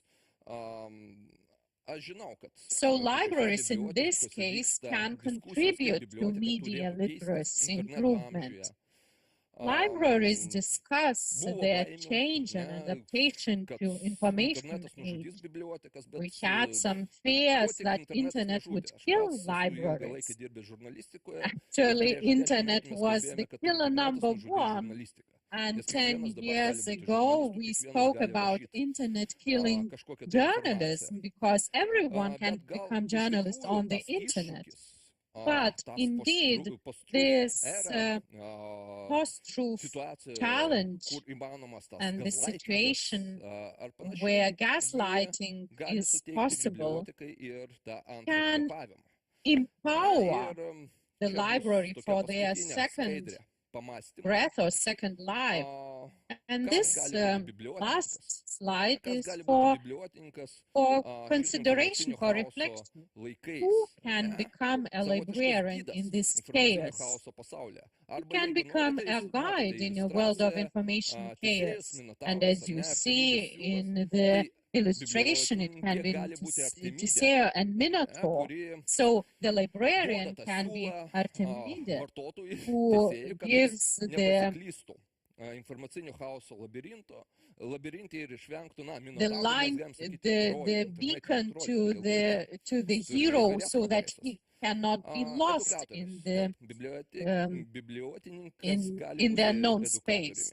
And educator, a librarian can become also an educator who knows how to navigate through the information flows. And finally, least but not less important, a library is a repository of trusted and verified knowledge. Books are very often seen as the trusted knowledge source. Quality press also is present in library. This slide is for reflection. I do not propose one or another solution, but the last thing I want to focus on is that we face a lot of challenges nowadays. Information challenges are visible and obvious. We can get stressed about it. We can get anxious and look for way outs. But challenges also result in certain opportunities. So the library as an institution can find their place in this information chaos and become a beacon for us. We can also think of other metaphors. Thank you.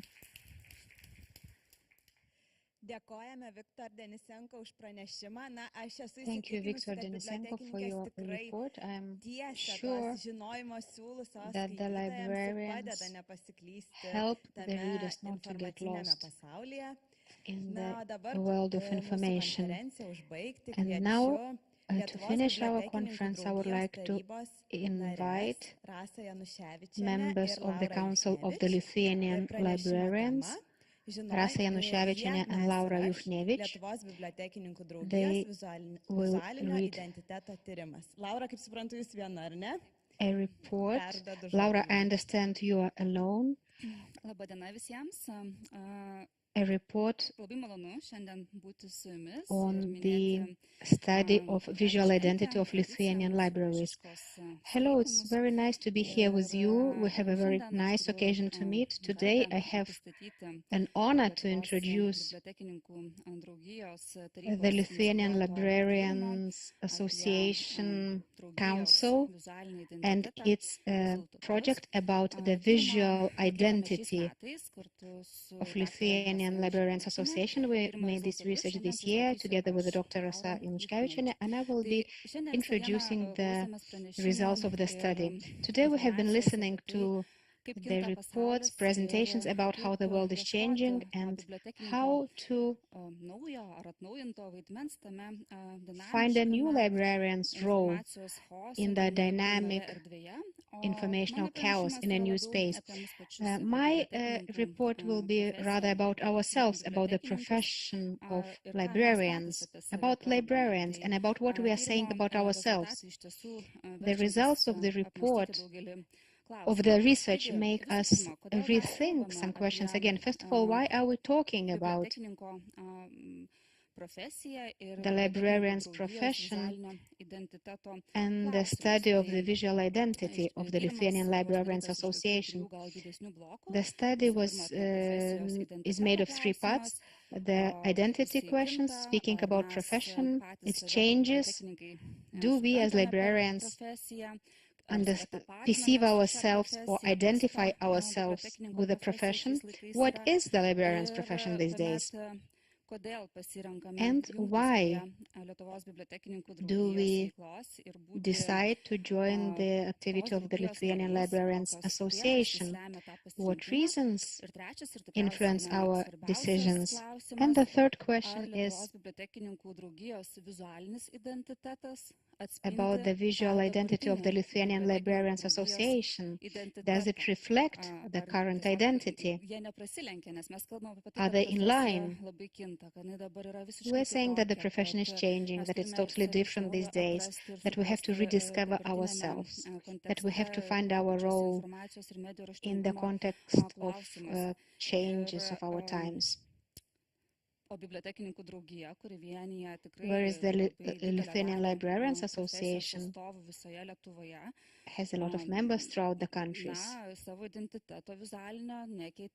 and it hasn't been changing its visual identity for 20 years.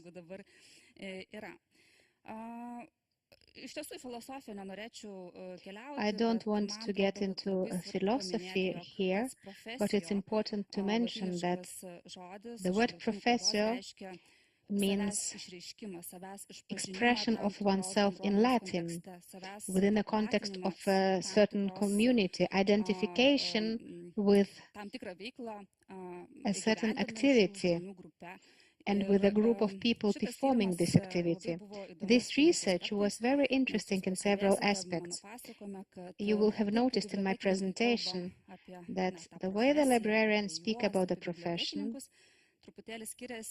is different from the way we perceive ourselves as me being a librarian. Of course, it may be related to the fact that the librarian profession is multifunctional. It's not homogeneous. It's not straightforward. We can't say that we are only managing information. This day, librarian's profession covers many activities and functions, and sometimes it may mislead us when we think about this profession. Visual identity is not only about a logo. Maybe a logo is the most visible element of a visual identity, but it's only one part of the visual identity. Visual identity can be understood as positioning of values when we say who we are. What is the essence of the organization? And we connect this to the graphical design. The research was done this year, and I thank all the participants. 212 respondents took part in the survey and answered to 13 open and closed questions. In open questions, you were very active to share your opinion, and those who wrote, "I don't know, no opinion," also expressed their opinion, and it's very important. It's also a kind of data. During the research, we collected a lot of quality data. We used associative research methods. We looked for associations. We tried to find certain values by the means of induction. We also made content analysis, and we had a lot of open questions. And some open questions let us do quantitative analysis too, because there were many similar answers to an open question. So about them, the question about them was, you meet a being from another planet who doesn't know anything about culture, information, knowledge, and library. How would you briefly introduce the profession of a librarian? It was difficult to avoid a certain concept when trying to explain about the profession. But there were some lyrical answers too, such as, it is a profession that helps to dream and to look at other worlds. It's about masters of different professions, guides through several fields. And the answer was related to positive emotions. You said how librarians accumulate human experience stored in books. And many answers were related to a library, to information, and to the desire to show how prestigious this profession is in the world of information.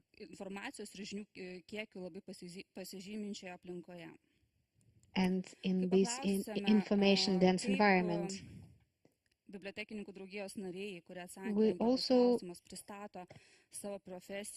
asked how this profession is described to people you just met, and data analysis let us distinguish several roles of the profession, like social guide, liaison, facilitator. Librarian is more than Google. It's a key keeper. It's a magician, a guide through the world of knowledge and books, a person who has a lot of information and directs a person towards the answer. Some mention that a librarian is an information guru, an educator, a facilitator. Educator is someone who helps, educates, provides advice, shares experience, visuomenės švietėjas ir panašiai. and so on. Iš esmės, kai kalbam apie tą profesiją, apie When we speak about the profession, about them, the librarians, nurodome, kad šita profesija, we mention the spiritual or moral aspect of the profession. We say that it is necessary in our world. sukuriama tokia profesijos nepamainamumo ir svarbos aura. We create the atmosphere Klausimų grupė buvo of apie bibliotekininkus necessity to have the profession. Then we spoke about the community of librarians, and we asked to give us associations arising when people thought about the community of librarians in Lithuania. Tai asociacijos buvo susietos su vieta, su So associations were related to a place, an object, an animal, iš tiesų and results įdomus. Tai mes are really interesting. We can look at them. Apžvelgti, tai visų pirma su veikla. First of all, as far as the activity is concerned, veiklos, kurios galima būtų veiksmažodžiais apibūdinti. it's difficult to define the activities by verbs, Bet labai buvo daug but there were būdvardžių, kurie apibūna a lot of adjectives to describe librarians doing something nice. It's about a creative process, a pleasure of reading, and so on. The first associations, when we speak about ourselves, the librarians, are described as intellectual, emotional, and inspirational activity. Speaking of the work, many mentioned that it was a multifunctional profession. You have to know a lot and to be able to do a lot. It was important also to speak about the feelings. We as a community, we stay together, and this feeling is shared. It's important for us to communicate, to have a nice working atmosphere, to support community, and so on. The place. Most of the respondents indicated a library as a place, without an explanation of what kind of library it is. Maybe it's a branch of a library, one room, or maybe it's an electronic library. But actually, when we spoke about us, there was no mentioning of a digital version of a library. It would be either central library or academic library, but it would usually be a geographic place, and library is understood as a structure with a geographical location, organizational structure, a building, and people inside the buildings. I liked one answer, let me quote it. A librarian is the same in Lithuania and in Africa. When speaking of buildings, well, we know that it's a house for books, but there are very many different libraries. Sometimes they're not always associated with some beautiful buildings, but often it's a castle or some nice buildings and so on. Other descriptions of places are related to emotions. It's a place which makes you feel nice. It's warm, a warm place, it's culture, it's a meeting place, it's a nice place, and other similar associations. And this place is also related to reading. It's a reading room, a room with tables, chairs, and computers. It's a light and bright room, a large room, a place of knowledge, a place for ideas and knowledge, wisdom, and other responses. Association to an object, and this is the qualitative expression of the question. The first association of the word librarian is a book. No one mentioned an electronic book or any electronic format. Working tools such as pens were mentioned, headphones, TVs, and other things related to reading. Eyes, for example, glasses, an armchair, a picture. And innovations were mentioned, such as computers, IT, media, robots, screen, internet. Navigation tools, for example, a watch was mentioned.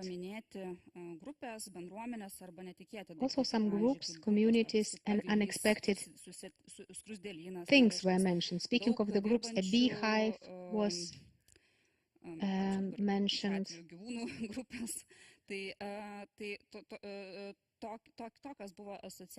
These are the associations related to objects. And then associations with the animals. It can be reflected in quantitative expression. 30% mentioned an owl in their response, although one of the responses was, "Oh no, please no owl," whereas others just mentioned this word. And you see that 5% said that it's about a bird or birds. But we had to put it into categories, of course. There were different birds, crown, swan, stork, and so on. But the most popular choice was the owl. So we, the community of librarians, are a librarian, a book, and an owl. So these are our first associations related to the word profession, a librarian's profession. One question, well, several questions were about me. I will just describe the answers to one of the parts of the questions. Most of respondents who were neighbors of the Librarians Association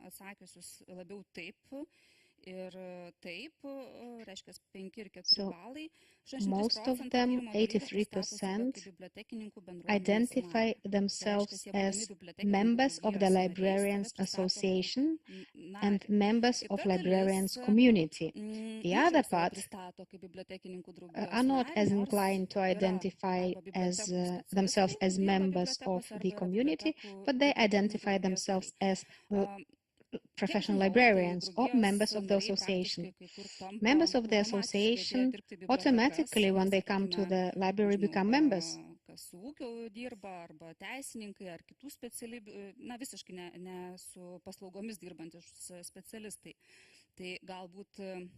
Tai yra jų atsakymai, bet dabar yra labai sudėtinga atspėti. Ir jeigu žiūrėti, kad and as I said, most of the respondents identified themselves as members of librarians community. 52% mentioned the association in these responses, and they spoke about association. It's expression of visual identity, the essence, the mission, and so on. The respondents introduce the profession of the librarians through the perspective of information management and knowledge. They say that the modern skills are important for the profession. They also emphasize the community, communication, reading and encouragement of reading, self-realization within the field of culture. So when we speak about myself, I am not necessarily a member of the librarians community. Maybe I just work for this organization.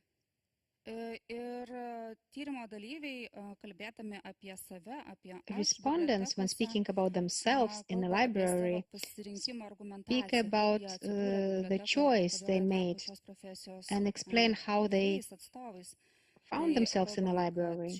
So they mentioned that the profession lets them ensure self-realization. It's an everyday work which is necessary as a job. and quite often they say that there were some aspects which were not within their control, which led to them choosing the career. So some kind of superpower that took them to a library, or some circumstances, some accidents and accidental events, and sometimes dreams, sometimes the calling that made them librarians. Another part of questions was related to the Librarians Association itself. When we speak about the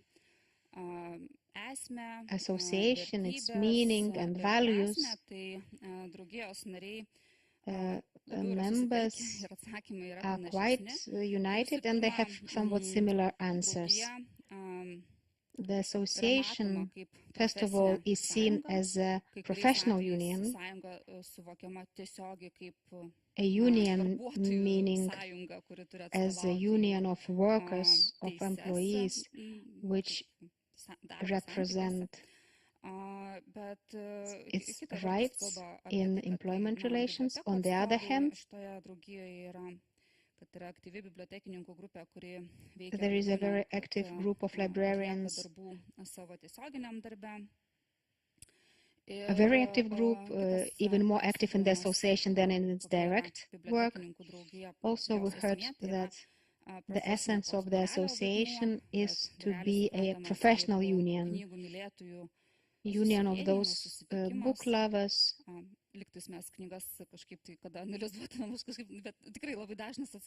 Well, it was quite a frequent response. It's about people who love books.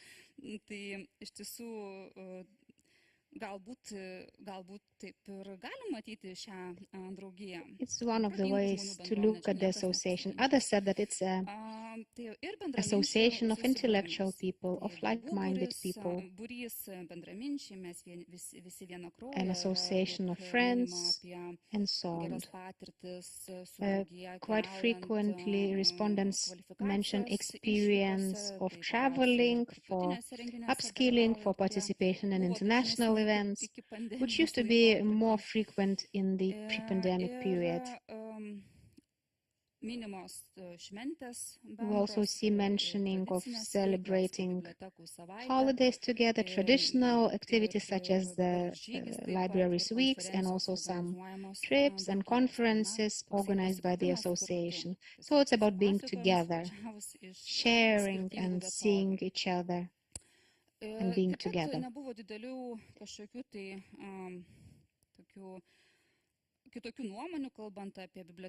Speaking of the essence of the association,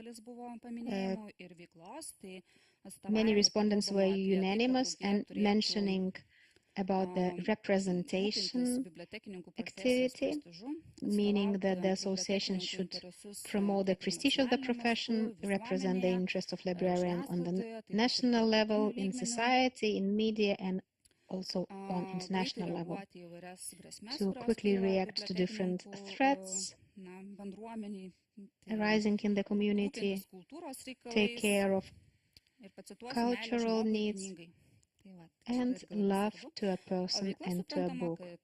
Whereas the activity or operations are understood as those of an organization who implements its plans, strategies, provides reports.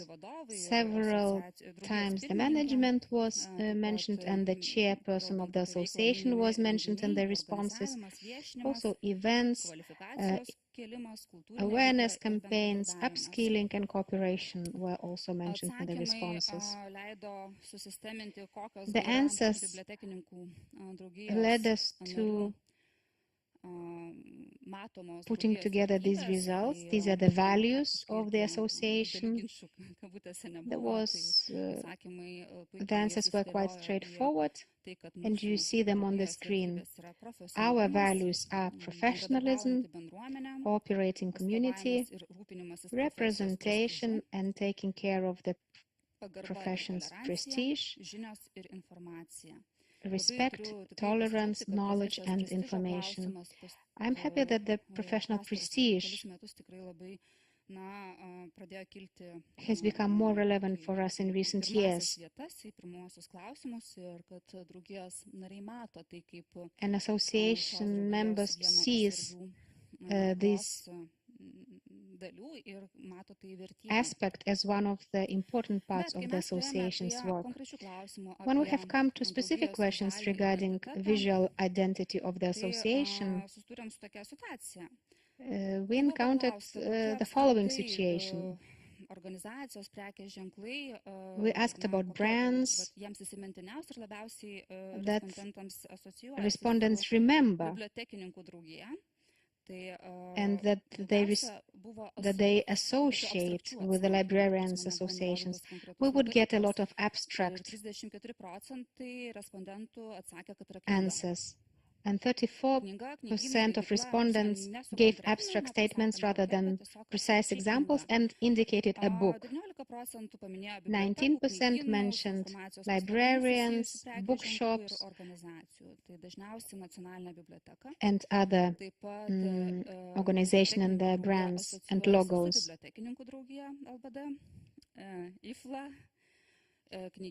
And here you see other associations that were mentioned, like bookstores, like Pegasus, IFLA, National Martynas Mažvydas Library. Also, it is associated with well-known companies providing other services and goods such as Maxima, McDonald's, Puma.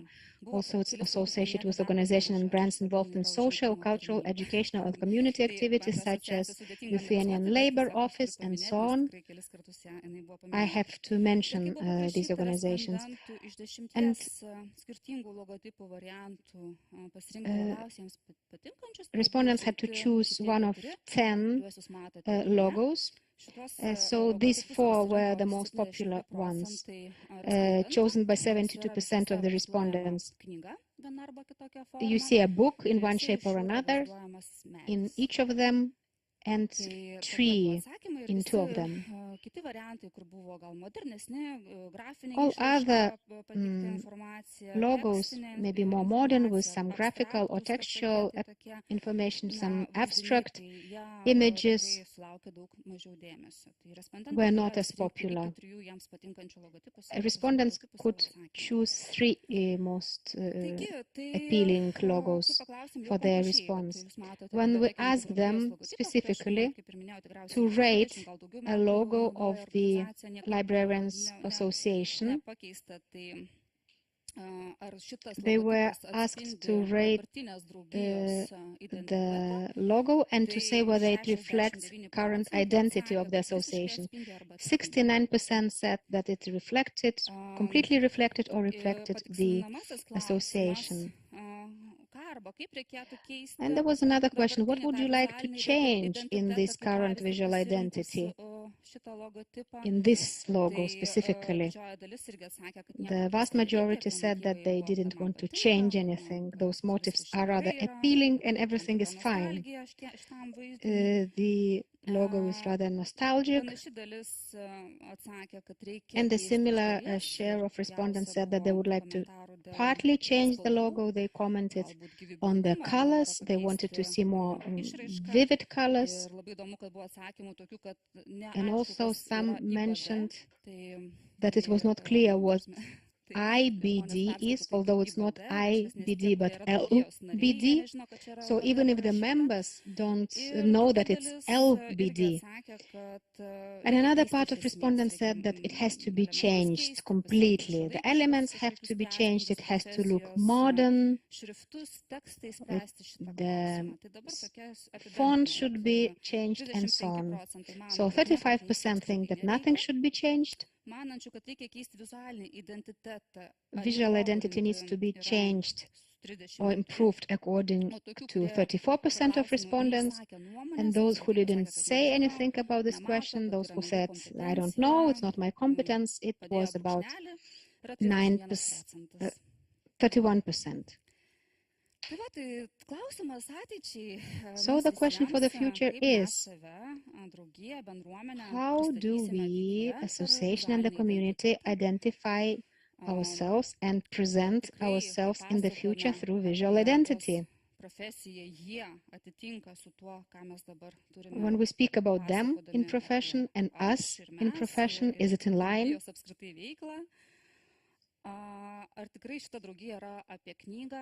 Is the association about a book? It seems to be about a profession rather than a book, and it's an interesting question in itself. Will the colors change the visual identity of the association? Thank you very much for your attention.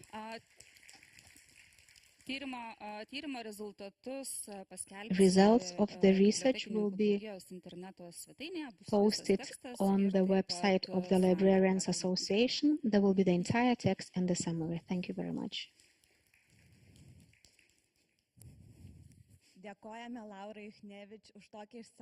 Thank you, Laura Juchnevič, for such a comprehensive description of the results.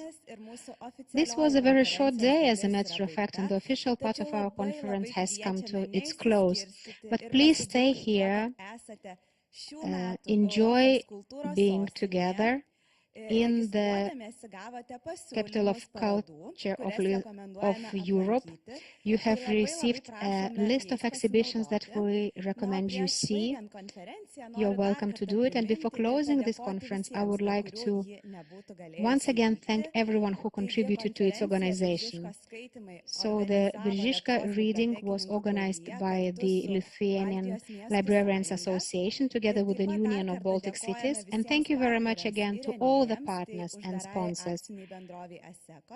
ASECO, Nieko, Kaunas Vincas Kudirkas Public Library, Kaunas Cultural Center, Ukrainian Libraries Association, and Library for All project. And now, once again, let me invite the chair of the Lithuanian Librarians Association, Jolita Steponaitienė. She would like to say the final word.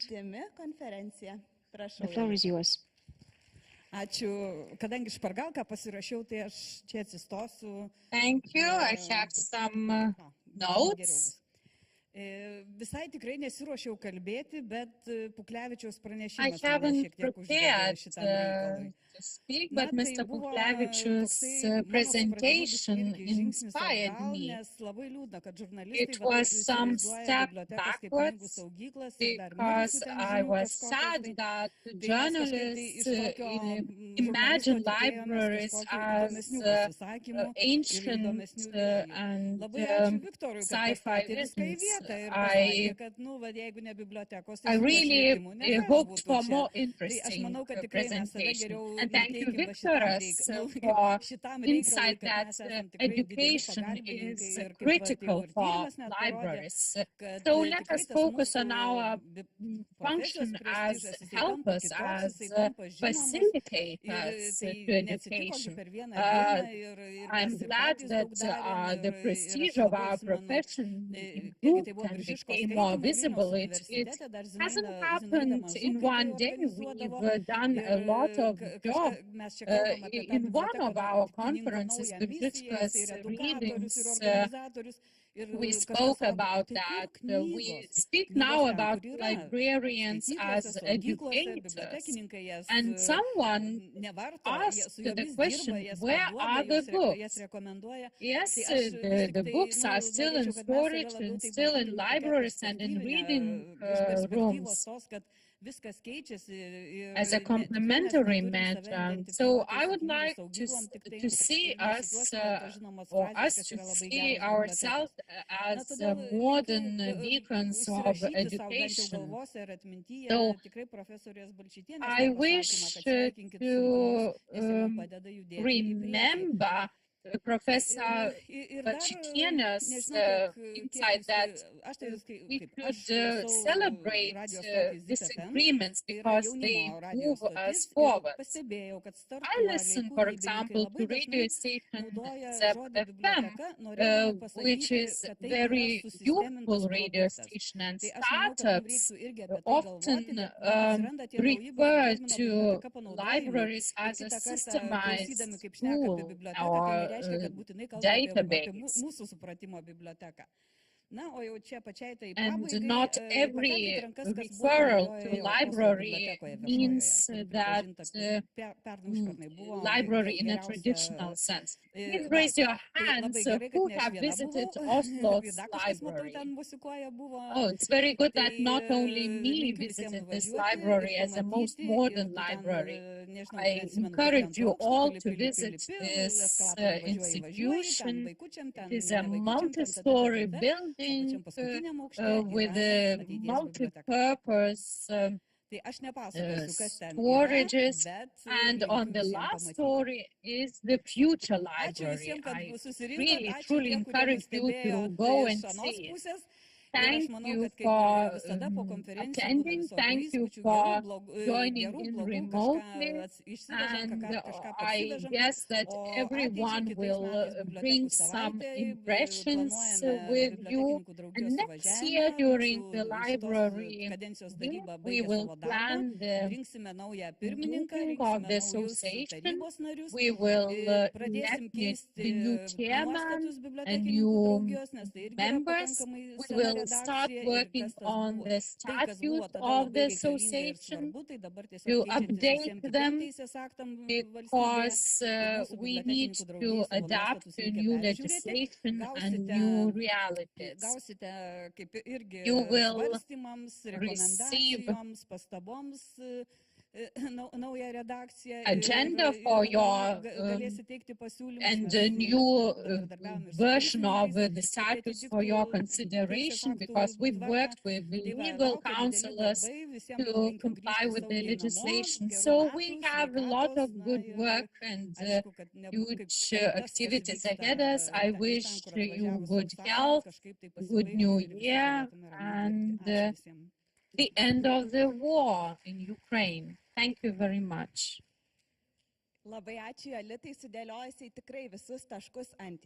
Thank you, Jolita, for all the final remarks. I hope that everyone will go to Oslo, but first of all, have a nice evening in Kaunas.